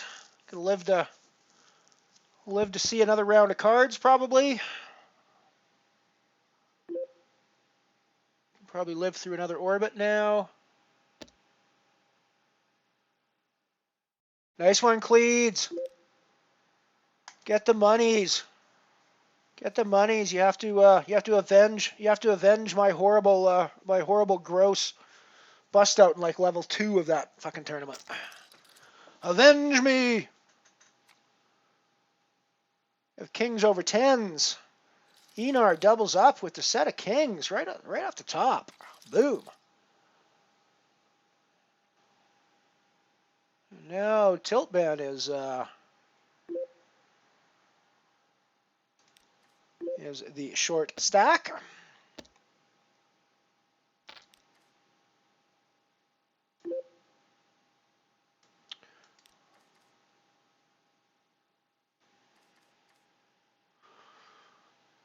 Thank you, Boofy. I appreciate that.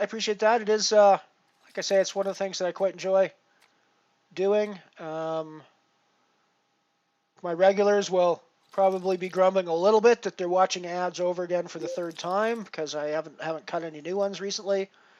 But I need to spend some time cutting some new ads for you guys. I know that.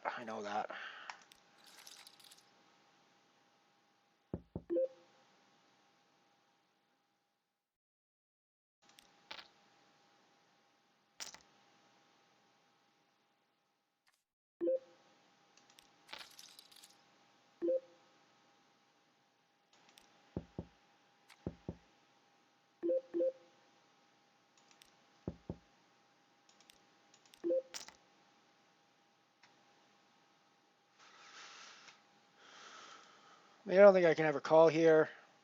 Got raised on the flop. I min bet the flop and got raised on the flop.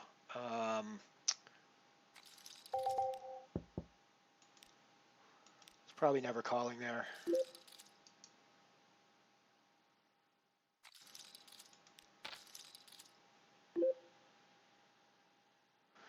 Yes, hope you fail in your mission there, man. That's you should probably aim a little higher than the bubble spot. I would think.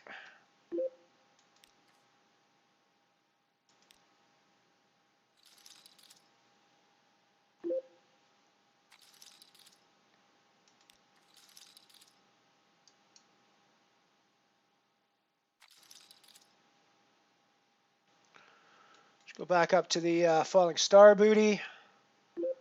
We're still on 370. It's probably gonna be a while before we get any ladder spots there. Yeah, 15th is the next ladder to 409. Then 11th is the next ladder to 456. So we got a ways to go yet before we're getting into any sort of significant money. But 60 euros up top sure looks nice.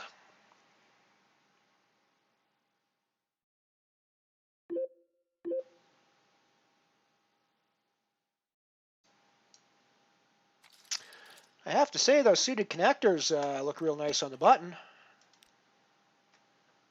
They look nice enough for me to put a big blind in on, I think.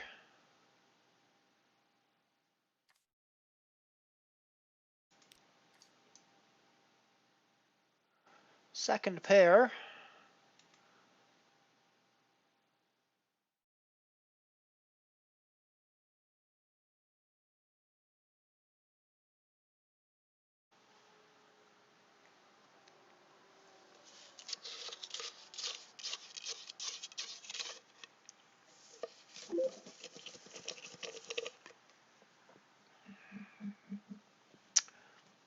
I mean, I feel like anyone with a queen at this point is betting. I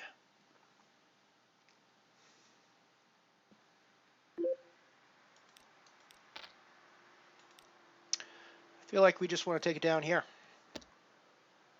Or get value from our 9 here.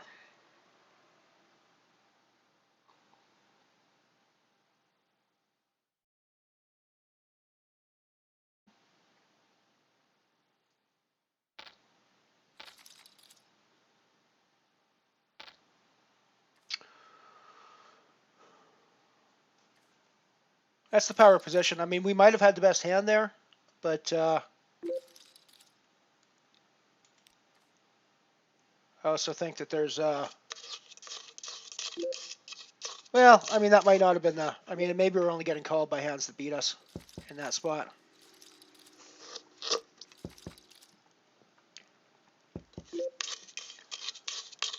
But I do think what it does is it prevents drawing hands from drawing out against us down the road, or paying a big price to try to draw out on us at the very least.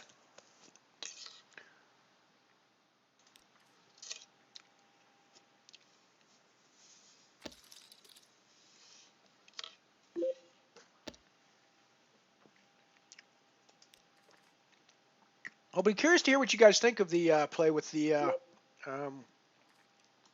9-10 of diamonds.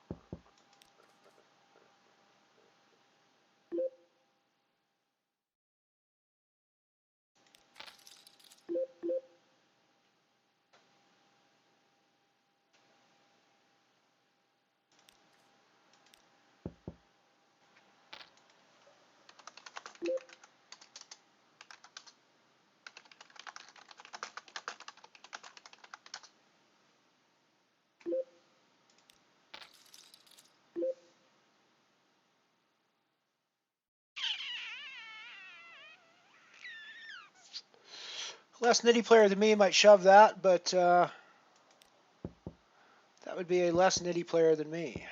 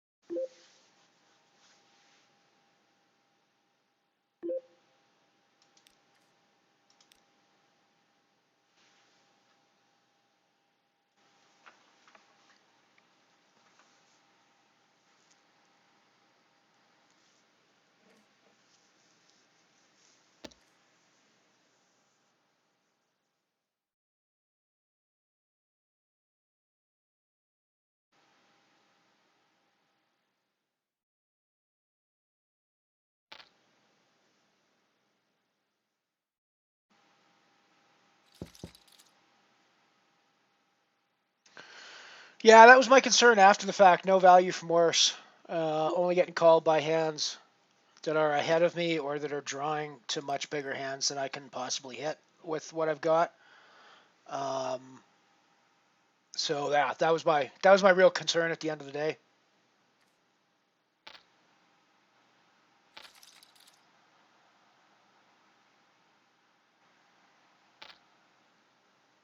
Well, the reason I didn't small value bet there, Ant-Man, was because my stack was such that I can't really make a small value bet into that size pot without it being a significant impact on my stack. And so I felt like the shove was my only real bet size without committing a significant portion of my stack, which, I mean, I don't know, maybe that looks a little stronger, but yeah, I don't know.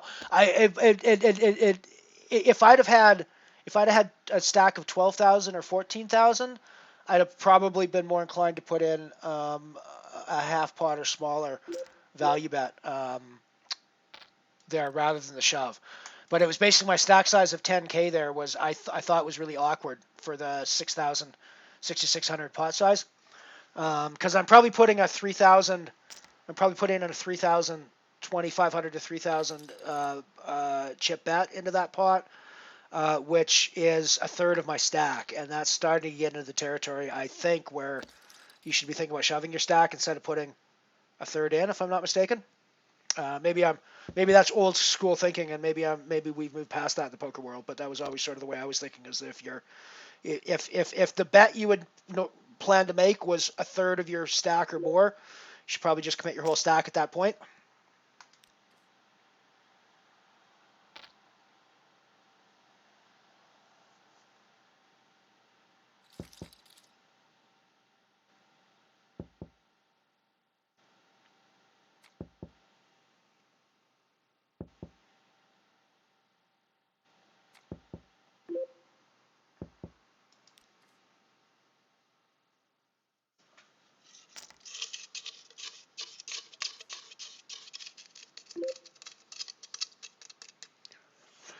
But yeah, I mean, I think the biggest problem with that bet is that I don't ever get called by anybody who's worse than me, except for the draws, and they have a reasonably good chance of drawing out against me. So,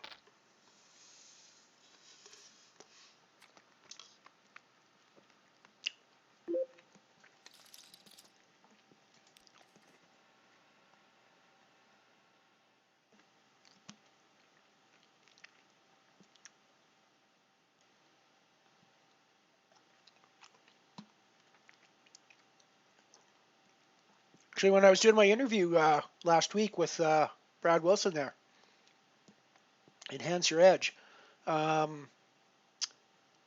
he asked how I do most of my poker training, and I said, you guys. Ant-Man, Night Shopper, the people in my people on my channel who help me talk hands through. You guys are my poker training for the most part, for good or bad. I think for good, for the most part, you guys are really good players, from what I've seen and heard. So yeah, you guys got a couple of shout-outs in that interview.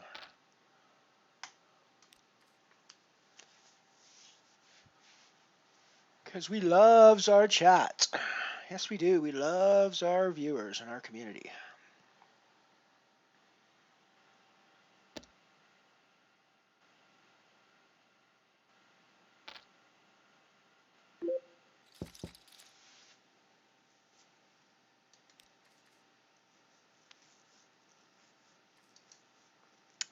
Alrighty, so we have laddered up to 409 now in the Falling Star booty. Got about 11 big blinds, so still no reason to go super crazy and lose our brains. A couple of people with shorter stacks than us need to do stuff before us anyways. I don't think we ladder. When do we ladder again? We ladder again at 11, so we're not actually that far off of another ladder. So I think we should probably play our cards fairly cautiously.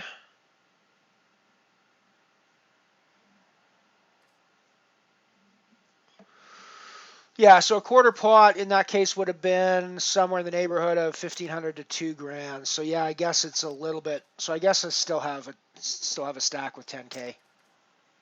Yeah, okay. Yeah, I can see that.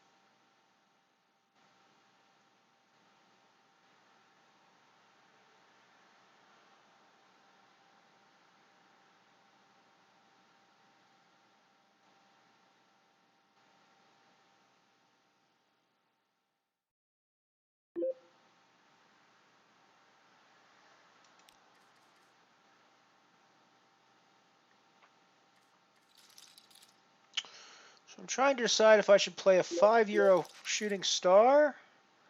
It starts in 20 minutes, or save my fourth slot for the €1 singularity that starts in about 35 minutes.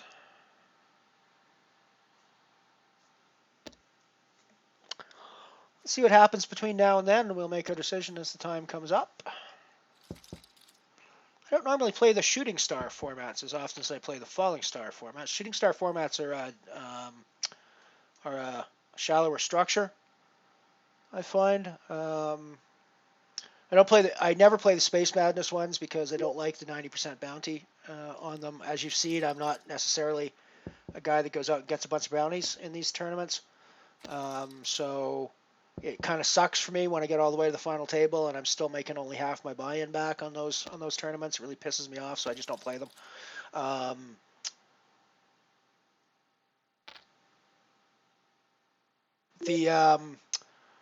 The shooting star ones, however, are pretty much, other than the fact that you have less chips to start with, they're otherwise pretty much the same structure as the falling star ones. So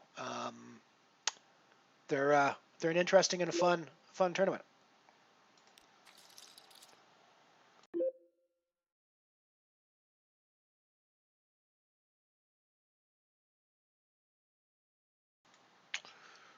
King Jack is one of those hands I could certainly go with. I think with a raise already under the gun, I think we'll let them play it.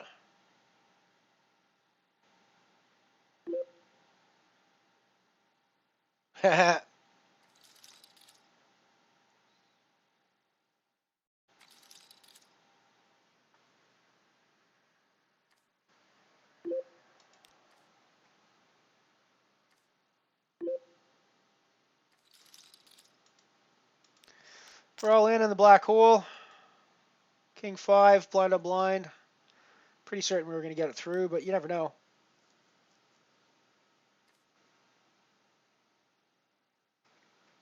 Still quite a ways to go before we're in the money there on that one, though, or even close to it. So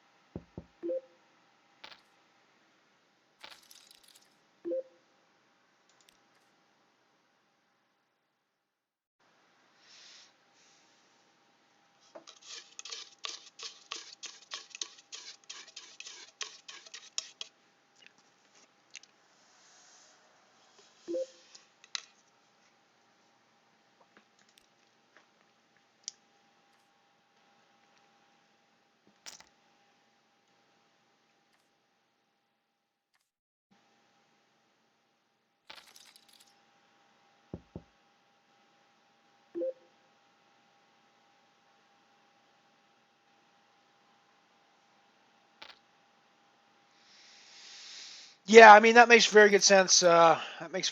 Cleats. I think we're going to shove our ace-10 again here.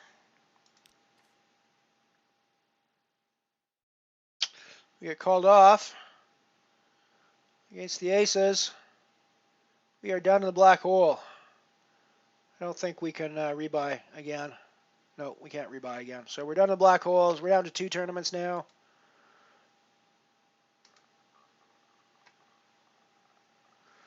Got €1 singular or €2 singularity here.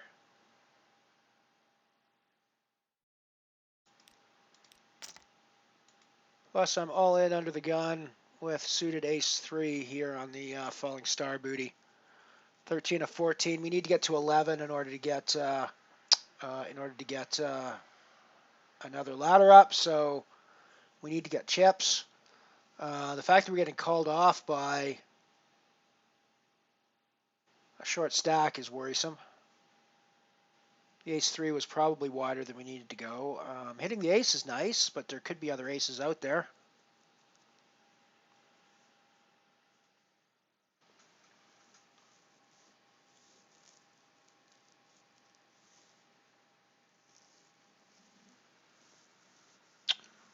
Wonder if this is it, or if we're going to pick up a stack here, potentially. 33,000 chips, something like that, I think. I think that's our stack.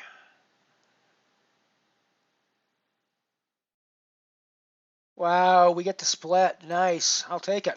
I will fucking take it. And I get the 231 bounty as well. Sweet. Sweet. I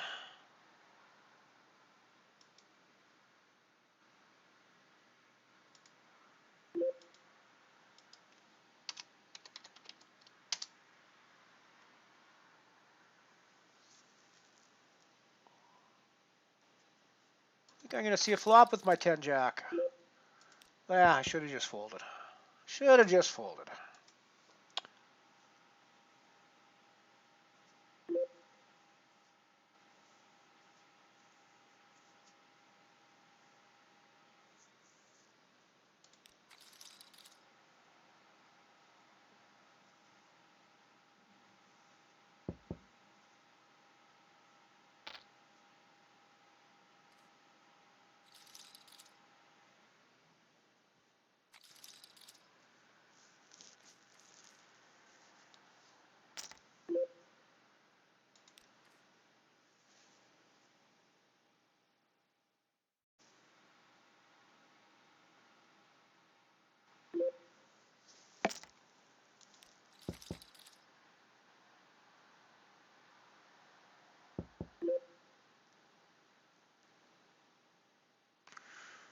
We get another ladder in the falling star. Well, not quite laddered yet, I don't think. Maybe we are. Maybe we laddered now. Yes, we did ladder. One more ladder in the falling star. And I think we're shoving our... No, we've had a raise. No, we're not going to shove that in front of a raise.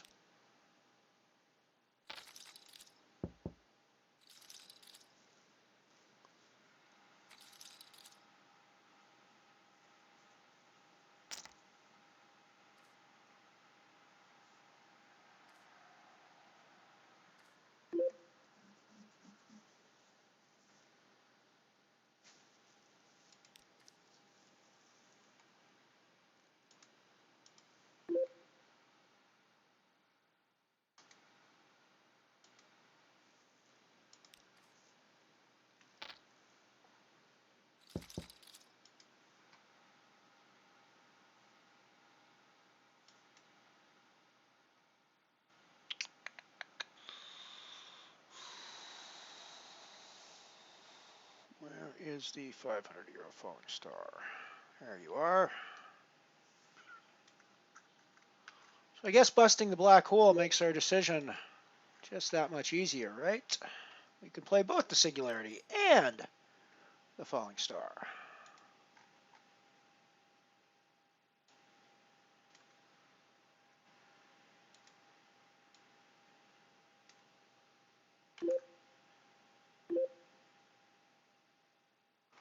Oh, that's not a falling star, though. That's actually a shooting star, isn't it? Yes, it is.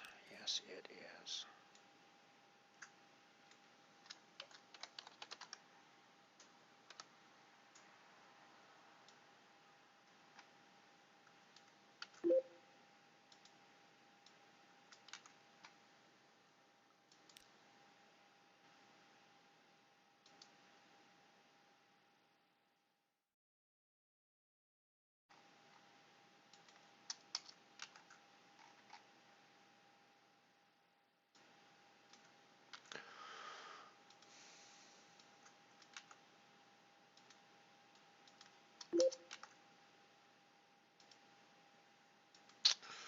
Got some future tournaments lined up in the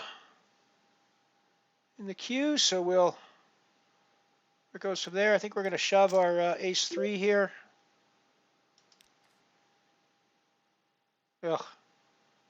Oh, whoa, whoa! Dirty, dirty, filthy, filthy. Thank you, Team Filthy. Thank you, Ian Simpson. Let's get those dirty dirties in chat.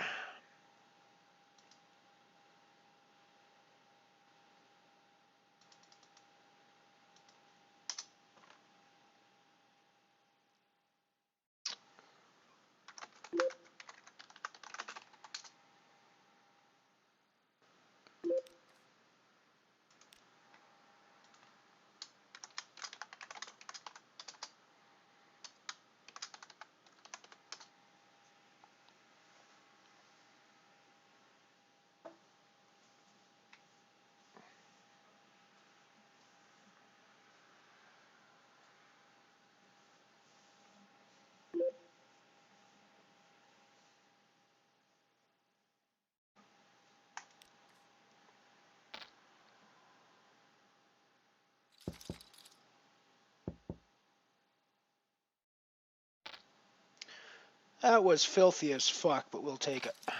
We will take it.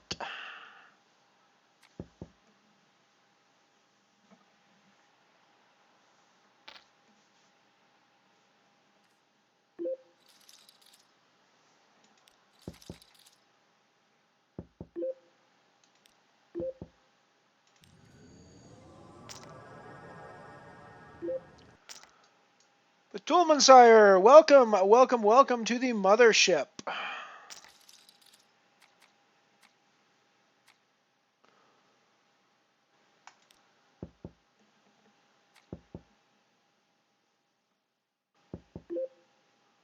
Welcome on board the Mothership, my friend. We're hand for hand here for the final table on the €5 Falling Star, thanks to a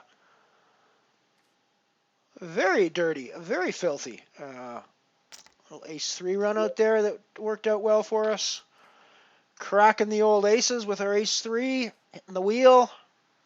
Gotta love the wheel.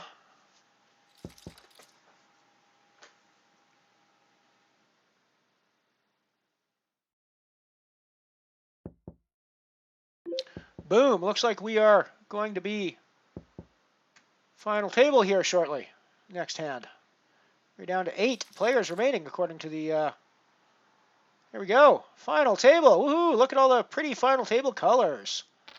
Look at all the pretty final table colors. We're guaranteed 687 now. Still looking at that €60 up top. I think this is a reshove spot with our 7s. Yeah, I think this is definitely a reshove isolate spot with our 7s.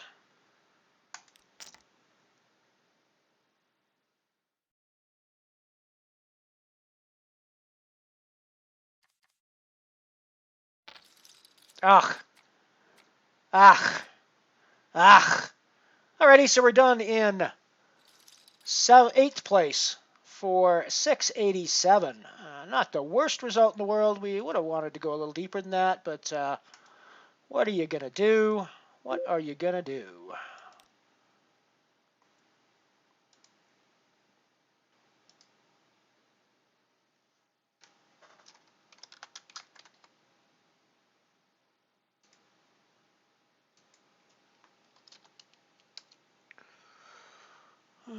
So that was a plus 687 for a total of 13 something. 1425 won in the €5 Falling Star booty.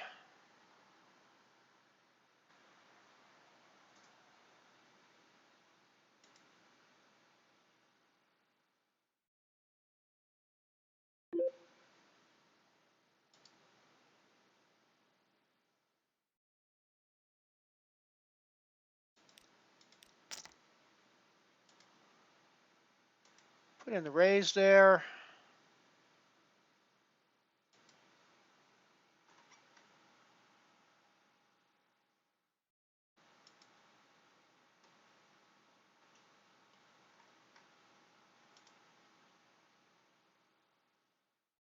We actually made 1.04 there, so we're actually doing slightly better today than we thought we are.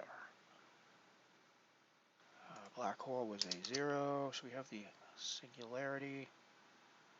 Falling star just ended, and we just added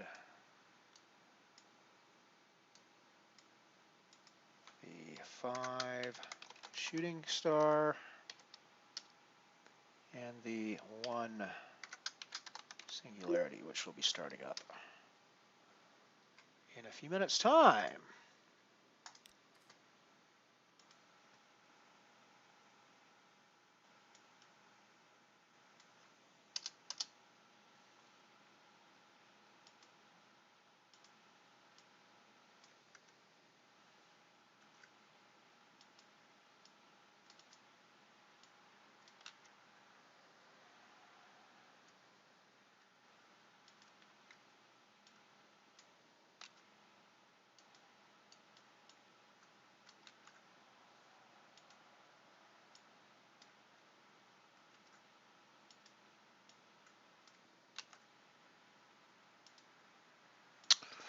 There we go. That puts my titles accurate since we're not playing that anymore. We are not quite in profit yet, but we're not far away. We can win some money in one of these final events. It would be awesome. Had a big buy-in day today. 22 euros for buy-ins today. That's pretty big. We played a lot of €5. This will be our third €5 buy-in, I think. At least our second. We fired twice into the Zenith. Maybe we even fired three. No, we fired twice into the Zenith.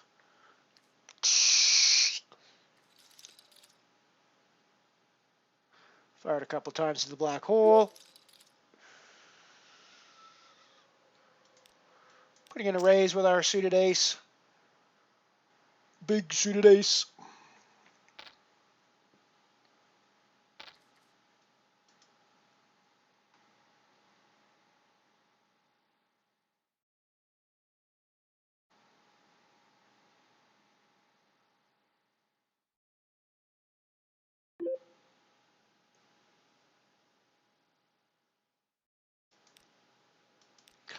C-bet this, I think. It's not the greatest board in the world to C-bet, but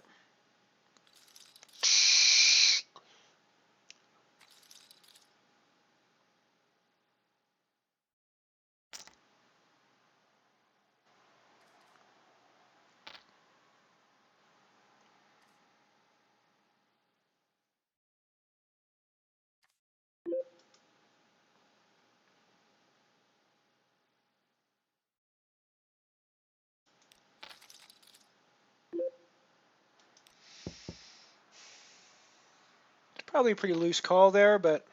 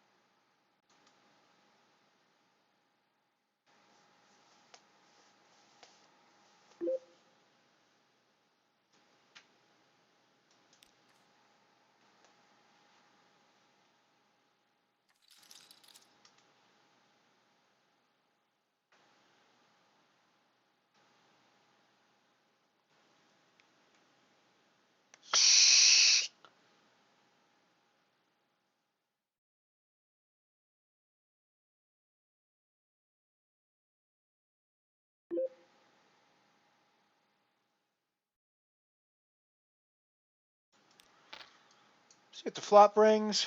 Our king at queen.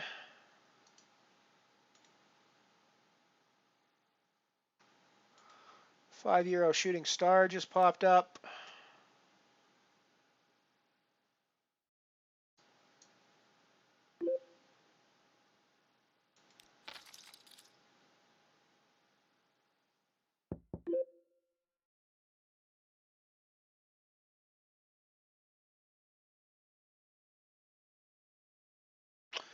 Yeah, check back here, I think. Probably calling a bet here. Yeesh. Am I calling all in here? I've got the gut shot. If he's playing the ace, does he... No, he lets me bet the flop if he's playing the ace. And then when I don't bet the flop, he does something like this. Yeah, so we get out of the way. He's probably got an ace there.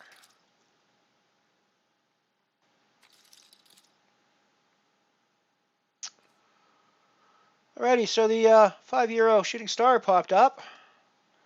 That is there. We have got the first hand as a ace king, so we're going to play that, I suppose.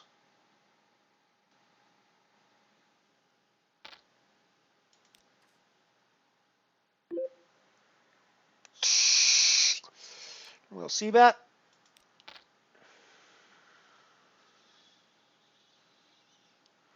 Again, not the greatest board in the world to see bet on, but our ace king's still going to be the best hand a lot of the time. think we just have to keep the pressure on. I think we're going to go a little smaller, see if we can maybe entice some extra action with our top. So we're beating any non-7 hand at this point, or non-pair hand, obviously. So I think we have to keep value betting our 2 pairs with the king kicker. Not 2 pairs, basically.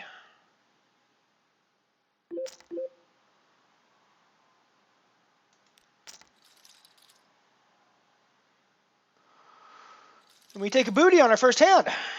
Gotta like that, 169. Booty, booty, booty, booty, booty, booty.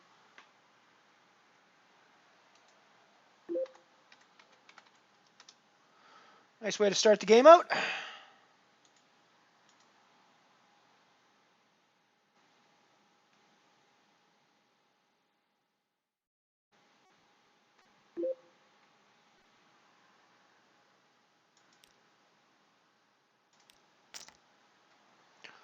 Just put in a raise with my ace-jack on the singularity table. Suited ace-jack. I'm under the gun, though, so I'm pretty early position on that. We take her down, though.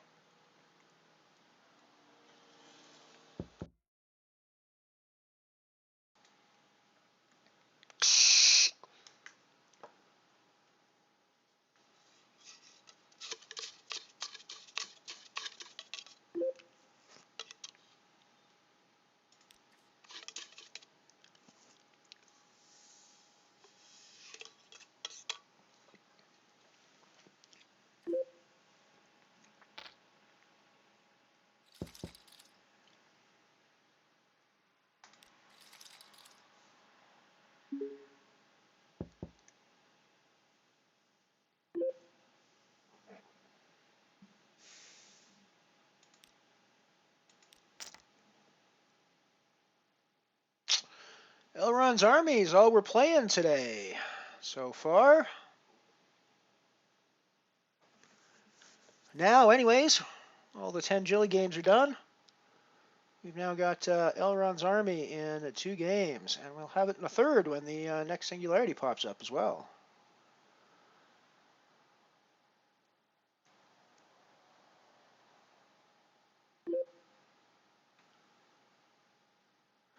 So far, Elrond's Army has not cashed in any tournaments for us.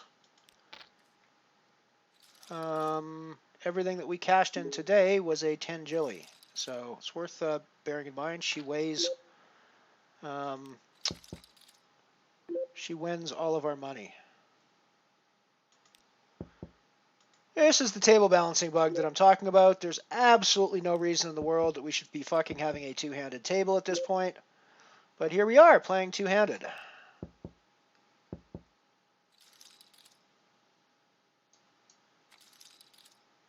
Fortunately, it didn't last very long.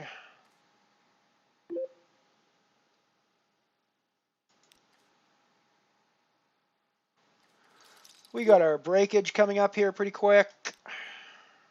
5-6 minutes away.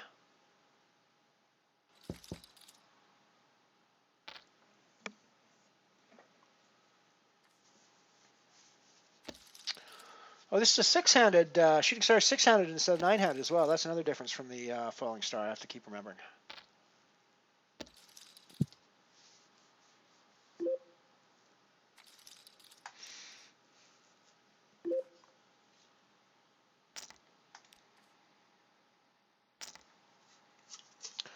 Nicely done, Avis. Well done, well done.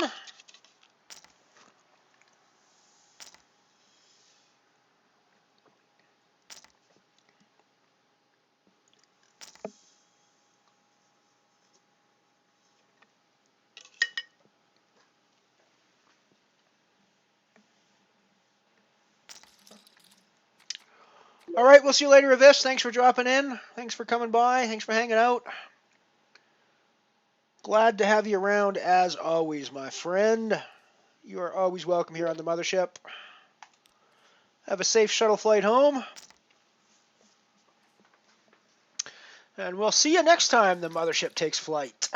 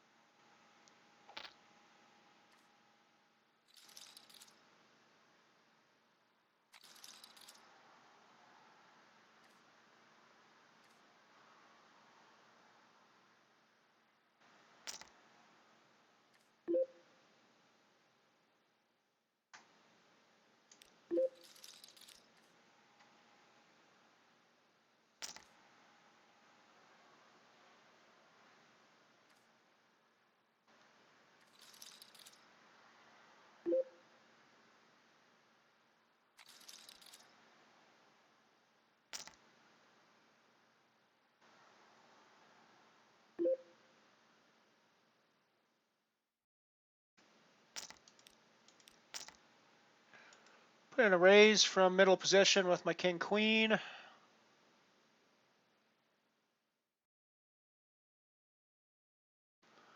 We get a call from Gingy.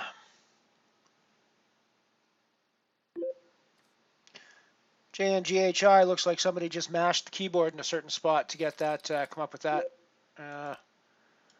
that, which is, you know, legit. We're going to keep c-betting our top pair here.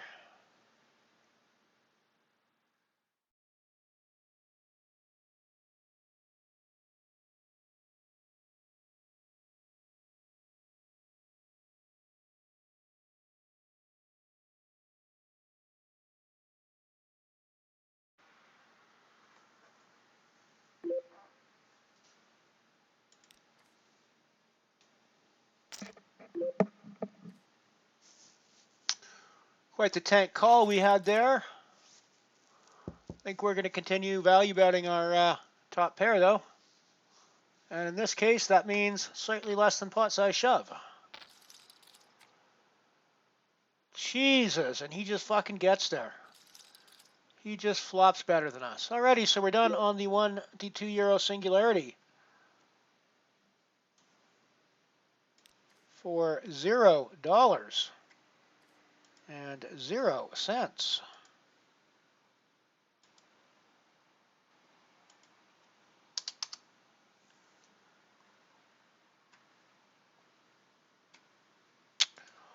What's the guy gonna do?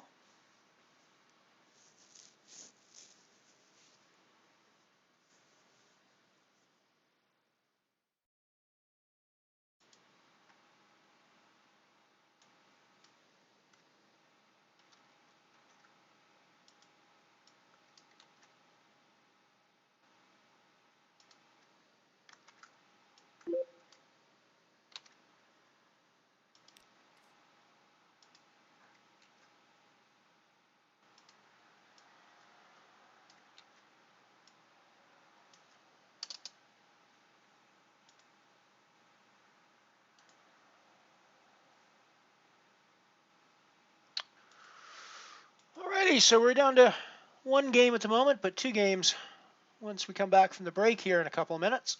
So the €1 singularity starts up again. We will see where things go from there.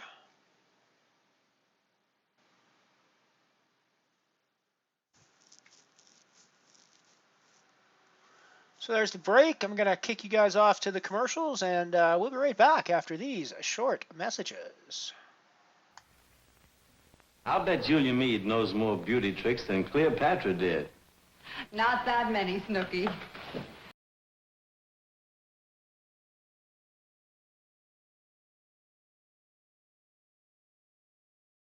This is an egg, and I'm Julia Meade. And nothing puts that magic sheen in your hair like an old-fashioned egg shampoo.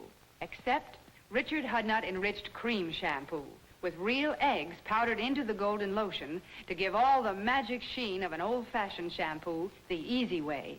See the clean and beautiful sheen on Louise's hair. You'll have it too with Richard Hudnut shampoo. And to seal in that sheen, use this perfect shampoo finish, Richard Hudnut Cream Rinse.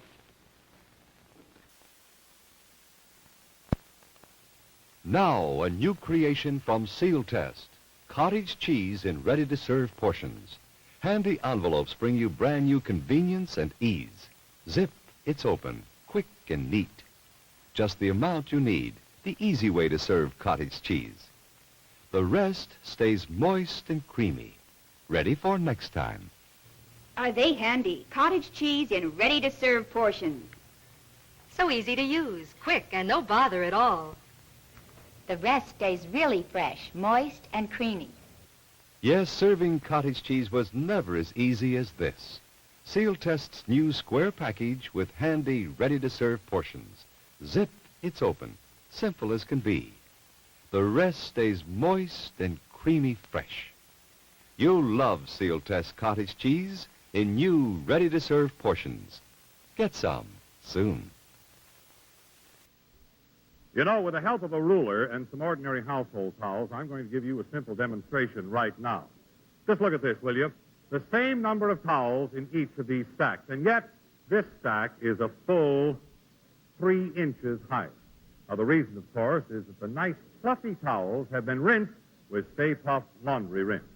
Stay Puft does away forever with the coarseness and scratchiness caused by too many washings. Just add Stay Puft to your last rinse water, and you can see and feel the difference as soon as your laundry dries. Terries like this fluff up to new life, and so does chenille. Woolen sweaters feel very much like cashmere, and even wash-hardened corduroy comes out velvety soft. And best of all, many pieces dry so wrinkle-free they don't even require ironing. Try Stay Puft Rinse yourself and see what I mean. Now get either the handy full quart bottle like this or the economical half-gallon size. Remember, Stay Puft is guaranteed to get your washable softer, fluffier, and more wrinkle-free or your money back. Think Stay Puft Laundry Rinse. By far the most important part of any television set is the picture tube. And that's why the names you know best in television use the best name in picture tubes, Sylvania. Yes, sir. Sylvania makes the picture tubes that are installed by the leading manufacturers in their sets right on the assembly line.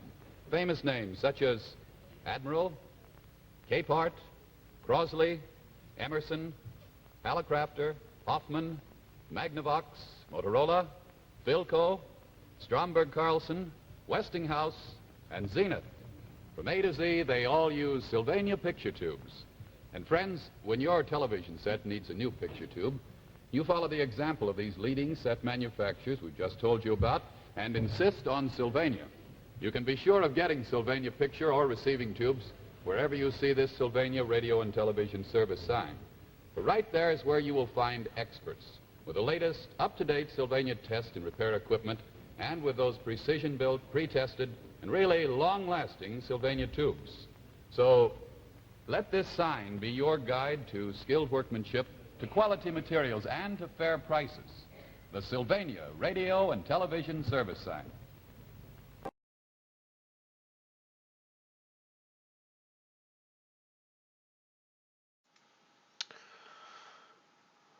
We're back, but for some reason the singularity does not seem to have popped up, I don't think.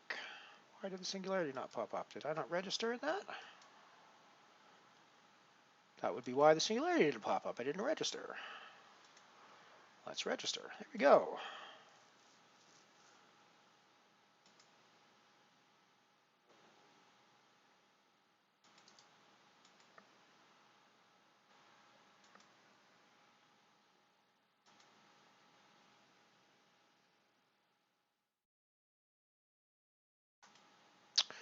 There we go, 1 year singularity and €5 shooting star bounty, where we have already taken one booty and doubled up on the very first hand we played.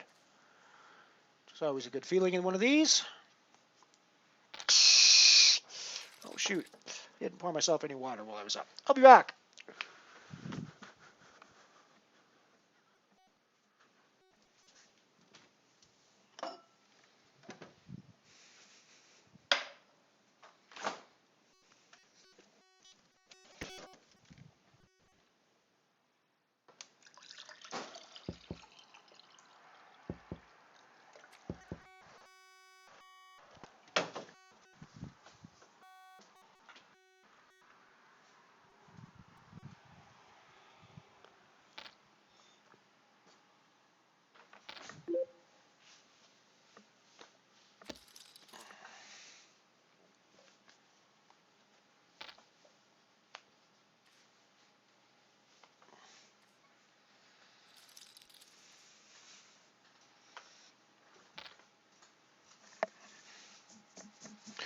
Alrighty, we are back.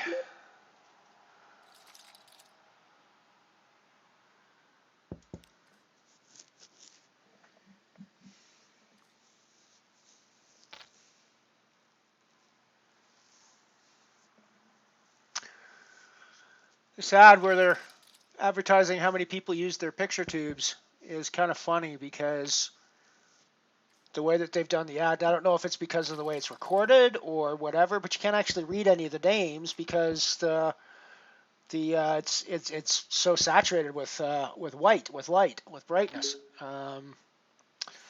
It's funny.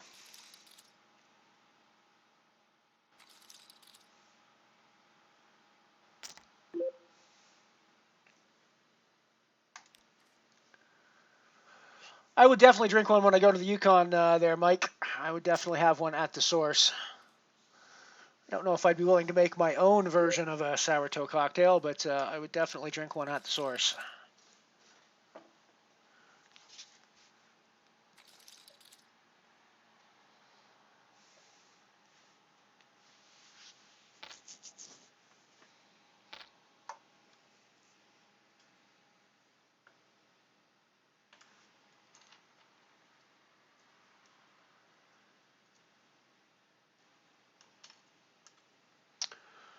We've been online for 4 hours so far today, so a pretty decent stream.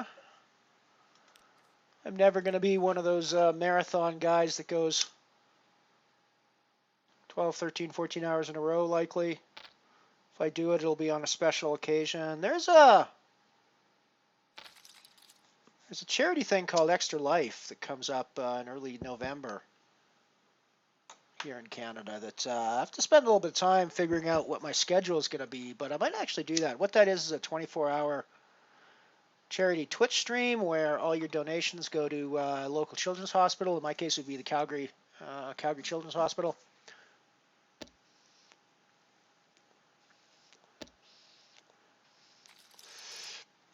So I might get involved in that. I might do a 24-hour stream that way, and it wouldn't all necessarily be poker. I'd play some poker, and then as we discussed the other day, I'd probably pull up some Cities XL, probably pull up a little bit of transport, maybe some Civ. Might even try to fly my spaceship from Elite Dangerous, which is funny. I actually tried to bring that up yesterday to record some. I wanted to record a takeoff and landing video for my startup and ending sequence here on the Mothership. Turns out I can't even record video from that without it chopping up. The game settings are so high, so I'm gonna have to figure out how to ramp down the game settings so it still looks good, but so I can actually record video without it just freezing and killing my system.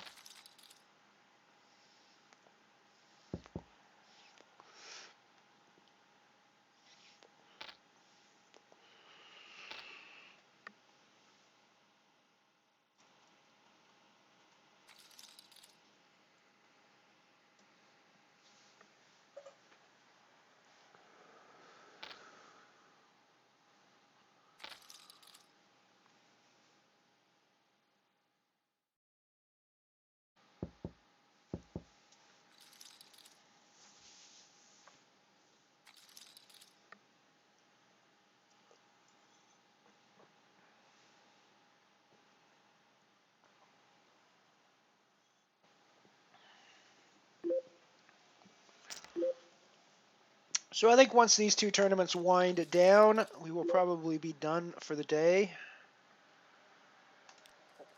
It's not usually that much coming up after this that's any good to play, really.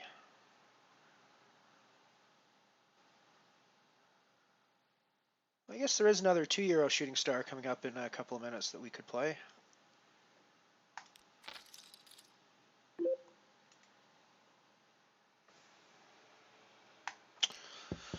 We got the nut diamond blocker. He doesn't necessarily have to have a queen here all the time for sure. And I think we just got there anyways, even if he did have a queen, because he's not going to have ace-queen that often, I wouldn't think.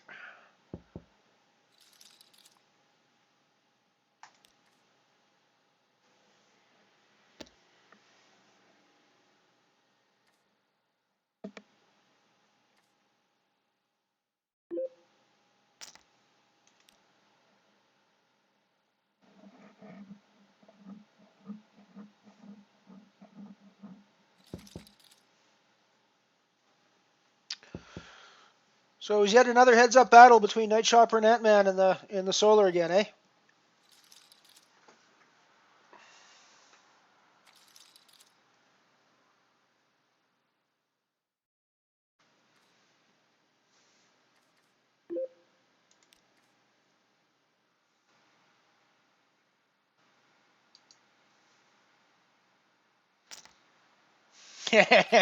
The solar god.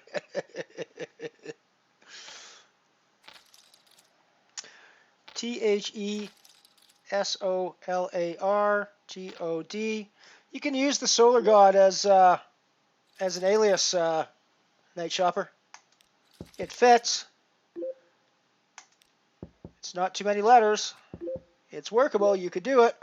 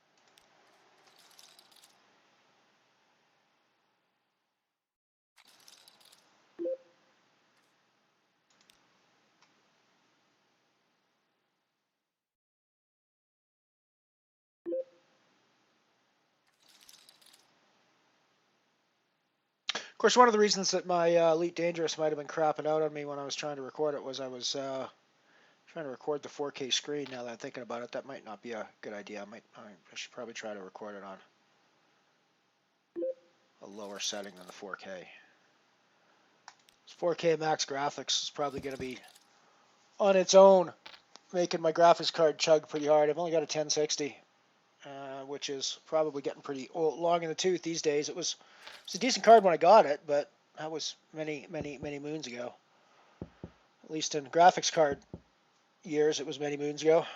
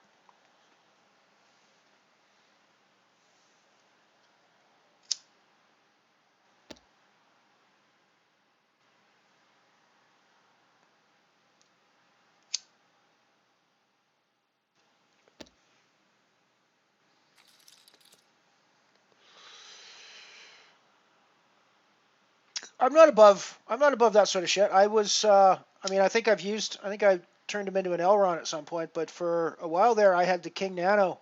I was rocking the King Nano avatar alias. So, you know, fucking if you got it, flaunt it, dude.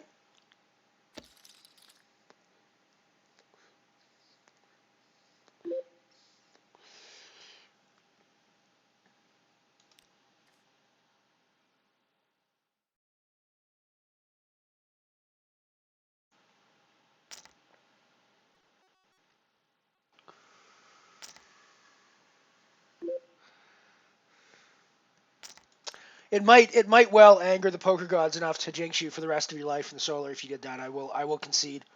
I will concede that possibility, Night Shopper.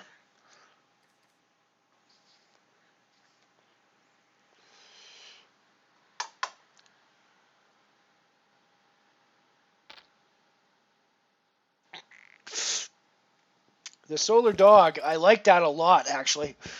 I like that a ton.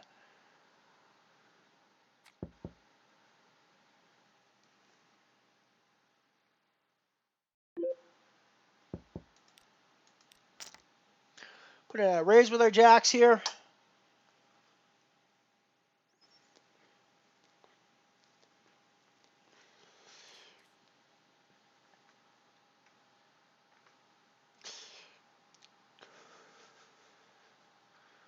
It's always nice to be on a spot where you can bust anyone you like at the table.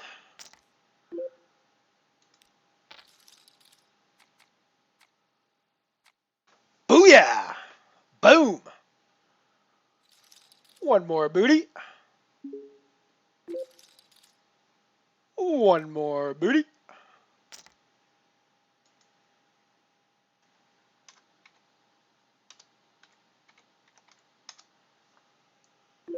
Booty, booty, booty, booty, booty, booty.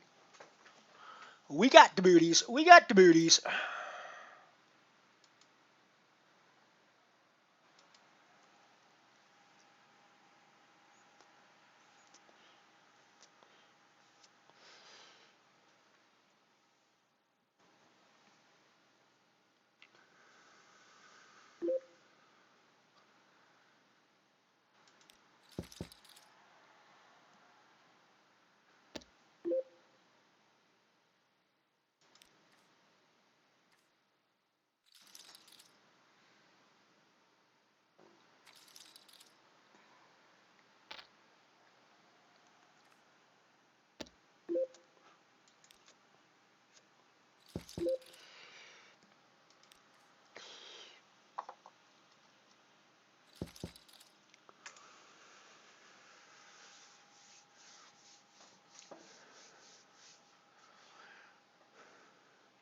It's a bootylicious day for us, at least in the 5 euros.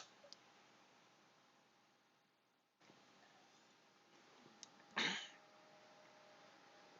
is a bootylicious day.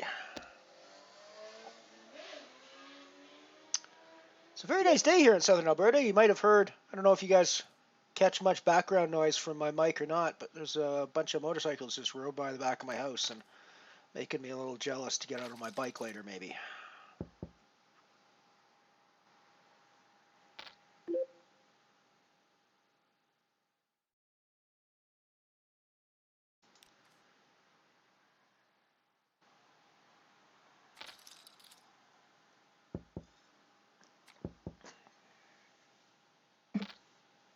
Not going to have that many more riding days left in the year, so I'm going to have to take advantage of them when they come. This being Alberta and all.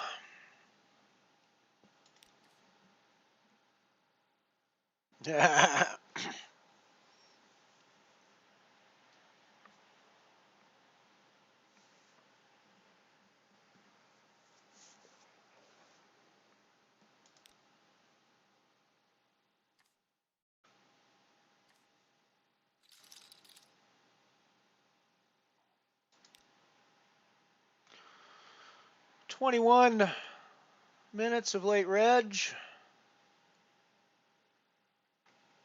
Still left.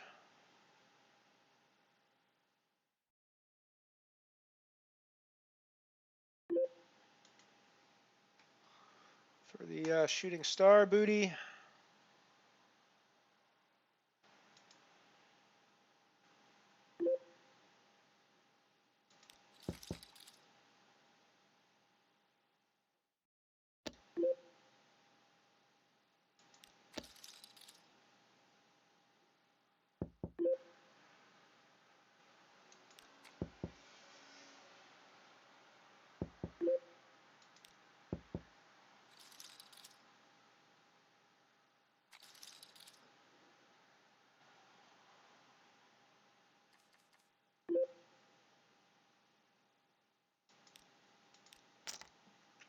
You would try to bully.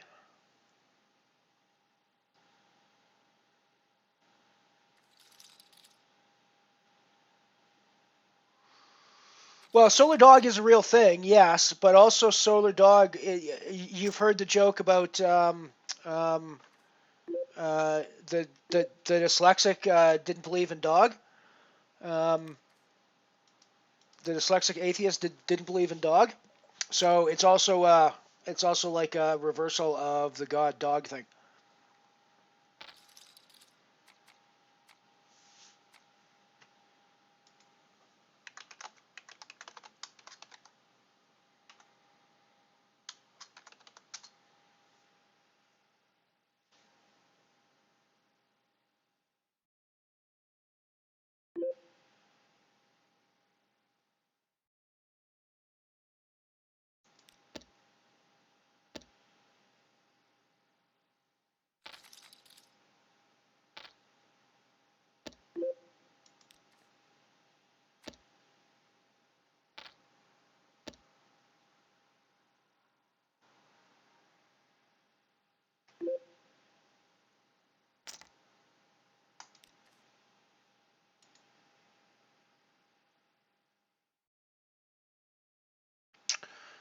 Damn, I wish we were still in this hand. Wish we hadn't folded the flop.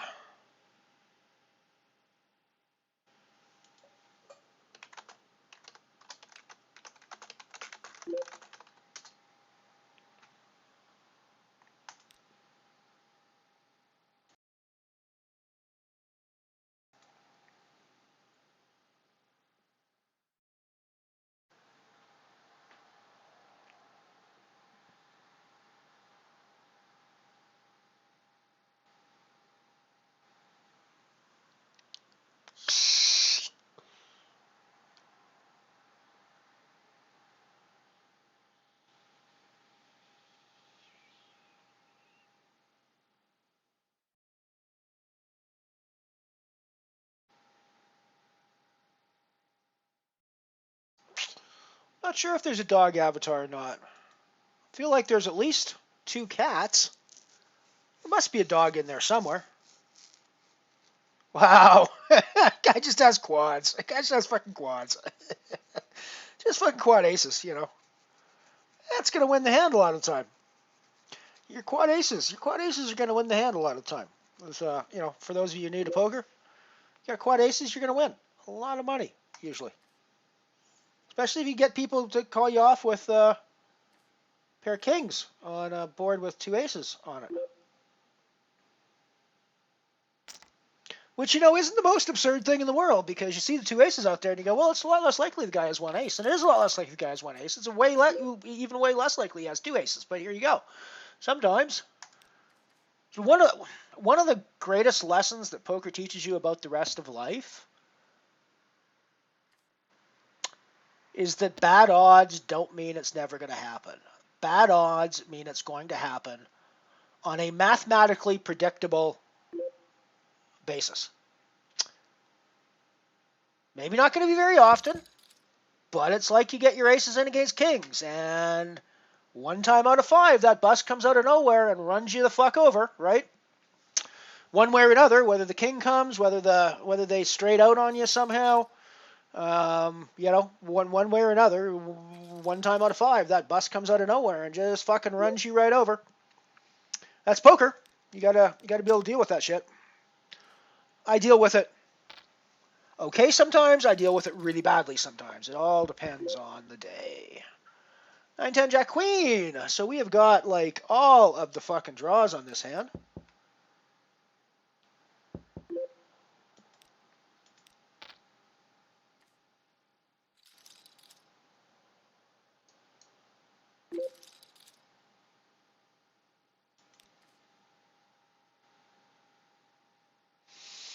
Nice one, Cleeds. Take it down. Avenge the stream. Avenge my early exit, please.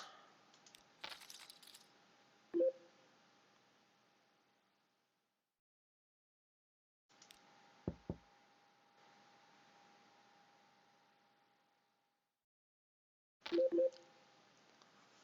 going to be a nice payday up top of the Nano Nova these days with the €1 buy-in, €250 guarantee, I'm guessing. What's the payday up top on that one, Cleeds?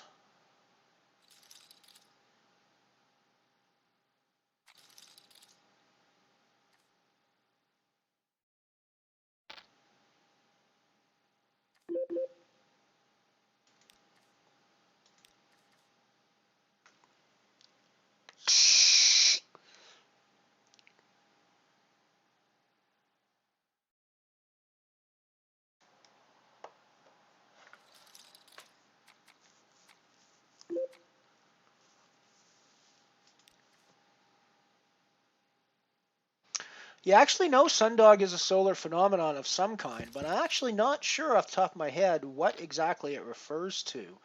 Think it's something to do with an effect that the sun can sometimes make in the atmosphere.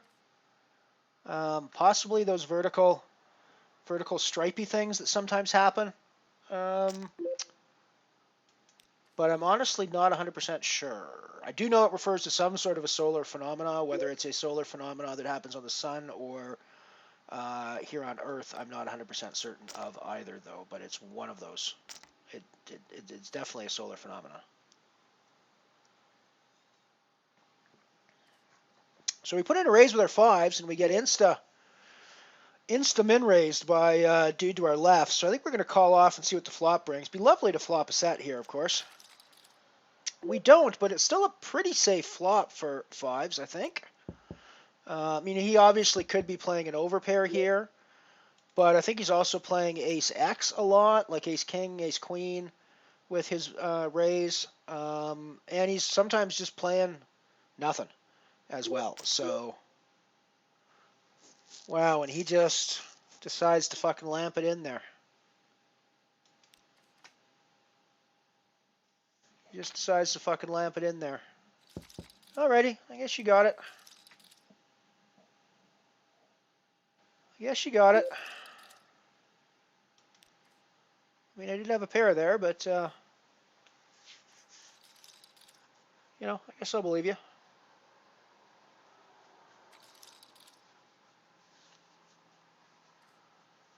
It felt very much like a scared overpair, though, to be perfectly honest with you.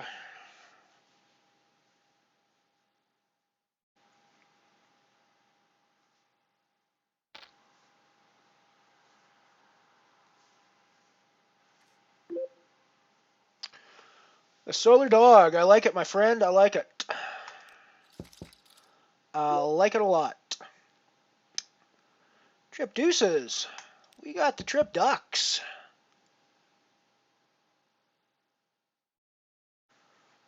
Deuces never loses. We got a nice little chunky bounty up there with our friend as well.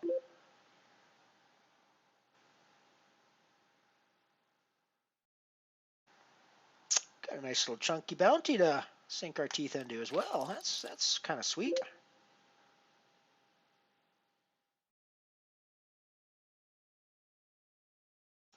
So I think we're in check call mode here.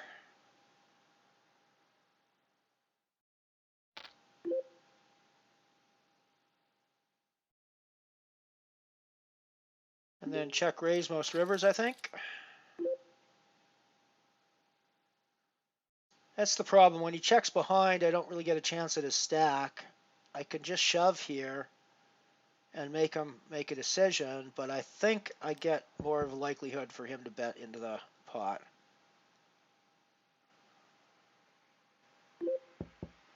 He just checks back. I hate that.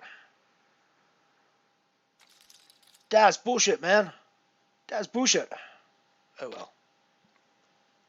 56 for the win. Not bad at all for a fucking €1 buy-in, eh? Not bad at all, especially on the Unibet side of things. You have to remember the fields are smaller, but I mean that's a darn good. I mean over here on my Singularity, €1 Singularity, we're rocking a 1750 top prize pool at the moment.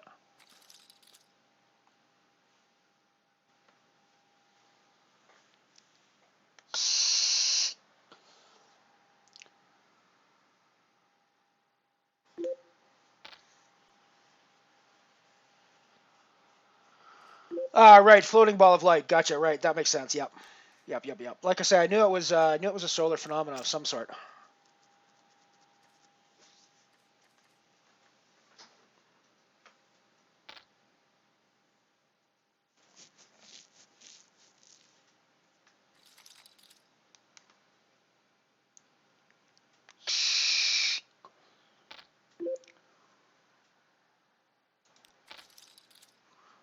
We'll float that flop.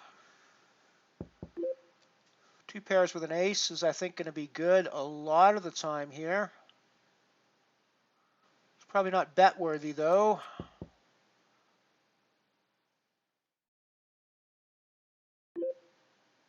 I'm not putting him on a 6 much of the time.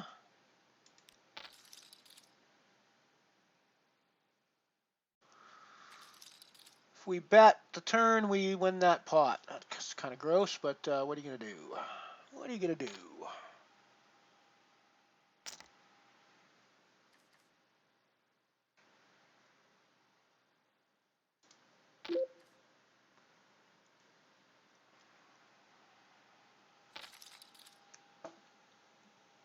Well, I think there's 2 phenomena. I think there's the sundog, which is like a sort of stationary optical illusion kind of deal that happens because of atmospheric phenomena and the light hitting it in certain ways. And I could be wrong about this. I'm just kind of riffing off the top of my head here. But then there's also a phenomenon called ball lightning, which is also a ball of light, but it actually moves around and it can actually do some pretty weird, funky shit.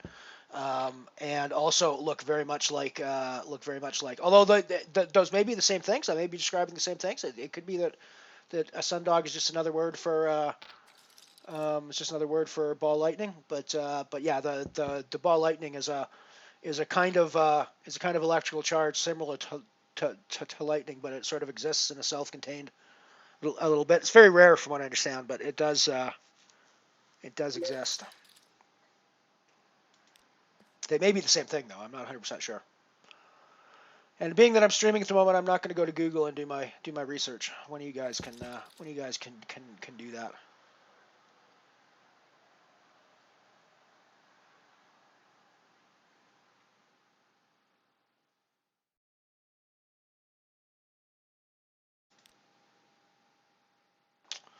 Eight minutes left in late registration on the Shooting Star.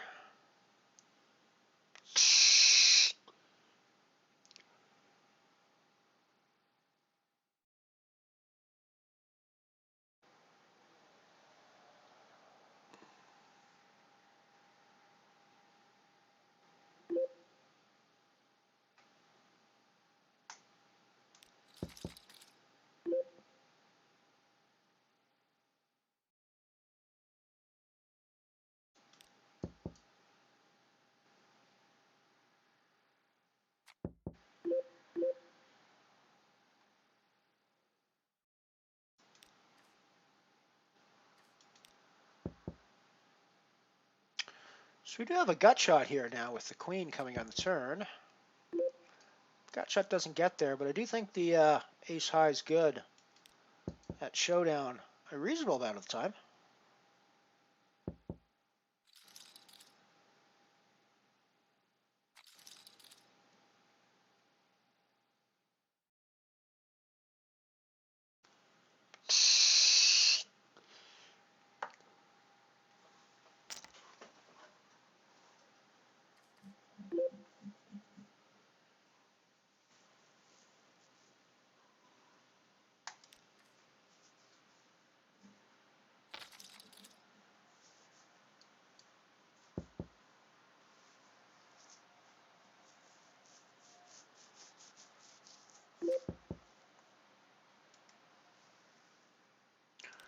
Ace jack here in the cutoff on the singularity table.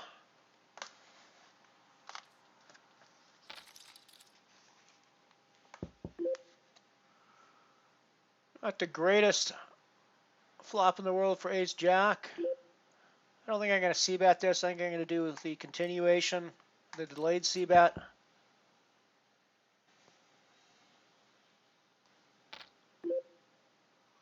We're definitely going to keep floating this. I don't think he has to have hit this board to be betting that. the way he's played. I think our ace-jack is good here a lot, to be honest. Our ace-jack is good here a lot, to be honest.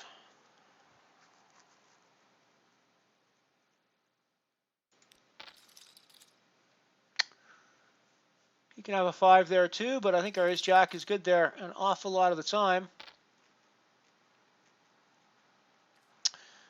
It's the second time he's called us super light and just fucking got there against us. So we're going to have to keep an eye out for that.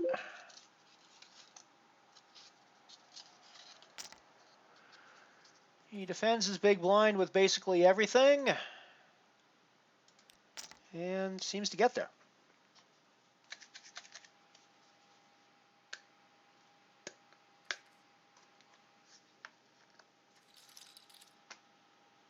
Cool. Thank you for the research there, Ant-Man. Thank you for the research. I will look at that after the stream.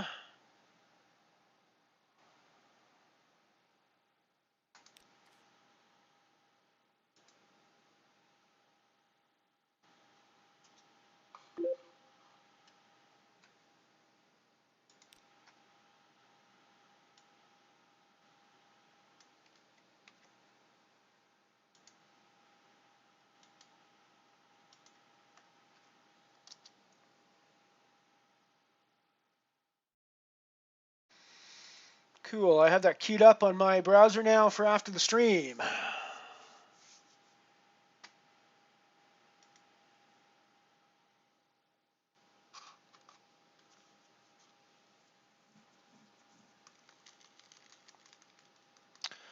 Flat Earth people make me laugh.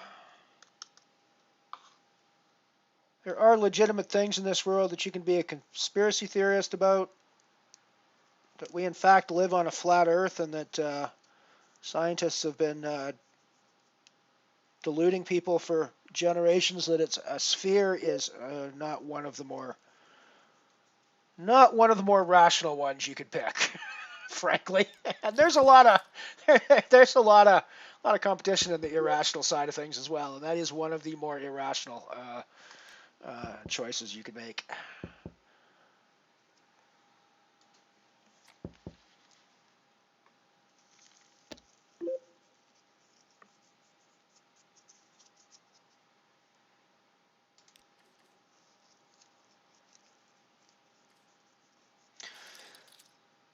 Of course, I had to get the when I ran the whole Apollo 11 mission from start to end there back in July for the 50th anniversary.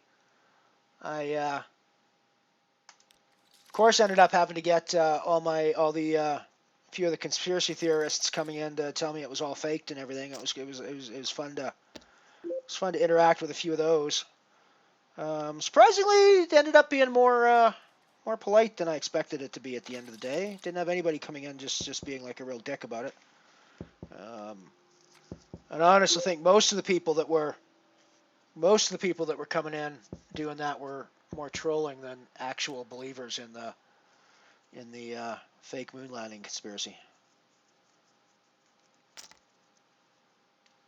Because for the record, there's two reasons that I'm 100% convinced that the moon landing was real. Number one, in 1969, we did not have the video technology to be able to fake the moon landing the way it was faked, quote unquote. We did have the technology to send people to the moon the way it was done. So that's reason number one. Reason number two, and this is probably the more compelling reason in my mind, the Soviet Union at the time had every bit of technical knowledge necessary to know 100% whether there were television signals being beamed from the surface of the moon or not, whether there was a Apollo 11 spacecraft on its way to the moon. They knew 100% whether that was happening or whether that was being faked. They had 0%, had zero reason, less than zero reason to go along with any fake that the U.S. might have been doing for the moon landing. They had every incentive to expose any fake that might actually be happening. And in fact, they had tons of incentive to try to create questions about whether it was fake or not, and none of that actually happened at the time. The Soviet Union clearly accepted that the U.S. was going to the moon, and they had every bit of technical knowledge necessary to know 100% for sure whether that was happening or not. So, put those two things together, and there is no question in my mind that the moon landing actually happened, and nobody will convince me otherwise.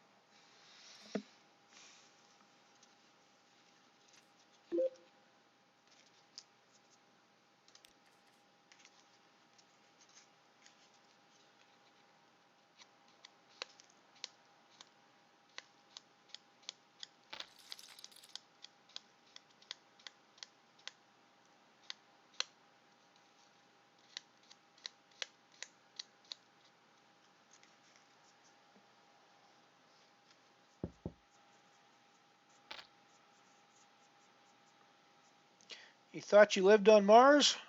Could happen one day. Not any day soon. Not nearly as soon as anybody who's part of the Mars economy is trying to get people to believe. But it will eventually happen. We will eventually be, assuming we don't kill ourselves first, which, you know, is an entirely likely outcome based on current affairs. But assuming we don't, then eventually we will be existing in colonies on Mars, the Moon, lots of other bodies in the solar system, I would guess. I'm frankly not so convinced that we will ever be an interstellar species. I am convinced that assuming we don't kill ourselves, we will become an interplanetary species where we basically spread out to inhabit lots of man-made structures within our own solar system. I'm not sure that science, nature, and the universe will ever allow us to actually become an interstellar species, because I frankly don't think you can do interstellar travel without it being a generations-long type of deal. I don't think warp travel exists. Certainly Einstein would think that warp travel does not exist. The speed of light is the maximum speed, period, end of story in the universe. So for matter, anyways, and you know we have this pesky thing about us where if we stop being matter, it's kind of a bad thing for us usually. You know, we're kind of dead usually at that point. Yeah, we kind of want to be matter, and there's a speed limit in the universe for matter, and what that means is that no matter how far our technology advances, we are still decades away from the nearest objects in the universe to us. And that's a troubling thing if you're a Star Trek fan and you like the idea of zipping about the galaxy and spaceships and meeting alien civilizations, because I'm just not sure it's possible, frankly.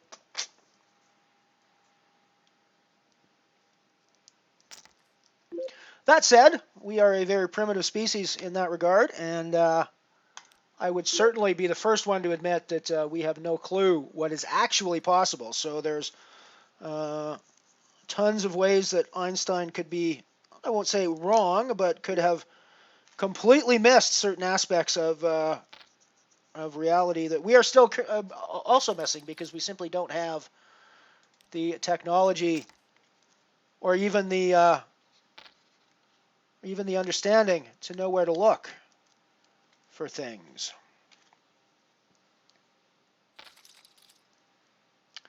I mean, think about it in this way, right? There's all sorts of things that we've learned about light in the past few hundred years.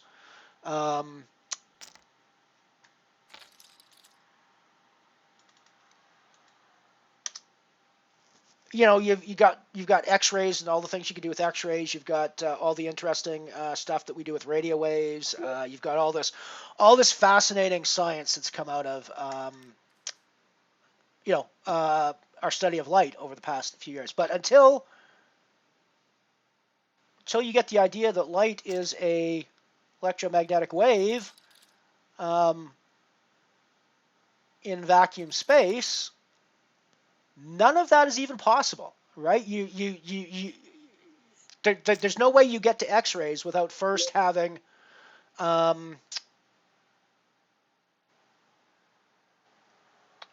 sorry, I'm just having a bit of a poker moment here. There's no way you get to X-rays without first having a solid knowledge of the fundamental aspects of light. So there may be aspects of the universe that allow us to go faster. We just haven't figured out the quote-unquote light part of it that allows us to start looking at those specific areas. But yeah, at the end of the day, as we understand the universe right now, I am sadly convinced that we will never travel beyond our own solar system, at least not ourselves. We'll send robot probes, I'm sure, but that will probably be the extent of our exploration of the galaxy, unfortunately.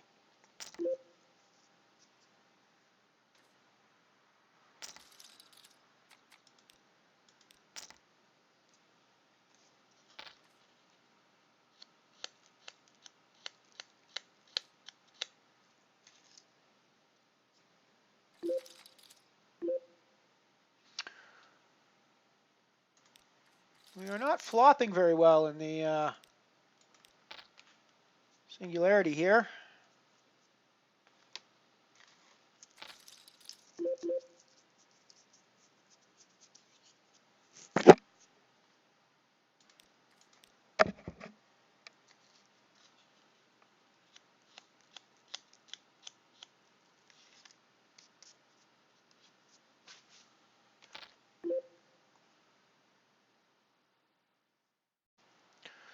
I mean, I think he's just trying to steal away from me a lot of the time, but he can easily have a king or a 10 here without much trouble at all.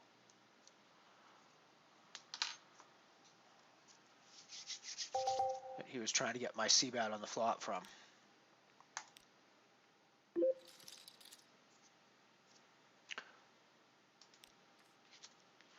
mean, maybe if I do a double c-bet on the turn there, maybe he just folds to it, but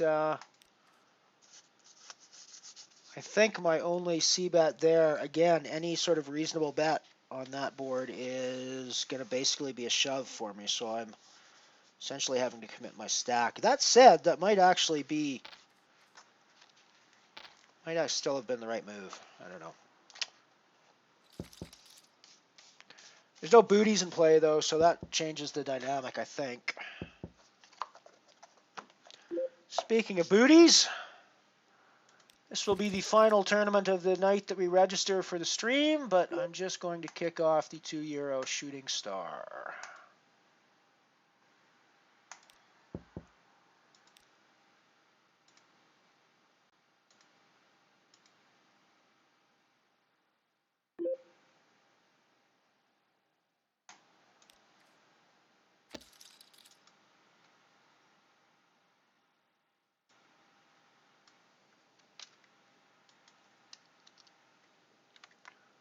So that is a €100 guarantee, a €2 buy-in.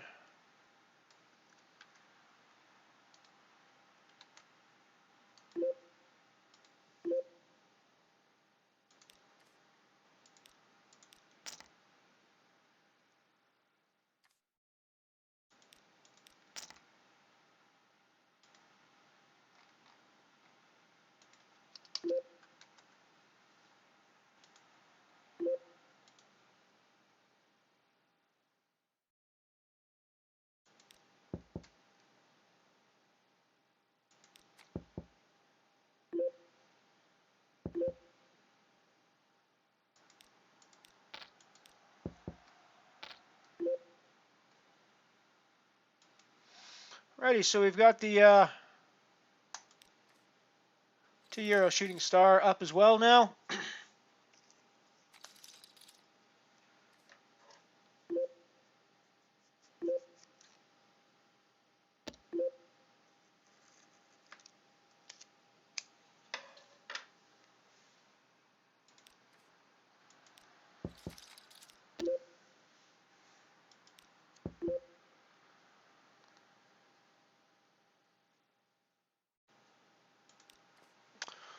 little suspect to that last play there, but there's not much I can do about it there. I only had king high, which is not actually going to be good there very often.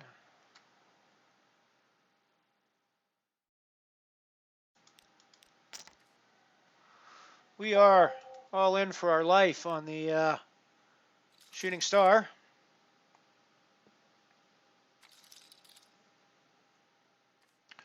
We move tables. We're 10 away from the money there for the record. We're right on the money bubble.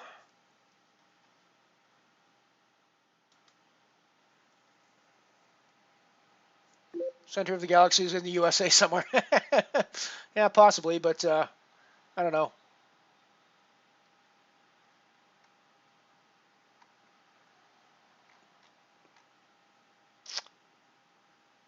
Yeah, I mean, Hags, I definitely don't think you're wrong in your assessment. It's hard to look at the world today and think that we've got a whole lot of life left in us, but you never know.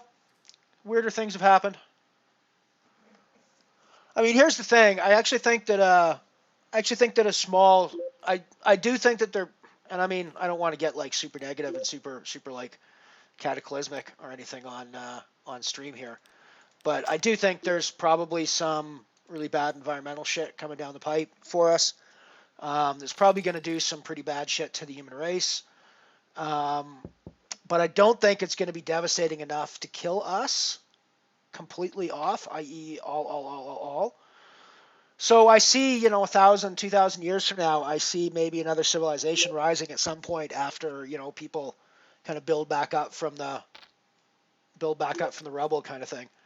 But yeah, it's not looking good for the near future, that's for sure.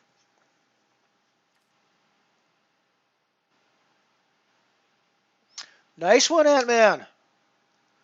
Grab that Nova monies. Grab that Nova monies.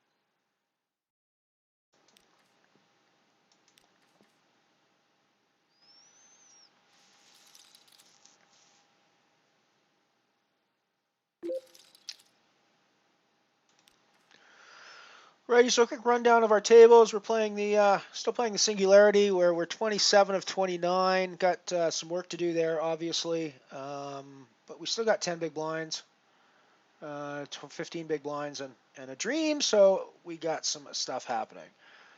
We are 5 from the money here in the shooting star.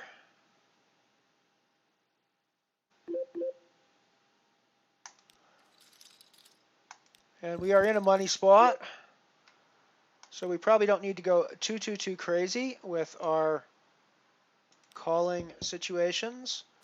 That one might have been worth seeing a flop with, but I should probably also be thinking about reshove or fold situations at this point. Although we can get in for just 150. I really wish we'd have seen more blue cards there. Really wish we'd have seen more blue.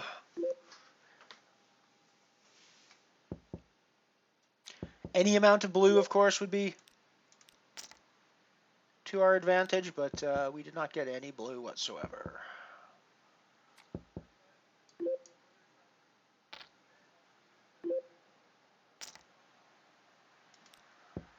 We've also got the €2 shooting star that just kicked off, where we've raised blind on blind and hit top pair.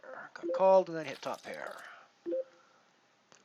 So this could be a spot where we just end up giving away our stack. Because we're probably going to the mat with our top pair.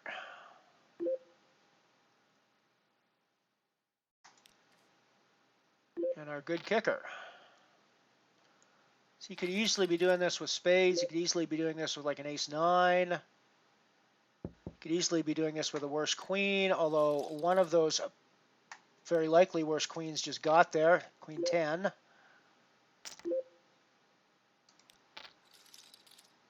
Queen 9. Fuck.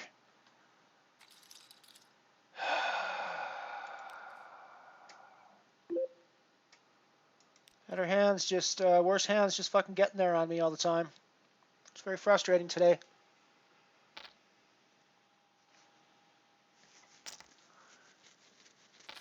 I mean, I'm gonna sound like Phil Hellmuth here, but we'd be making so much more fucking money if our hands just held when they're supposed to. Oh my God, do I sound like Phil Hellmuth there?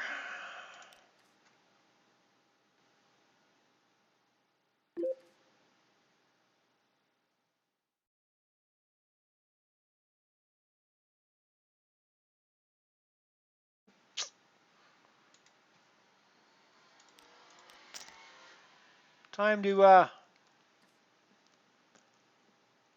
make some people make some decisions.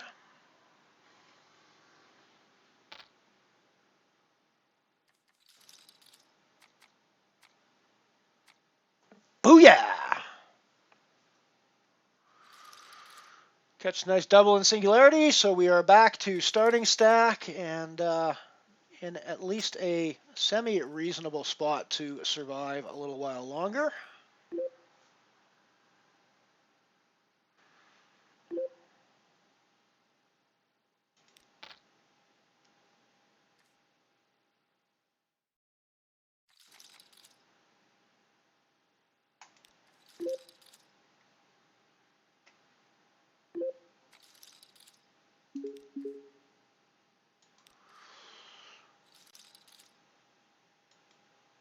Alrighty, so we got another break scene coming up here, so I'm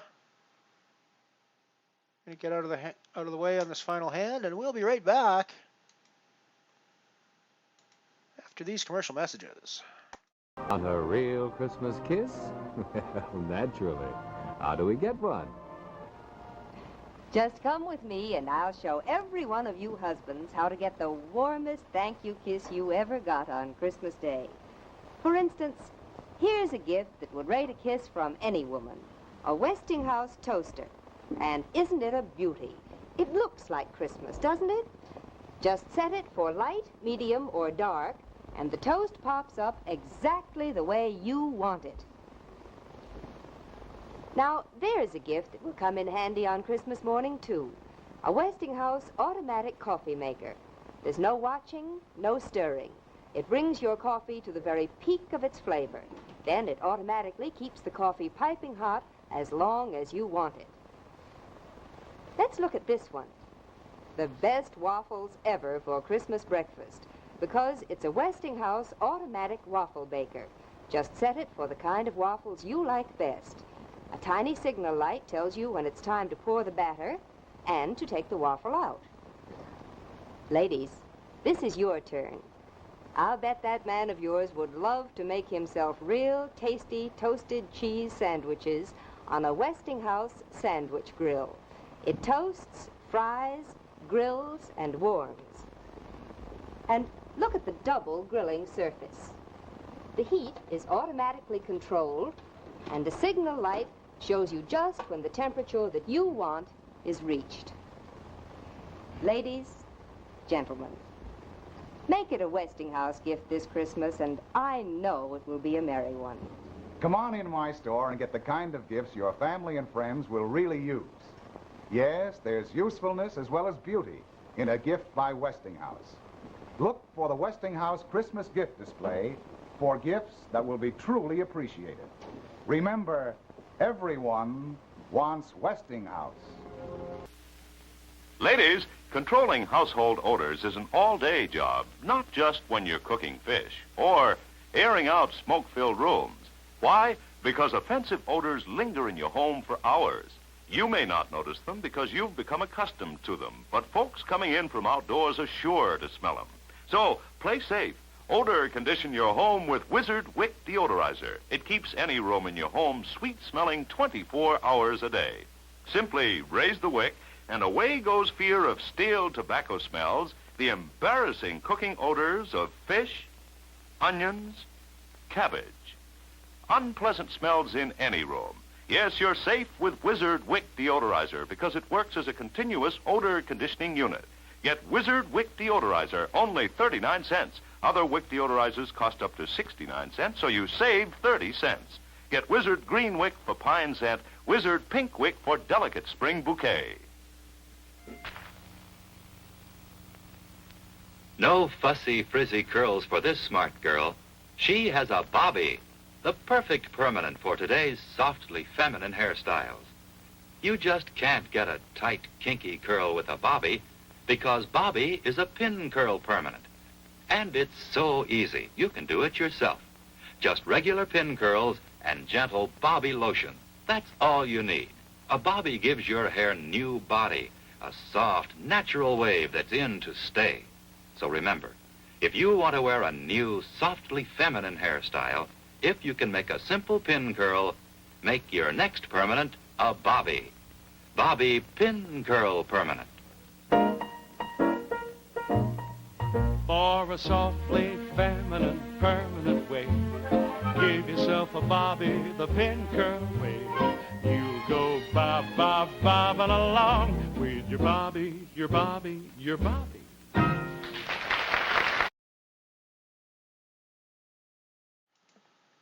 We are back with the €1 buy-in Singularity, a €50 guarantee, €500 guarantee Shooting Star Bounty with a €5 buy-in, €100 guarantee Shooting Star Bounty with a €2 buy-in. We have no booties in this one yet. It just started, and we just got our ass waxed with a worse queen against our queen, hitting 2 pairs for them on the flop, and we went down. But we did not go totally down.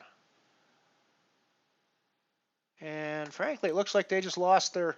They must have just lost all those chips to... Or did we move? Oh, we moved. We moved tables. Or they moved tables. Yeah, we moved tables. We're on a totally different table now. Okay, cool. Never mind. Because I was going to say that was the players... It was to my left, and they have chips now.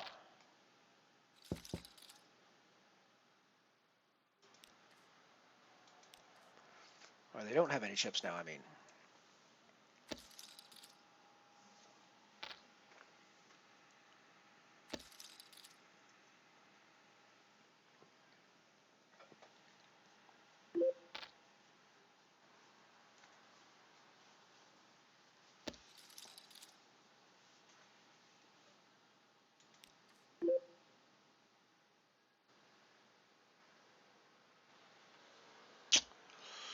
Queen Jack under the gun. Yeah, let's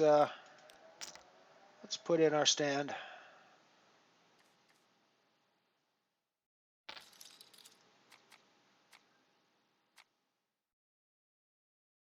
I mean, it's never easy, right?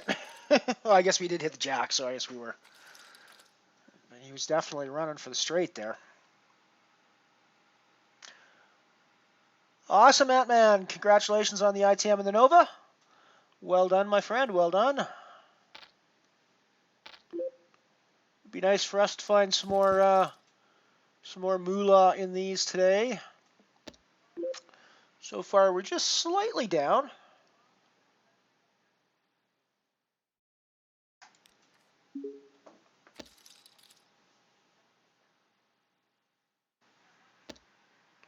Oh, we are on the money bubble. I didn't realize that. We're on the money bubble of the €5 shooting star now. So, and have I paid my money back? I don't think I've quite paid my money back in that yet. But yeah, so we're 338 in booties in the shooting star. So that will definitely with our bounties and anything that we min cash here, we're definitely in the money on that. So that's cool. Be nice to go a little deeper there and put ourselves in profit for the day.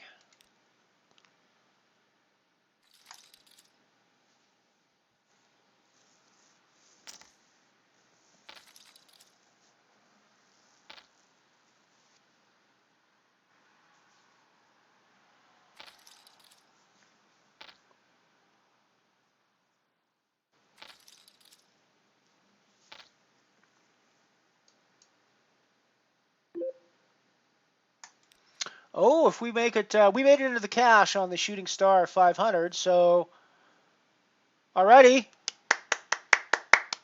this is officially the first cash for Elrond's Army Avatar, ladies and gentlemen.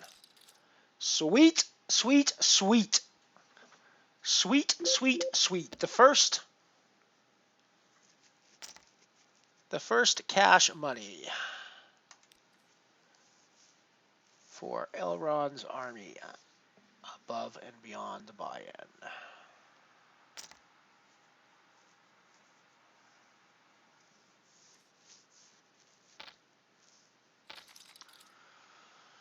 And that won't, oh, hang on, 393 guaranteed.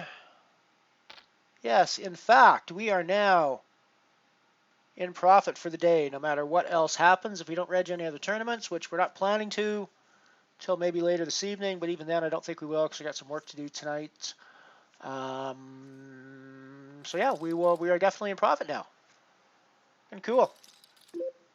3 days in a row, the Mothership is in profit. Let's see how much more profit we can make though for the day. We're still playing for the monies, so let's keep playing for the monies. Let's keep playing for the monies.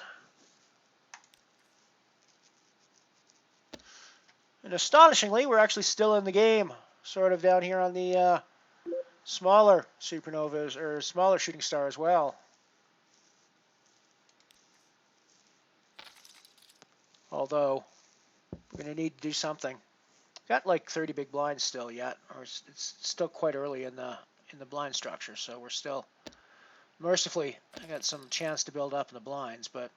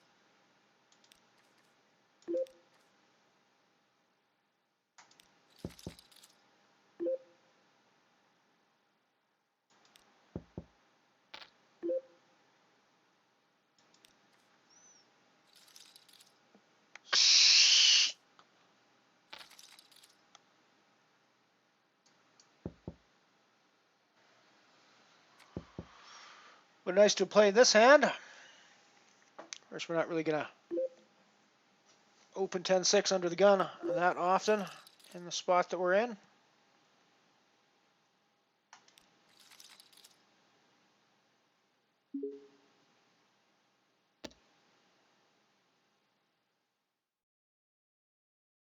So we're sitting around 25 big blinds at the moment. is 25 big blinds remaining. FT Blackwell Nano. Nice one, Mike. Nice one, my friend. Keep it going. So if you made the FT now, that means you've what? Only got 6 more hours to play?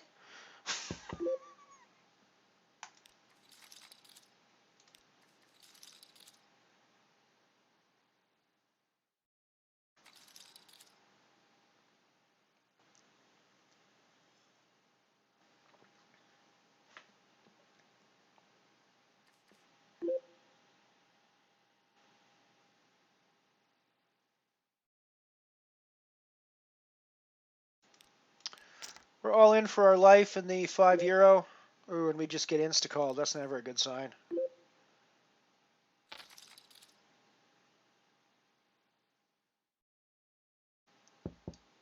Oh well, so we're done in 393. That gives us a profit on the day for, I believe, let me just go put that into the bankroll tracker and make sure, but I'm pretty sure it does. Plus 3.93.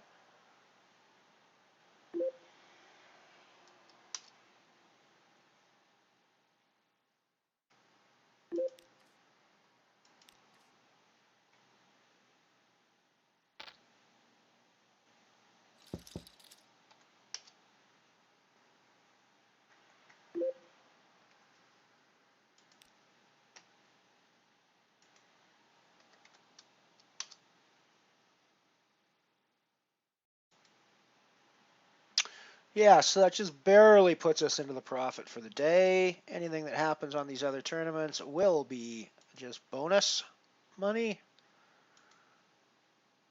because those buy-ins have already been accounted for.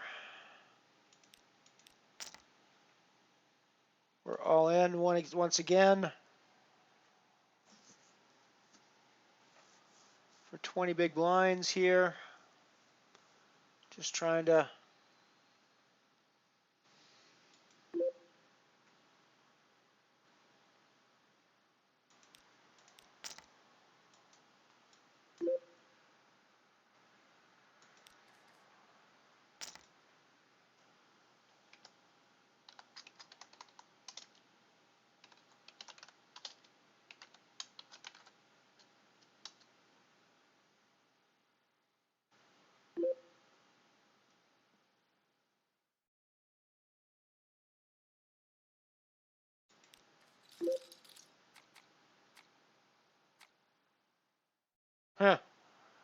gross.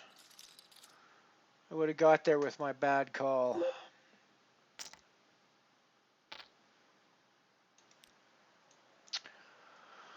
I would have got there with my bad call.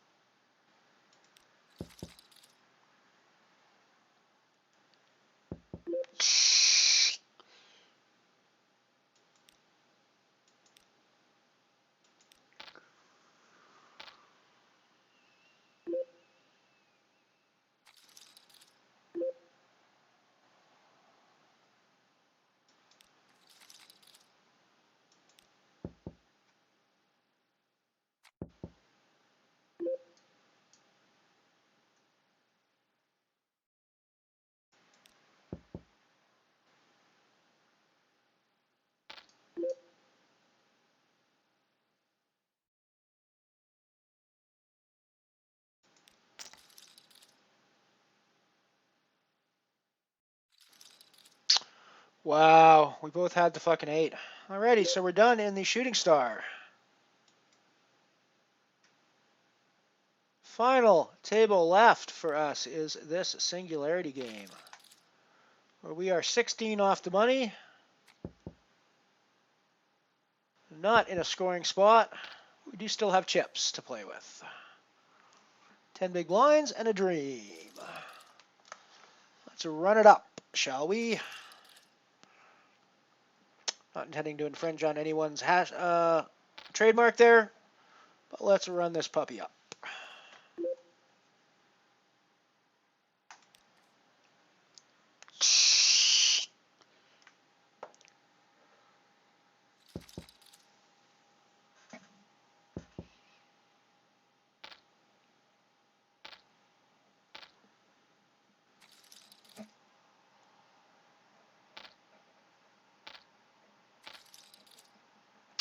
Unlucky, Ant-Man.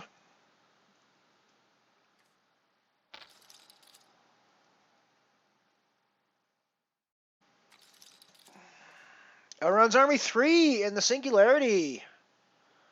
Hello, hello, hello. I'm thinking that's Mike, if I'm not mistaken.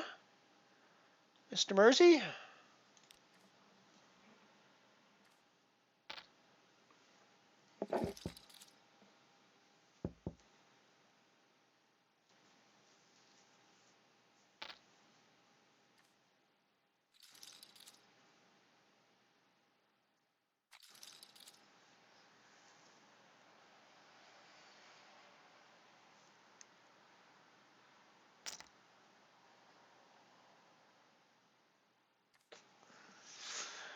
Jesus, do I call off our compatriot here with Ace Jack? It's probably too nitty of a fold, but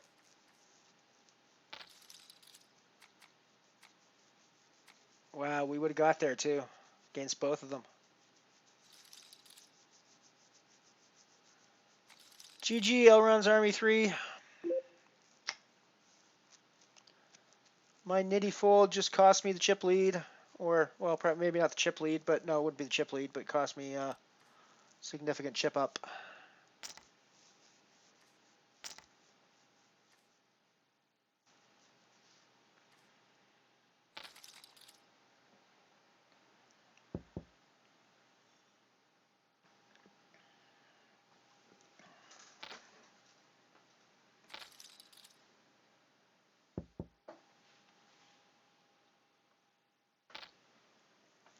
Yeah, I think Ace Jack probably should have been a reshove there, to be honest.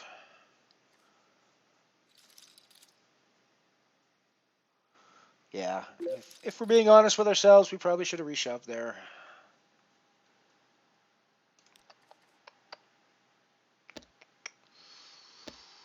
I was playing a little scared. I want to get through to the cash. I don't want to put my chips on the line right now. But I think I should have done it there. Not even thinking results-oriented wise where the ace comes. And even considering the fact that I know he's got queens behind and is going to call with it, I just think it's probably a spot where I should be putting my money in.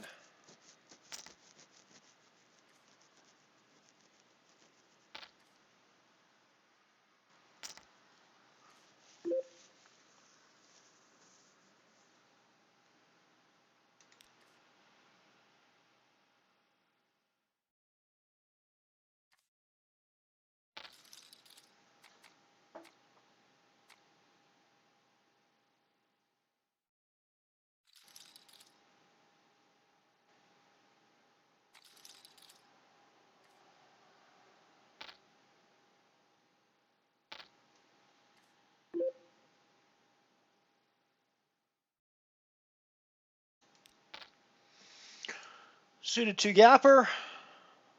It's the sort of hand that's really disguised when it hits big. Hate to see the extra chips go in the middle, of course. But I guess since we're here, we may as well see the flop for 400 more.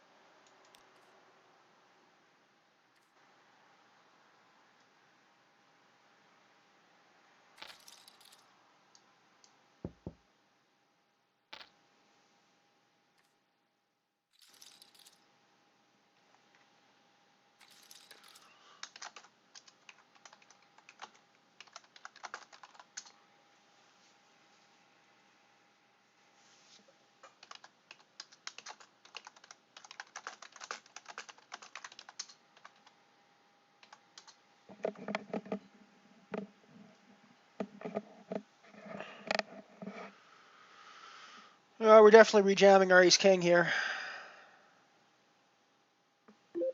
We are definitely... Oh! Misclick! Horrible, horrible, horrible misclick. Not that we have any fold equity at this point, but so it doesn't really make that much difference. But I went to hit the all-in button, and my mouse just went a little too low.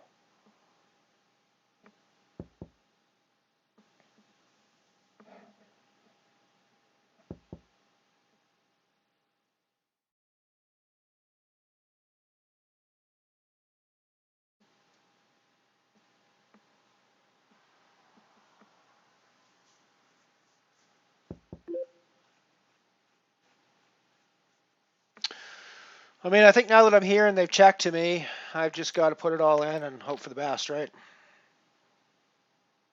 I mean, I obviously should be rejamming it on the flop or on the pre-flop, but it was a complete misclick that got me. Fortunately, it was a complete misclick that got me here, so we have to be able to deal with that. And I think the shove there is what I have to do. Oh, and we just get there. Thank fuck we just get there.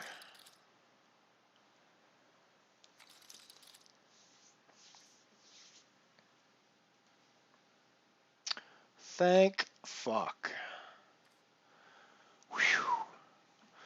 So that hand was about as badly played as we could possibly have done it, but we still got there.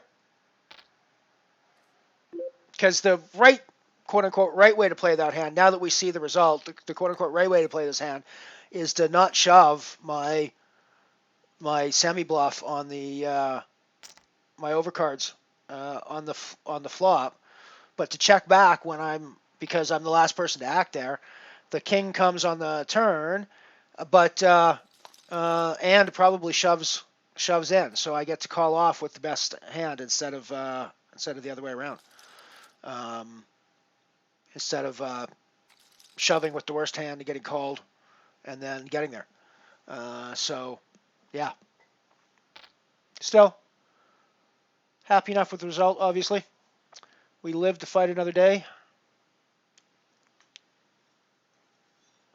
We're still not in a cashing spot yet, but we're closer to being able to get there.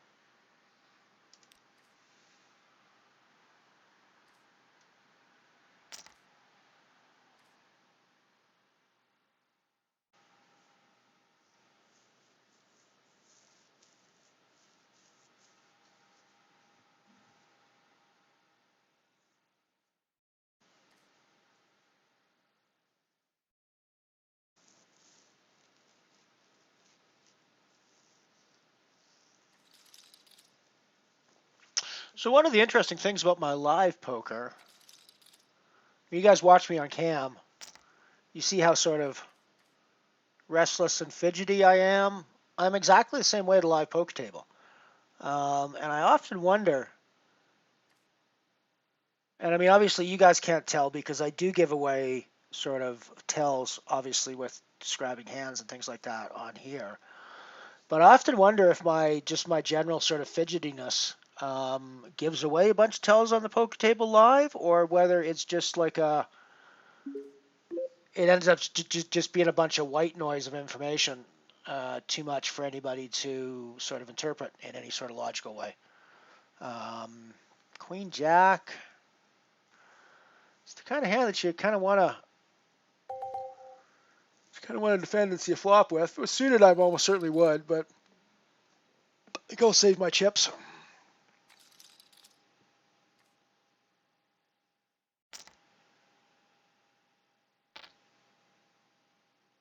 So yeah, I just don't know what my how that works out on the live table. I'm not sure if I'm giving away a bunch of tells or not with my fidgets. I tend to suspect that there's so many of them that it just kind of drowns out the noise. It's like a white noise of fidgeting that any tells that might be there are way too hard to pick up amongst all the other sort of fidgets that are going on. But I could be totally wrong with that. I have no idea.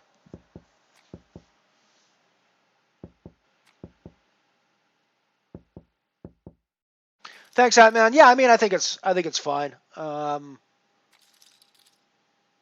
We got there from a misclick, so I think that we were planning to be in pre-flop, right? So we were always planning to get our money in the middle. Now, granted, there was a brief half second in my brain where my brain goes, you could actually fold out of this hand now and still have chips and still keep playing. And then I realized, no, you can't actually do that. That's just not going to be an appropriate play in any stretch. So you need to commit your chips like you were planning to commit your chips.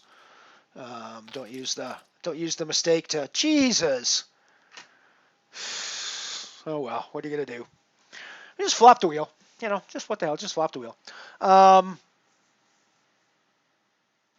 So yeah, I mean, obviously the ideal thing is I don't misclick and I just shove pre-flop. But I'm not totally unhappy with the way it all went down.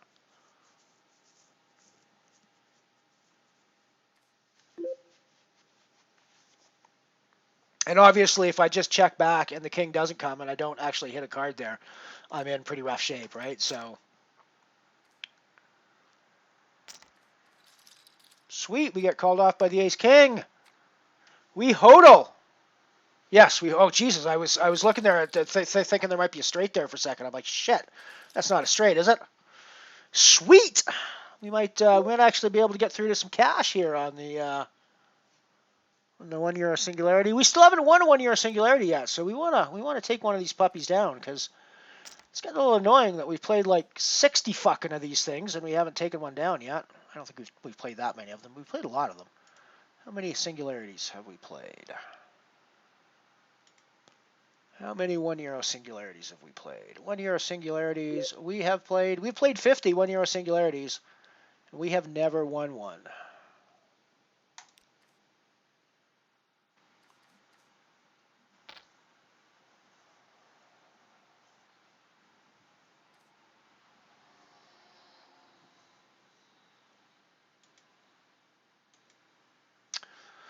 We've had a lot of deep runs, and we make a profit in the 1 euro singularity format.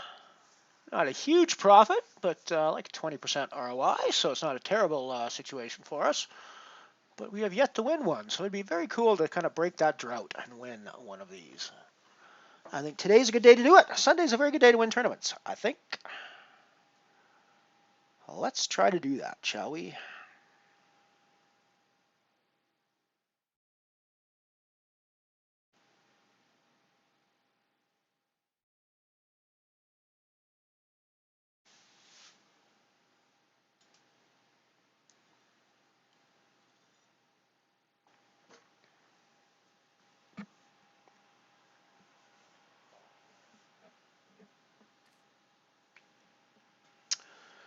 We are absolutely rocking a small profit already, though. So no matter what happens, we've banked an extra 60 cents into our bankroll today. Woohoo! But no, it's always nice to. It's definitely nice to be past that break-even mark at any point during the day, even if you're only just inches past it. I find it's always a nice psychological barrier to cross. when you're definitely going to be in the money.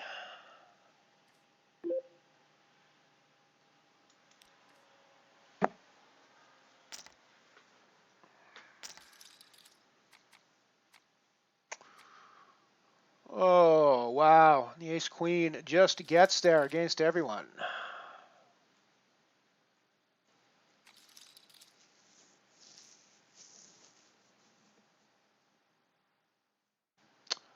We're going to probably be prepared to play these tens pretty aggressively, I think. We are fourth in the money, but we do need to get more chips if we're going to be in the money. So I think we need to be willing to do some opening or 3-betting with this hand. I think.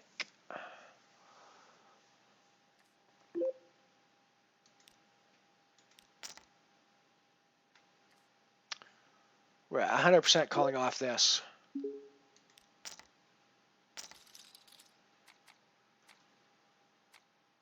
Boom! Boom! Now we're cooking with gas.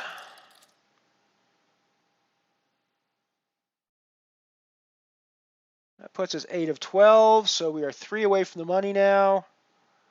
And we have got queens, kings, the lady kings, the lady nuts.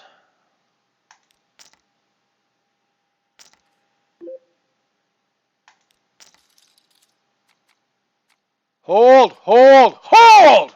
Boom! That's a fucking huge hold, everybody. That is a huge, huge hold. We're there.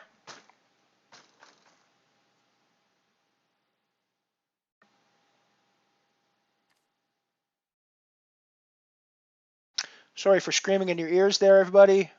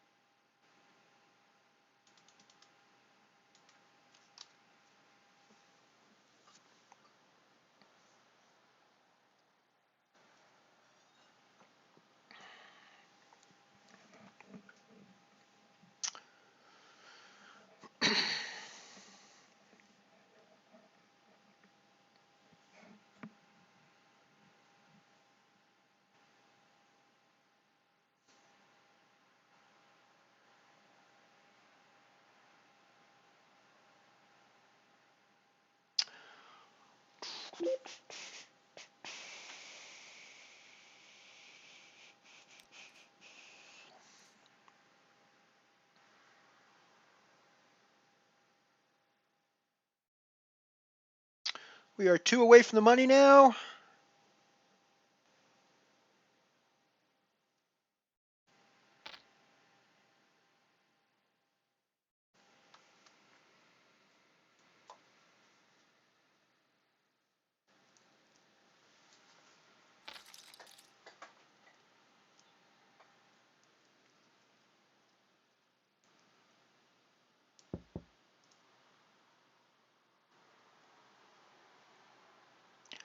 We are now just a deuce away from... Oh, no, we are in the money now. Suddenly we're in the money. Suddenly we're in the money, everyone. Cool. I was looking away for 2 seconds. I look back, and we're 3 of 9 instead of 3 of 11, as we were when I looked the last time. So there you go. We're guaranteed 191 added to our bankroll today, but there's 1619 up top here today. So I think we're that's what we're shooting for here.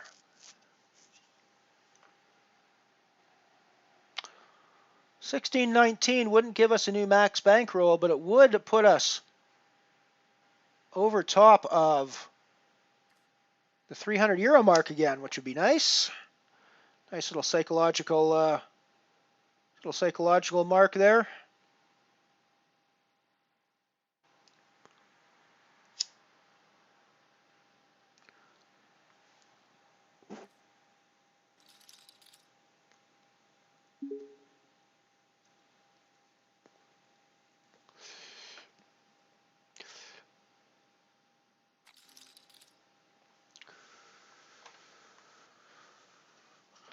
So we are now on the final table of the Singularity.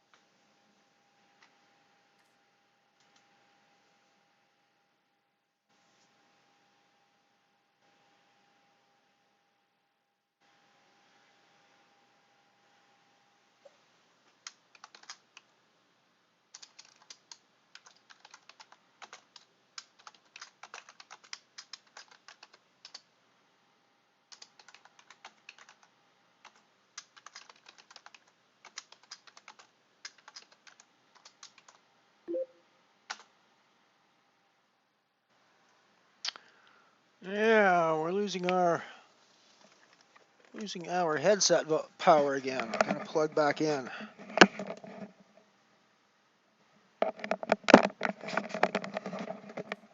That's always a sign of a successful stream when we have to plug our headset back in.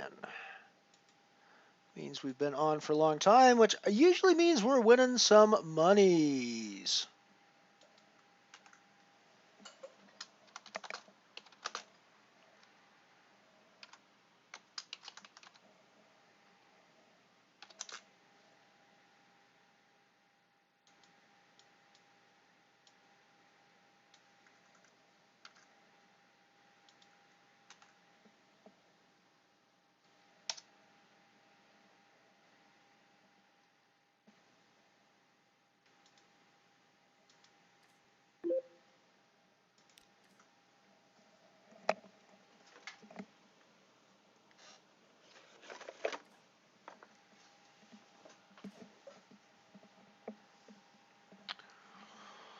Well, that's cool, Hags. Just getting there's achievement unto itself. Do what you can. 4-1. Just a couple of double ups. You're just a couple double ups away. That's the thing. It feels like a huge deficit until you realize that you double up once and it's a 2-1. You double up again and you probably got the chip lead by a little bit.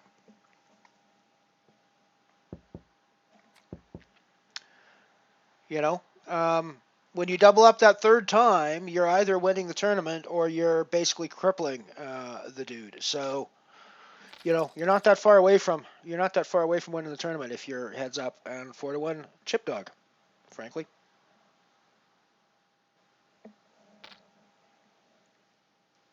You're pretty fucking close to winning the tournament, in fact, I would say.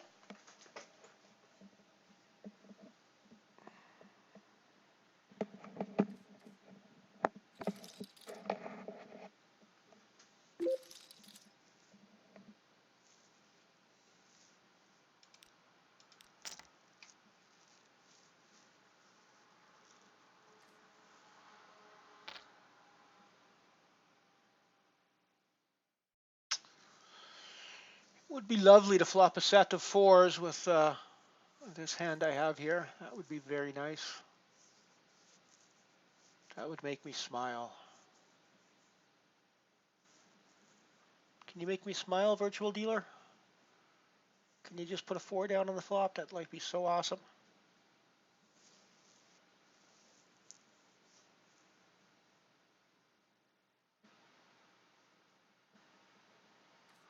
Just a little 4, that's all I ask. Just a little 4. It's not asking for too much, is it? Just a little 4. Just one tiny little 4. That's all I want. Just one tiny little 4. Guess that's too much to ask. I guess one tiny little 4 is too much to ask.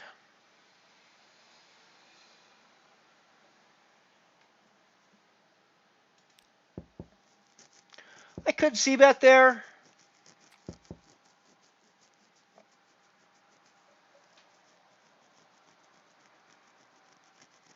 Maybe I should have c-bet there, actually. I think I probably should have. Yeah, I think I probably should have.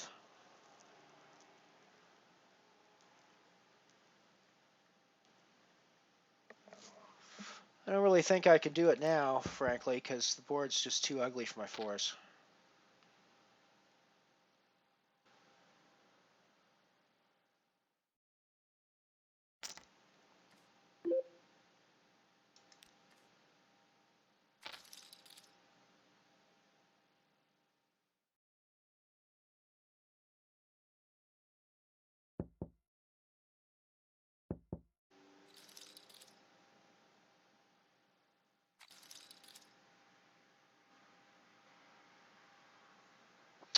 So what do we got for payouts on this?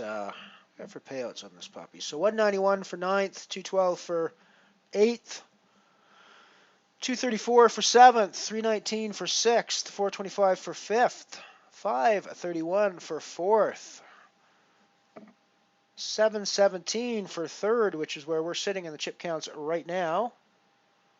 1062 for 2nd, so we get 10 euros at least for 2nd place for getting heads up, and then up top is 1619.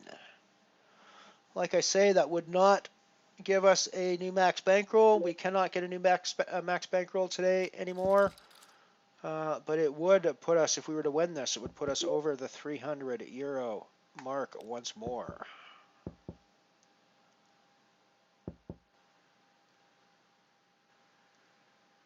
Nice to be back over that little ridge again.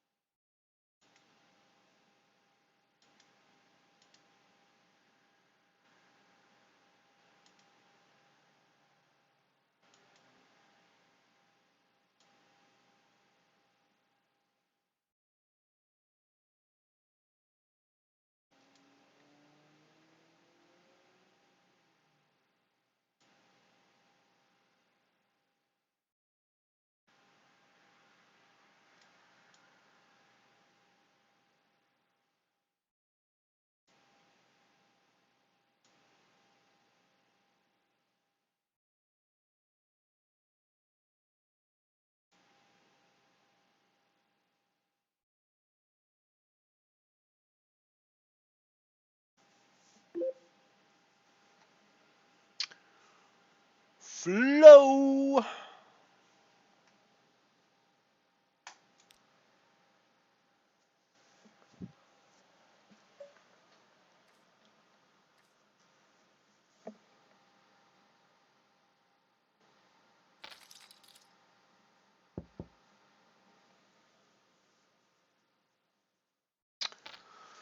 We got lots of people doing well today on the Mothership. That's awesome. I love it. I love it when everybody does. I love it when everybody does well on the Mothership. I love it a lot.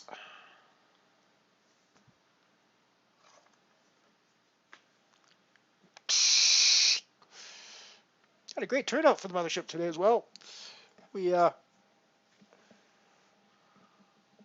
funny, on most days I'd be looking at 10 viewers after 5.5 hours going, that's awesome. And it is awesome to have 10 viewers. We were like averaging 14, 15, 16, 17 through most of the day today, which is definitely an absolute high for. I'm sure that our average viewers for today are going to be one of the highest of the stream since I started streaming. So that's totally awesome. That is totally awesome, and it's all down to you guys. Thank you very much for supporting the stream, and thank you very much for coming and hanging out. I really do appreciate you guys. Really do appreciate you guys supporting me, because it's no fun to stream into the ether with no one watching. But more than that, you guys have become my friends, and that's it's a lot of fun. I mean, on a purely personal note, I'm a bit of a hermit as well, so I don't actually get out in the world a whole lot. I mean, I do it for work, for the live reporting, and I go to my job and I go shopping and stuff like that. So it's not like I'm a hermit that never leaves my house. I'm not saying that, but this is one of the easier ways for me to socialize, and so I appreciate you guys being around and wanting to be my friends. So it's cool. Not wanting to be too mushy or go too mushy or soft on y'all, but thank you for being here. Thank you for being my friends. I appreciate it.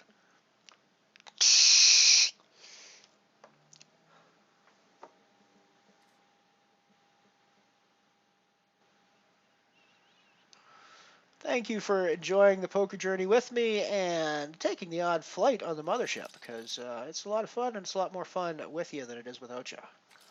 Well, that's for sure.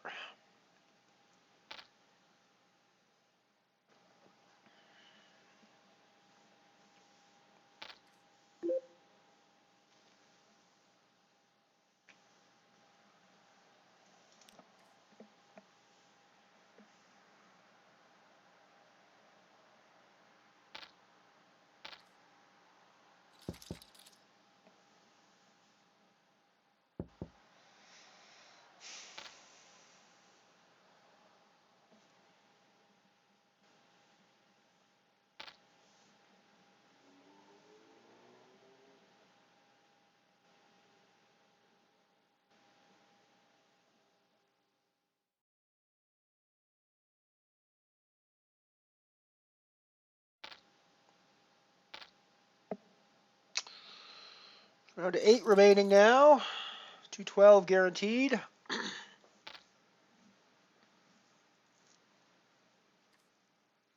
Might be 7.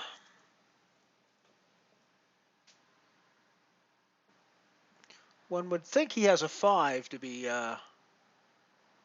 playing like this, or possibly 6-8, but that seems a little more unlikely.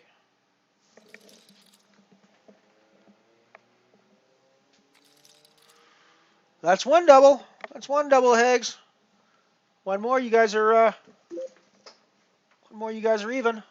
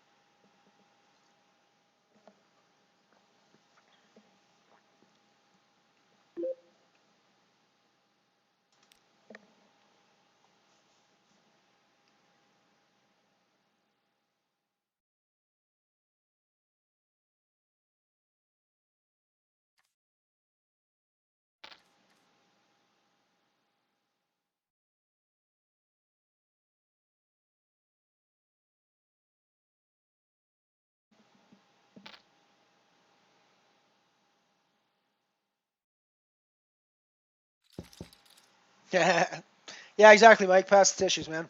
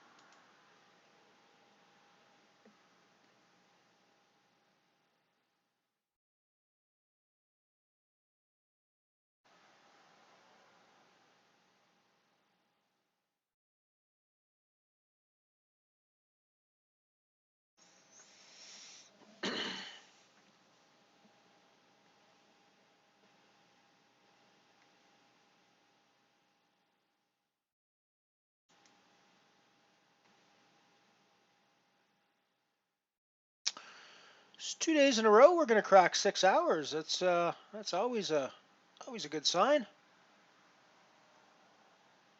Like I say, anytime we have to plug our headset in and run wired instead of wireless is makes for a good day usually.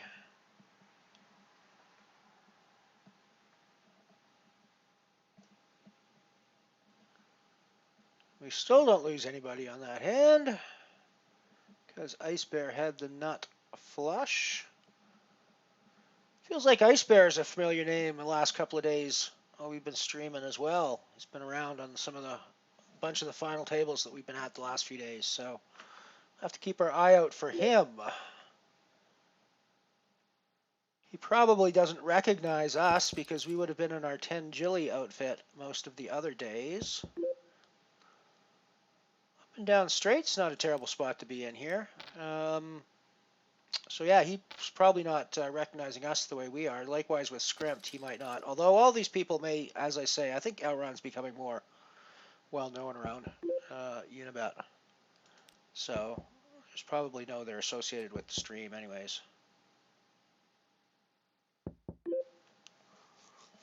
So that gives us the straight. I think it's value bettable.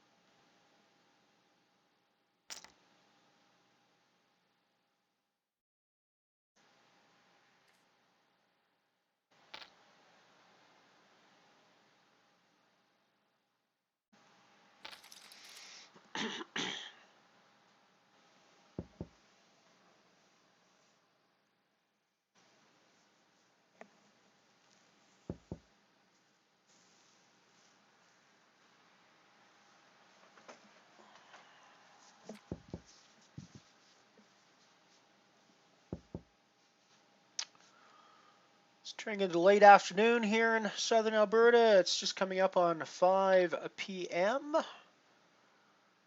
It's getting late in the year, so the days are getting shorter now, where sun's going down around 7:30, 8 p.m. now, or earlier than that even. So it's starting to feel a little bit like dusk now, even though it's still pretty early. The sun's still up quite a bit, but you know.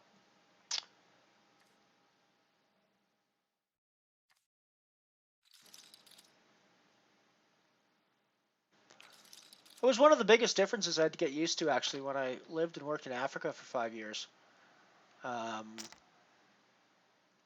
It's one of those things that I didn't even really think about until I got there and realized.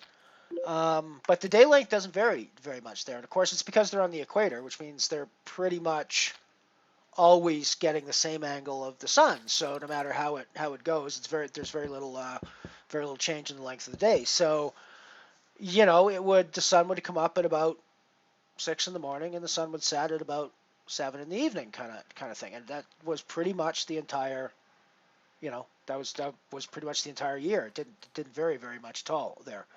And that really surprised me, actually, when I first got there. And it took me a while to sort of figure out why it all was. But it's, of course, the farther north you go, the more variation you have in the length of the day. So, you know, and they were very close to the equator, so they're gonna have almost no variation in the length of the day. And of course, we're not even the worst. You go up to the Arctic Circle, and you'll spend weeks, maybe as long as a month, during the wintertime with no sunlight, and at the same amount of time during the summer with no nighttime.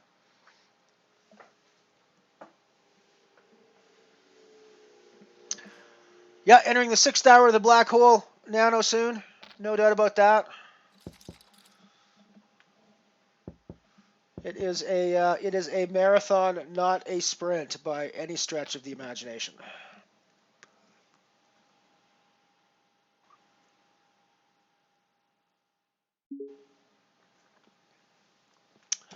And we got yet another break coming up. So I'm going to kick you guys off to the commercials, go do my business, and we'll be right back. George, let's take a break for a minute. I want to see that beautiful car again, and you know the car I mean. I certainly do. So let's go out to the Chelsea Proving Grounds and see the magnificent new 1955 DeSoto. Well, here we are, and there's the car. The key word this year, Groucho, is style. Sleek, taut, modern style. This new DeSoto is mighty fast-looking, eager and new and different. Designers talk about its taut, surging feel and look of power. Well, to you and me, it just looks like it wants to get out and travel. This is the smartest DeSoto we have ever built. Longer, lower, and comfortably wider. Added inches give the car a long, slim, modern style that's new and different on the American scene. Take a look at the new, smooth slope of the low hood. The big, graceful new grille, headlights, bumpers. Perfect examples of modern, smart style. Huge glass areas, front and rear. Of course, this year again, DeSoto offers you your choice of all full power assist features. And hang on. This year, for the first time, DeSoto offers you 2 great V8 models. The mighty Fire Dome V8, now raised to a full 185 horsepower and at a completely new low price. And the super-powered Fireflight V8, 200 horsepower worth of flashing automobile. Fire Dome or Fireflight, DeSoto's really got it this year. See the 1955 DeSoto tomorrow at your DeSoto Plymouth dealer. Hello there. Say, here's something you should know about washing machine products. Any good product will get your clothes clean, including the new detergents. But this product does far more than that. Does a wash like no detergent can. Now, Does not only scrubs out the toughest dirt, Does leaves your clothes softer, smoother, and Does is so kind to your hands. And do you know why? It's the soap in Does that does it. Finer, richer soap than in any other leading wash day product. Now, this towel was washed in Does, and take a good look. It's really clean, really white. And see how soft and fluffy it is? Does leaves it wonderfully soft, softer than any detergent can. And remember, Does leaves your hands smooth, too. No detergent can do all that. It's the soap in Does that does it. Fresh stick. The full-strength antiperspirant for difficult cases. Fresh stick, the full-strength antiperspirant for difficult cases. Now, if you're one of those people that is, constantly shifting from one deodorant to another. If you consider yourself sort of a difficult case, then believe me, this is awfully good news for you. Because new Fresh Stick gets underarms dry, really dry, in just a matter of seconds. And used daily, it ends all danger of perspiration and odor. And yet, it's perfectly safe for normal skin. As a matter of fact, unlike most antiperspirants, it's non-acid. This is as acid-free as well as a fine, mild facial soap. So, stay fresh as a daisy all day long. Just get new Fresh Stick, the full-strength deodorant for difficult cases. And you'll find it in the little glass jar with all the pretty daisies on it. Now, I'm sure I don't have to tell you that the makers of Fresh Stick also make Fresh Cream deodorant. I want you to look at this. See there? It actually looks fresh, so clean and white and nice. Unlike all those ordinary messy creams, Fresh Cream deodorant is the neatest and, above all, the neatest to use and the nicest that you ever saw in a cream deodorant. So, get yourself either Fresh Cream deodorant or Fresh Stick deodorant, either one, because they'll both keep you fresh as a daisy all day long.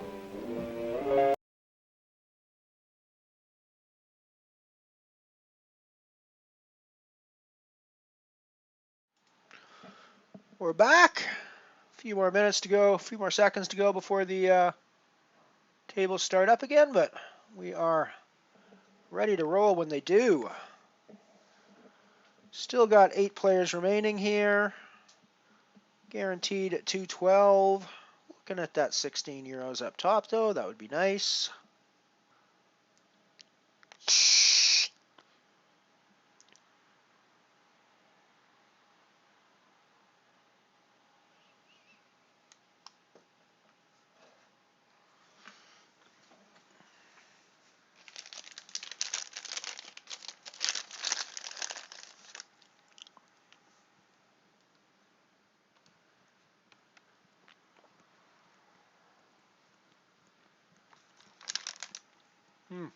Shouldn't be chewing in your guys' ears, should I? I'm going to mute myself for a couple minutes while I eat a snack.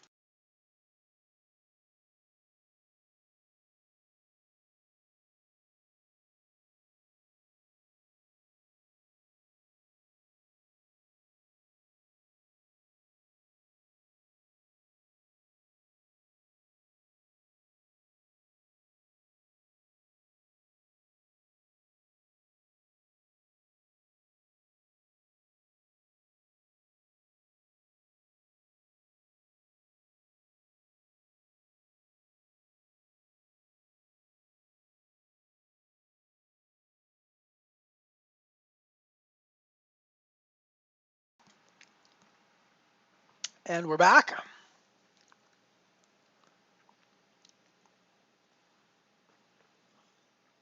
We are back folding our massive hands. Like a 4-6 offsuit.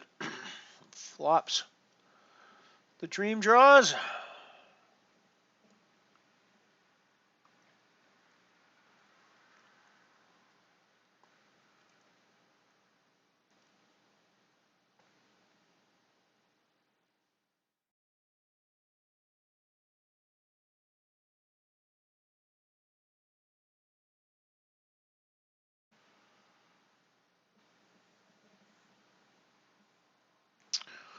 Well, this is turning into quite the unnecessarily large pot, I think, it would appear.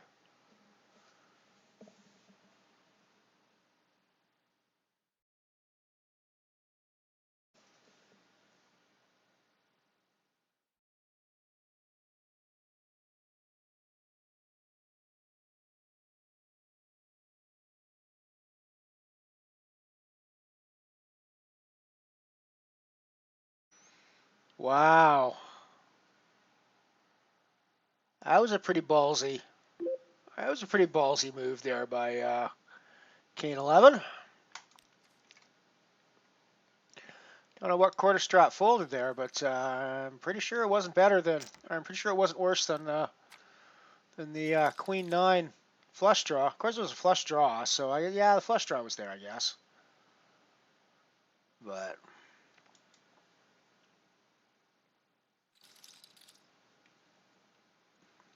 alrighty, so now there's 7 remaining.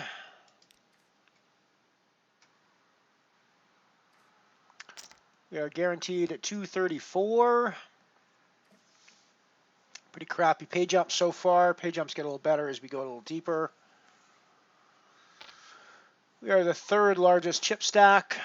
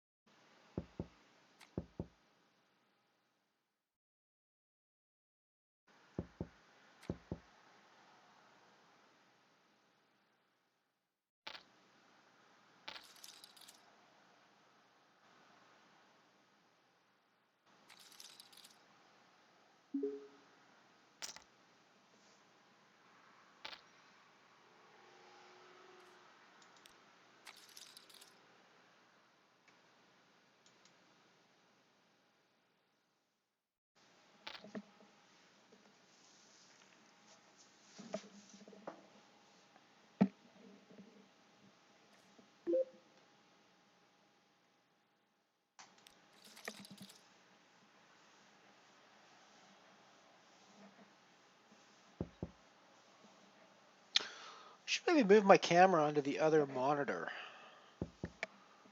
Might actually, because I normally play on the other monitor, and so I might actually be looking at the camera more if I was, rather than always turn to the side. Might have to think about that. Still thinking I might move my setup upstairs at some point as well. I've got a sort of a semi-empty room upstairs that I could turn into. I'm in my living room at the moment, which is convenient for some reasons with my kitchen right here to grab food and stuff in the breaks. It's very super convenient. But other reasons why being upstairs might be a little more convenient.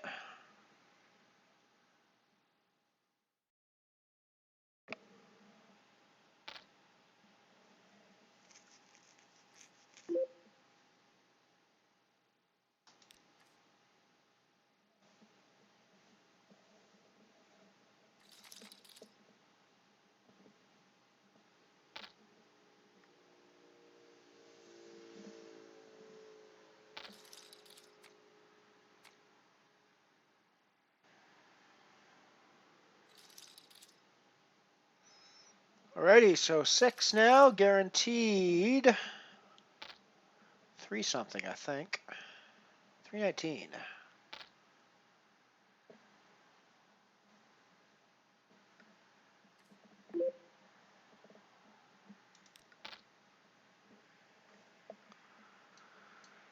So 1 gapper.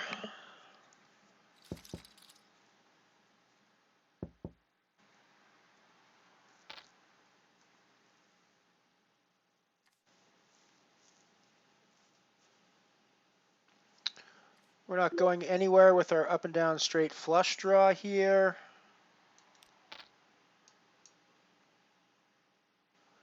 And second pair, of course.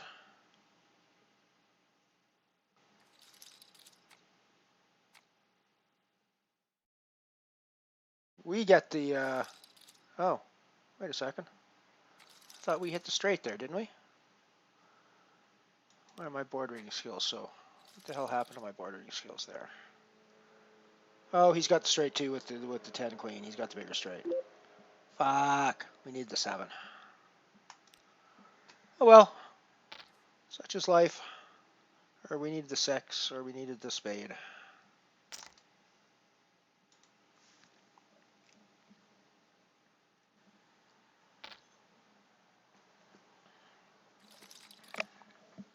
But I think we're always calling off there.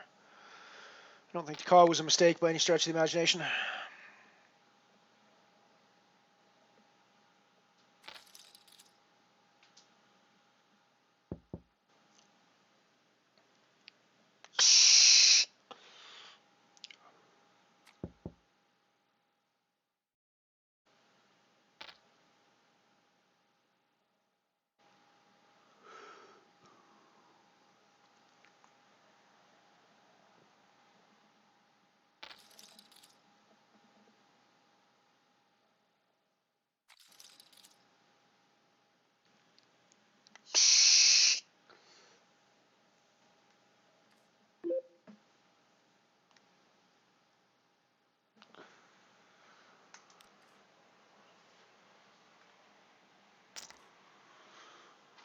There is something very important to remember when you have a straight flush draw, even an up and down straight flush draw. It sounds really good, and it is really good. Don't get me wrong. It's one of the best draws to have in poker, obviously. But to be perfectly clear about one thing, it is a two-outer draw, period. Even if you're up and down, you've got two cards you can hit to make your straight flush. So yeah, I mean it's always great to have a straight flush draw, but it's not like it's a huge number of outs for you, right?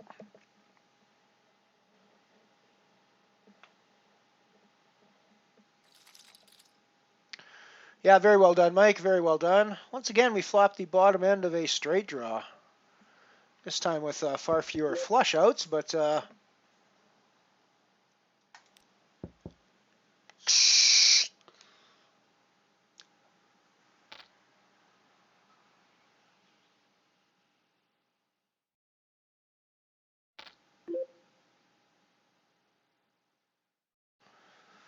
don't think I can go anywhere for the odds. We hit our gin card.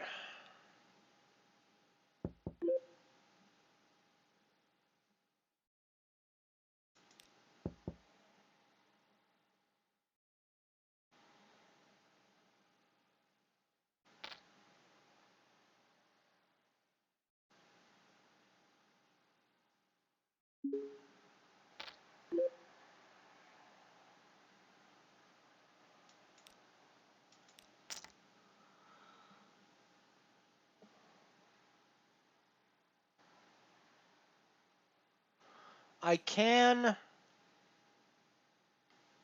just call there, but it's going to go check, check, check on the river a lot. So I'm probably getting exactly the same amount of I suppose I could call and bet the river when it gets to me, depending on what the river is. There are river cards that I'm not real thrilled about having either, though. So I think the check raise on the turn is the way to go, I think.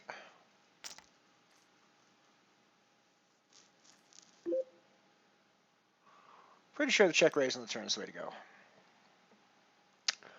Let me know in chat if you guys think that was not the right way to go, but I think that's probably the way to go.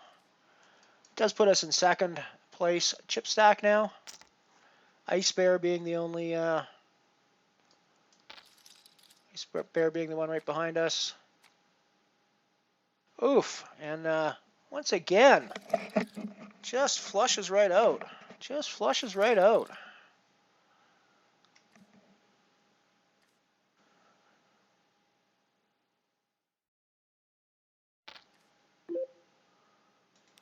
This is the flush table.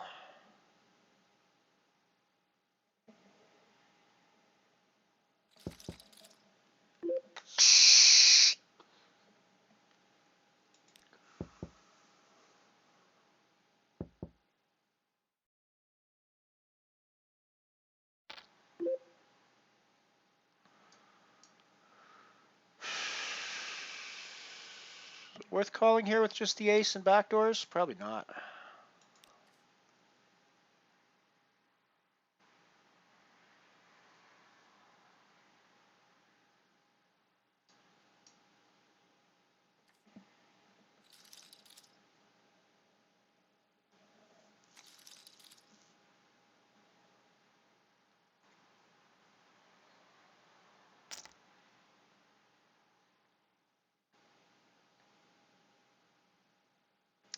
I mean, Kane 11 is obviously super hyper aggressive at this table, so that's one thing to keep in mind with playing back at his raises. He's in pretty much every pot.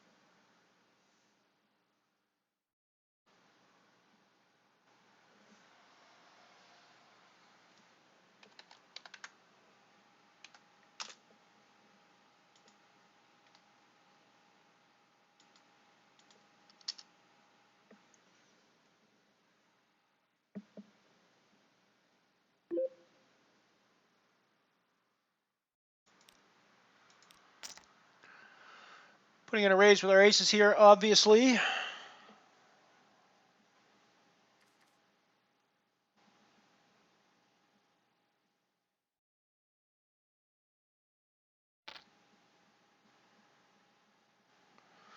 King 11 comes along for the ride. No real surprise there. No reason to believe he has a 7. If he does, we're probably just going to go broke here. Because I think we're going to bet this fairly aggressively.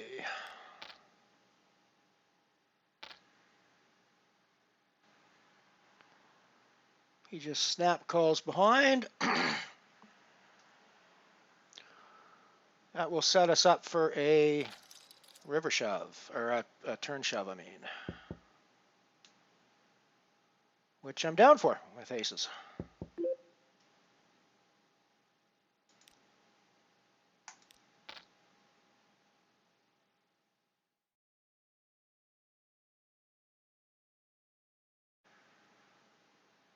I mean, I'm not putting you on a 7. Maybe you got a 7. Wow, with just a fucking 6, dude. Jesus. I mean, I know you're playing a wide range, but holy crap, man. That's some wide ass call in there, dude. We are chip leader. We are chip leader in the 1 euro singularity now. 6 to go. 319 guaranteed. 1619 up top for the win.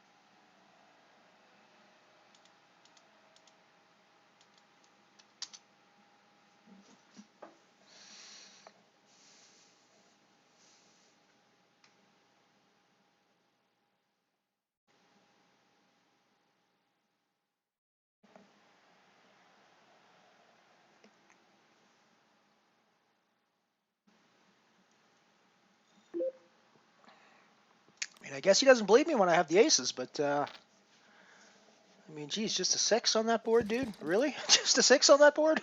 I was expecting you to show up with a little more than that.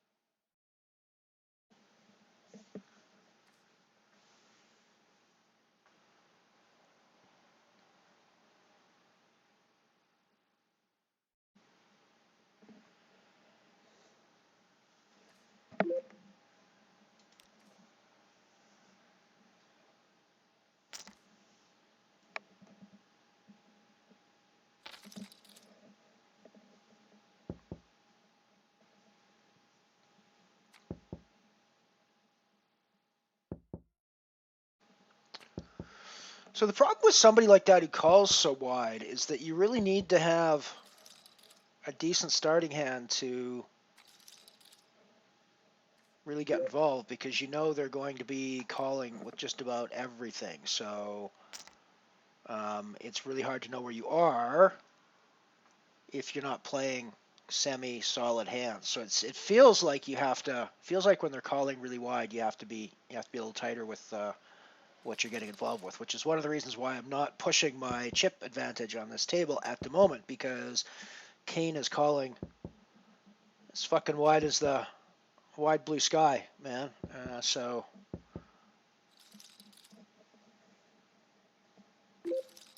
Kane is calling pretty wide.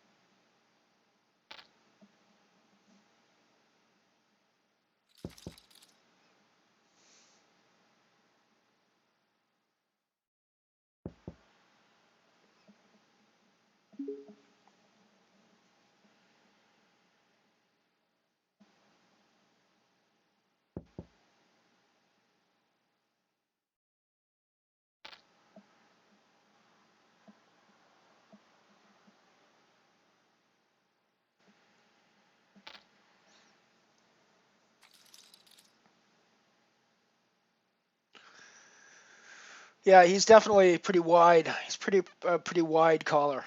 I think that the term calling station was probably invented to describe that particular player.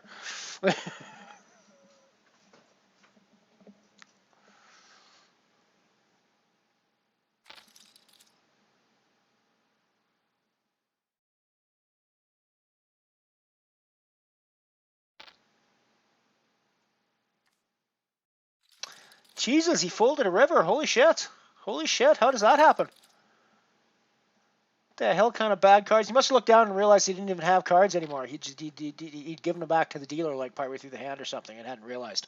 And nobody had realized. That must be what happened. Or he looked down and realized the dealer had dealt him cocktail napkins instead of actual playing cards. Something like that. It must be.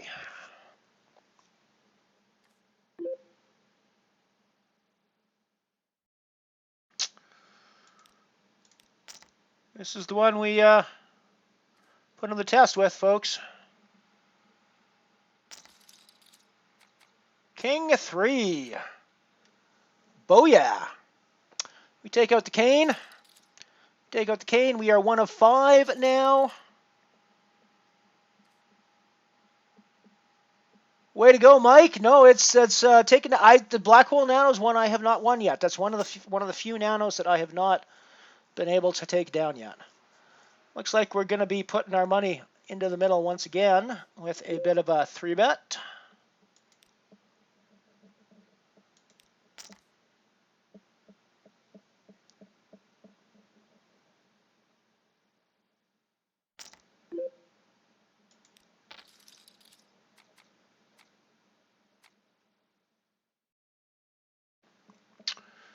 Neither of us has a spade, so we split the pot. 2 pairs each.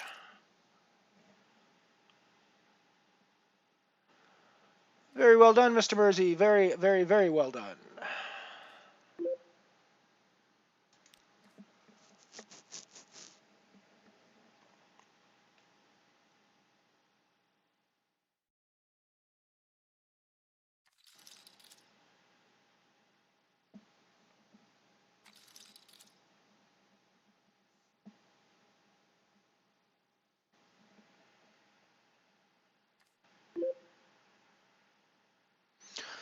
Yeah, that's astonishing, Mike. I mean, that's a really good run for you if you had that few chips. The black hole, that's that few chips at the final table is you're pretty much dead in the water. It's like 2 big blinds or 3 big blinds at that point, right?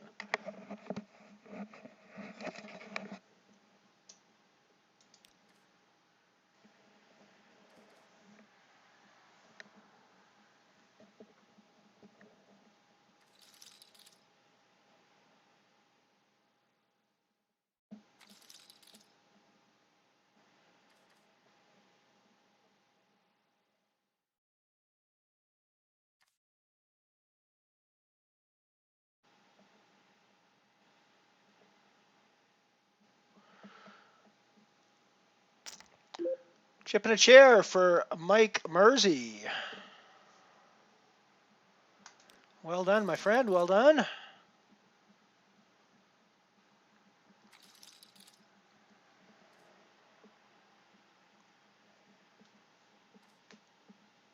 Oh, that's too bad, Hag. Still second. Sure, that's a pretty decent payday in that one, right?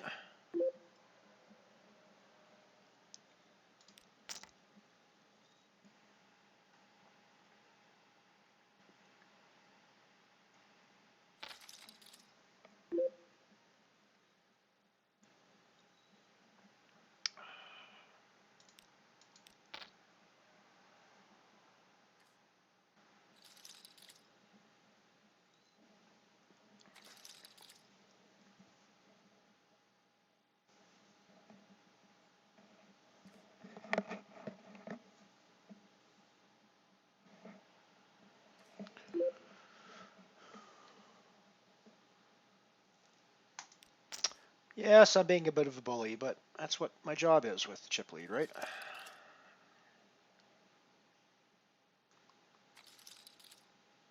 That's what my job is with this many chips. And it makes it, when I do things like this, people will go, well, geez, he's just raising all the time, so he must be light. Won't they, Contra Strap? That's what we wanted to see.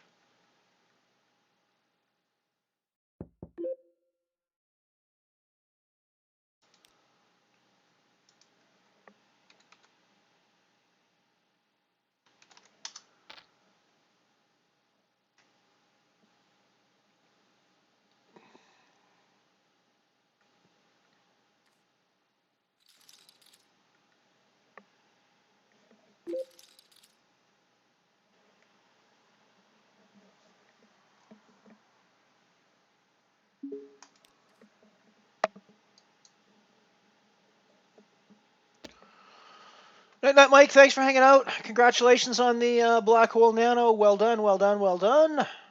Hopefully we'll take down this Singularity after you head to bed. So we'll catch you again probably tomorrow. I'm back behind the flight controls tomorrow, starting around 11 a.m. Mountain Time.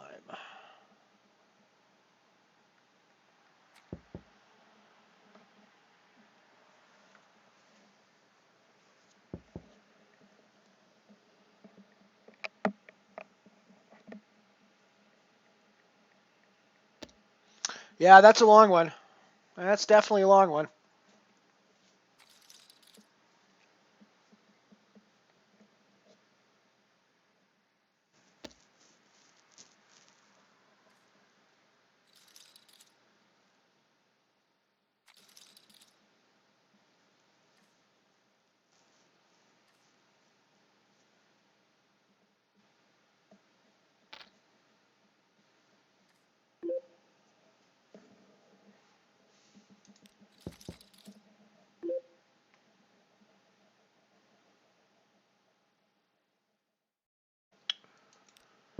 Got a gut shot to the 10.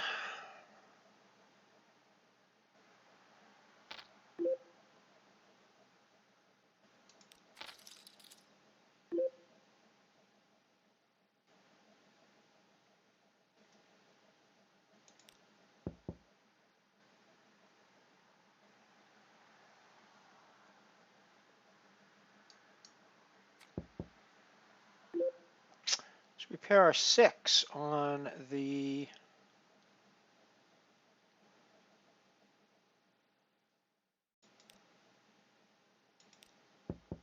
we check for showdown value now.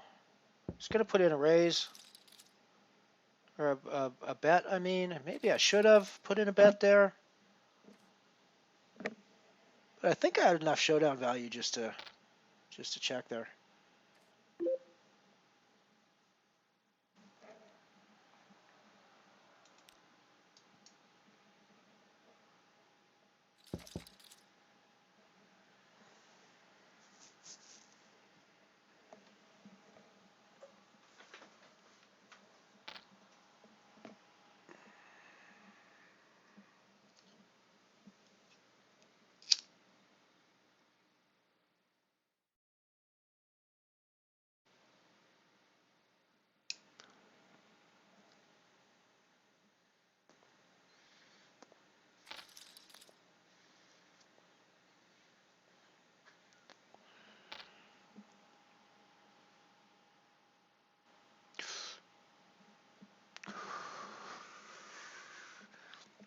It's a decent little payday, Ags.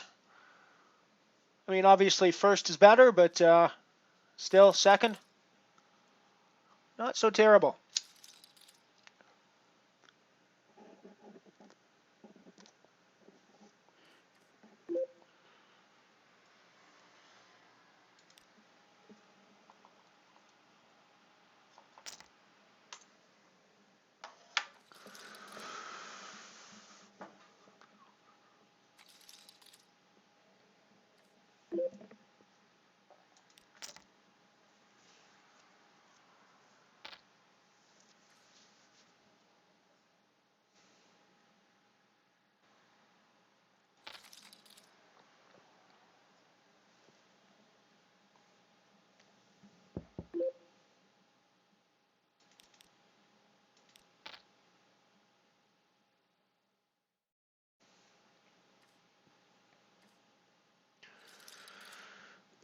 Yeah, neither of you have a piece of that.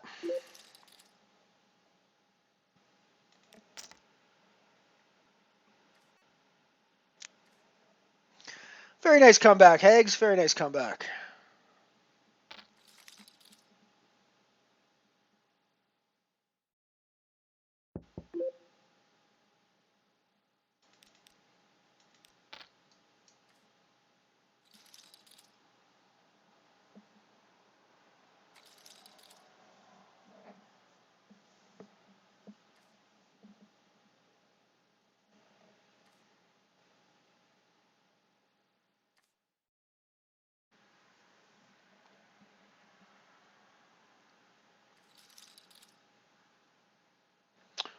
We get a walk.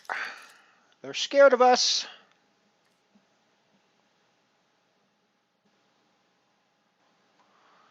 No one wants to play against us.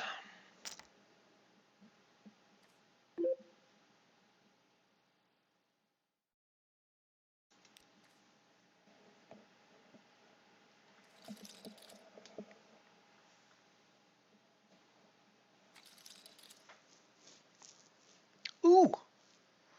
Ooh. That's a pretty looking hand.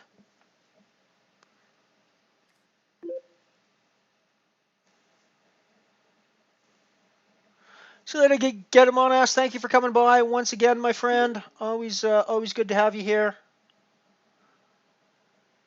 Always good to have you here.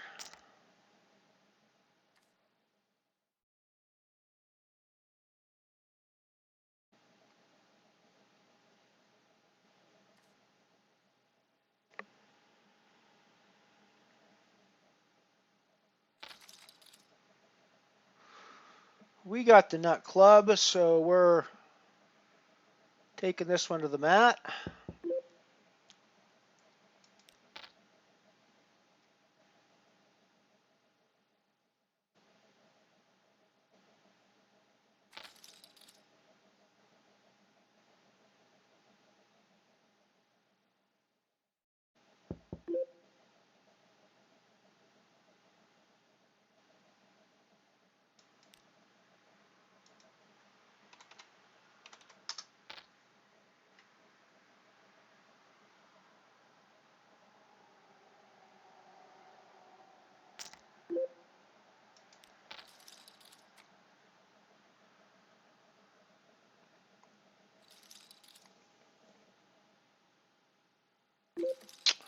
Down to 4 remaining. We are still the chip leader. Shame this wasn't a bounty. We weren't taking bounties every time we knocked somebody out here, but hey, that's cool.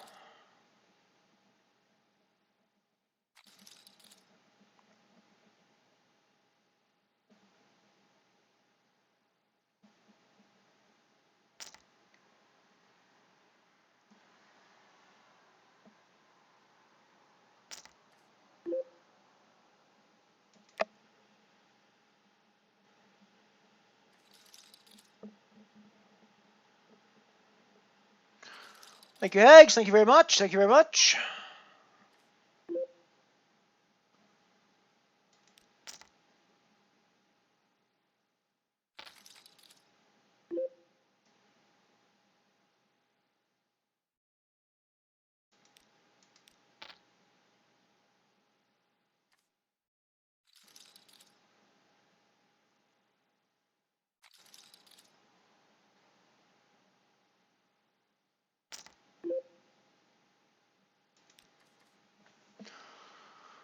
The 531 for the guarantee now.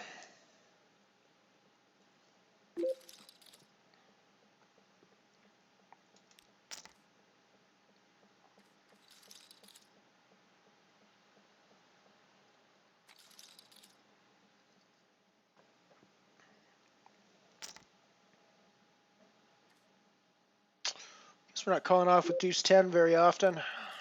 Even that few blinds, I don't think.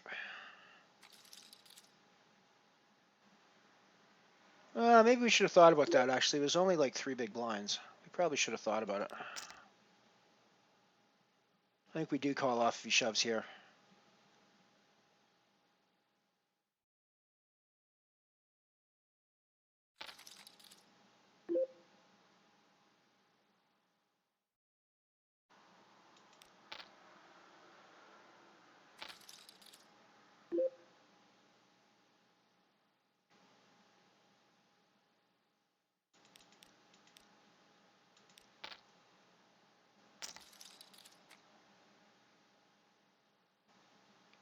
Wow, he just called me with king deuce there. Holy crap.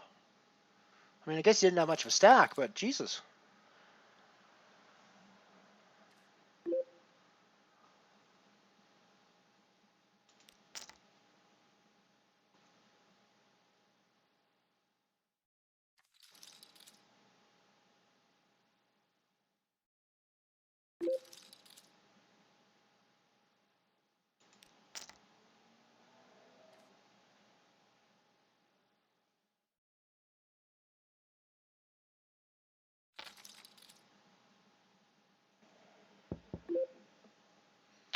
Yeah, it's a pretty decent looking stack. Pretty decent looking stack. We're down to 3-handed. 717 guaranteed.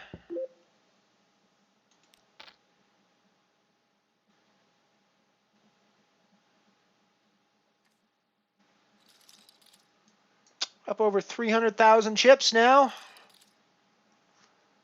Slightly more than the other players at the table.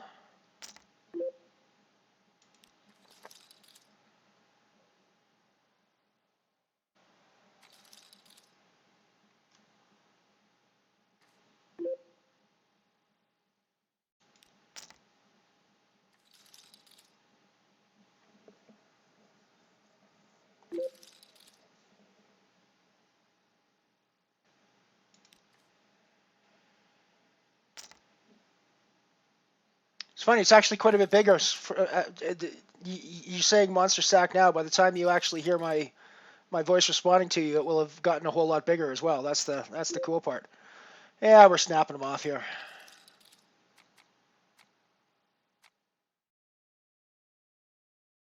And he gets there with a straight. That's going to happen. It's going to happen.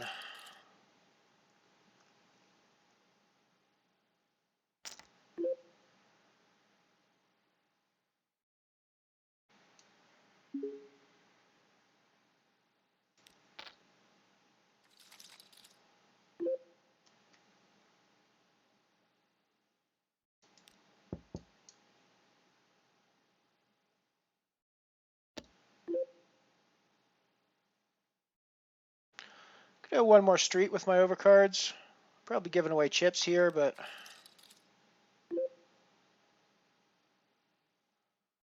when he checks back here, I get a free bet on the river that often takes it down.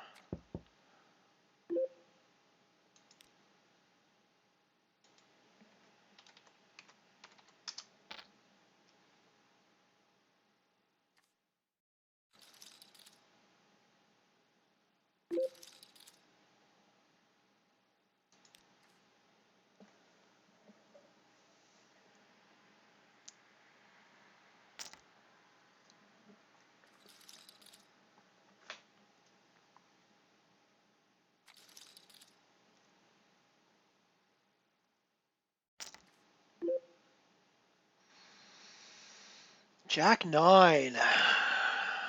Jack 9. If we're suited, I think we're calling this off a lot of the time. We are not suited, however.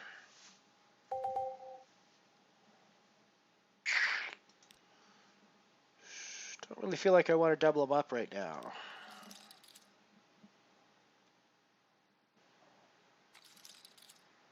Jack 9's probably a call, eh?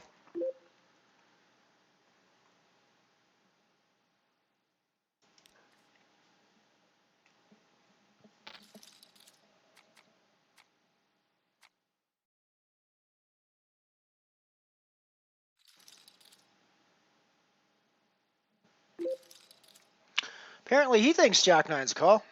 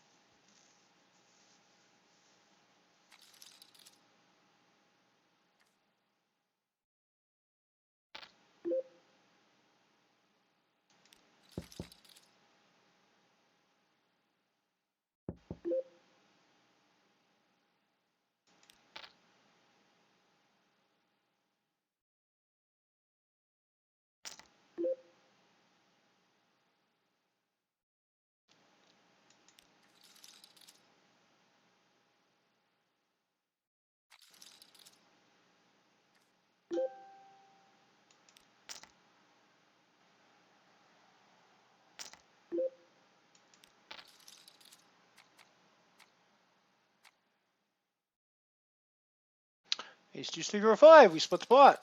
No, he gets it with the ace, 3, 4, 5, 6. Sigh.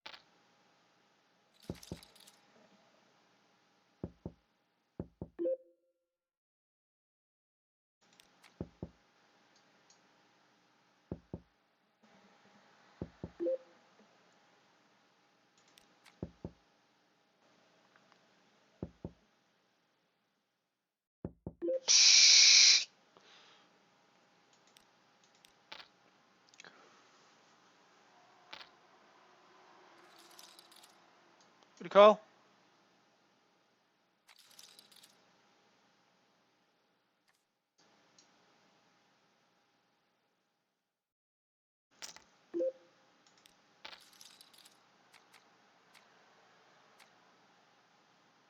No! How the fuck can you just split that pot? The fuck can you just split that pot when he just shoves on me with literally crap? With a literal shit. He's literal shit on his shoes and he shoves on me and you fucking let him fucking chop the pot. How the hell does that work?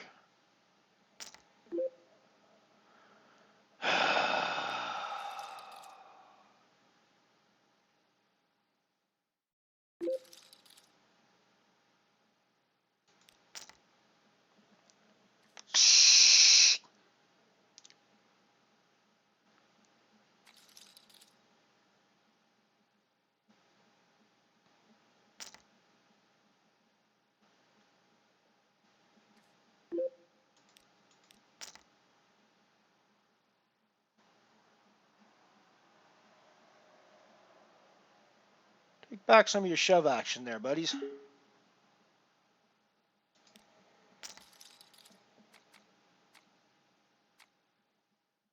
Boom! We go runner, runner, spades. We go runner, runner, spades. Yeah, no, I agree. They're actually both quite good players. I'm not. I don't have any complaints about their play style at all. They're both. And actually, Scrimped. I don't know the other player. Scrimped, I know quite well. Scrimped and I have played against each other for months, in various forms and various tables at various levels. Scrimped is absolutely a solid player, 100%. 100%. And the other player seemed quite good as well.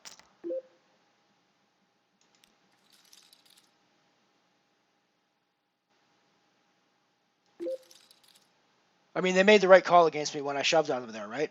So that's going to be a positive thing most of the time.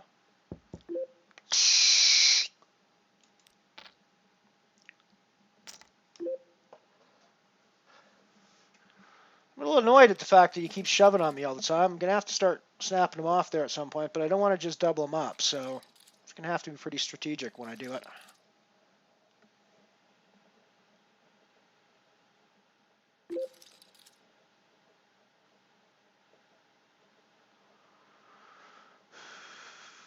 Yeah, I think you're right, actually, on that one.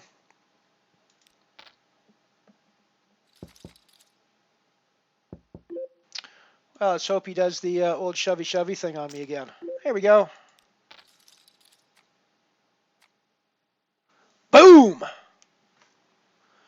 Boom! That's our first €1 Singularity win, everybody. That is the first one of those in the book, so we're pretty happy about that. We are pretty happy about that.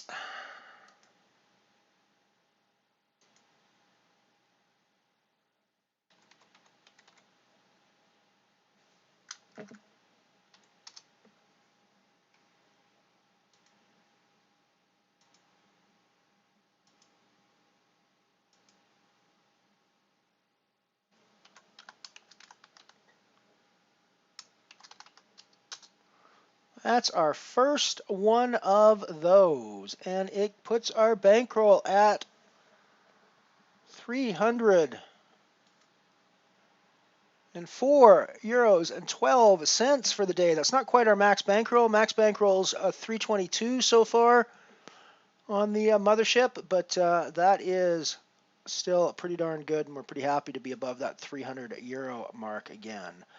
So thank you very much for hanging out with me here on the Mothership one more time today. It's been a great long stream, but I think we're quite happy to finish it off with our first win in a €1 Singularity and a 76.32% daily ROI as we've won 38.79 on €22 worth of buy-ins today with an average buy-in of €2.44. So moving up in the world, we're definitely sticking with our 100 buy-in bankroll management strategy there. Although we're a little bit under the 100s, we're probably like a 110, 115, something like that at this point, because we're not quite playing €3 average bankroll, which what we would be with 300. But yeah, doing so well. So yeah, it's been fun.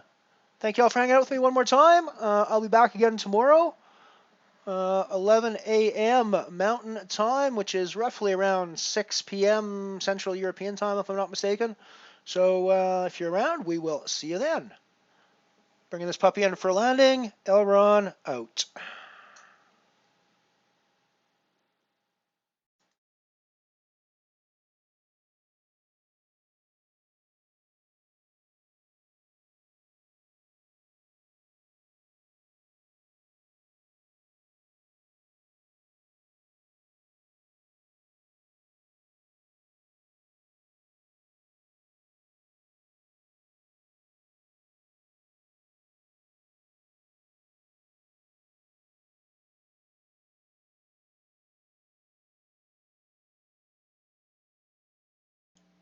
For more vintage poker content from Mothership Poker, click the subscribe button and check out the playlists for all of our old archived content, as well as the ads-only cut from some of the early streams.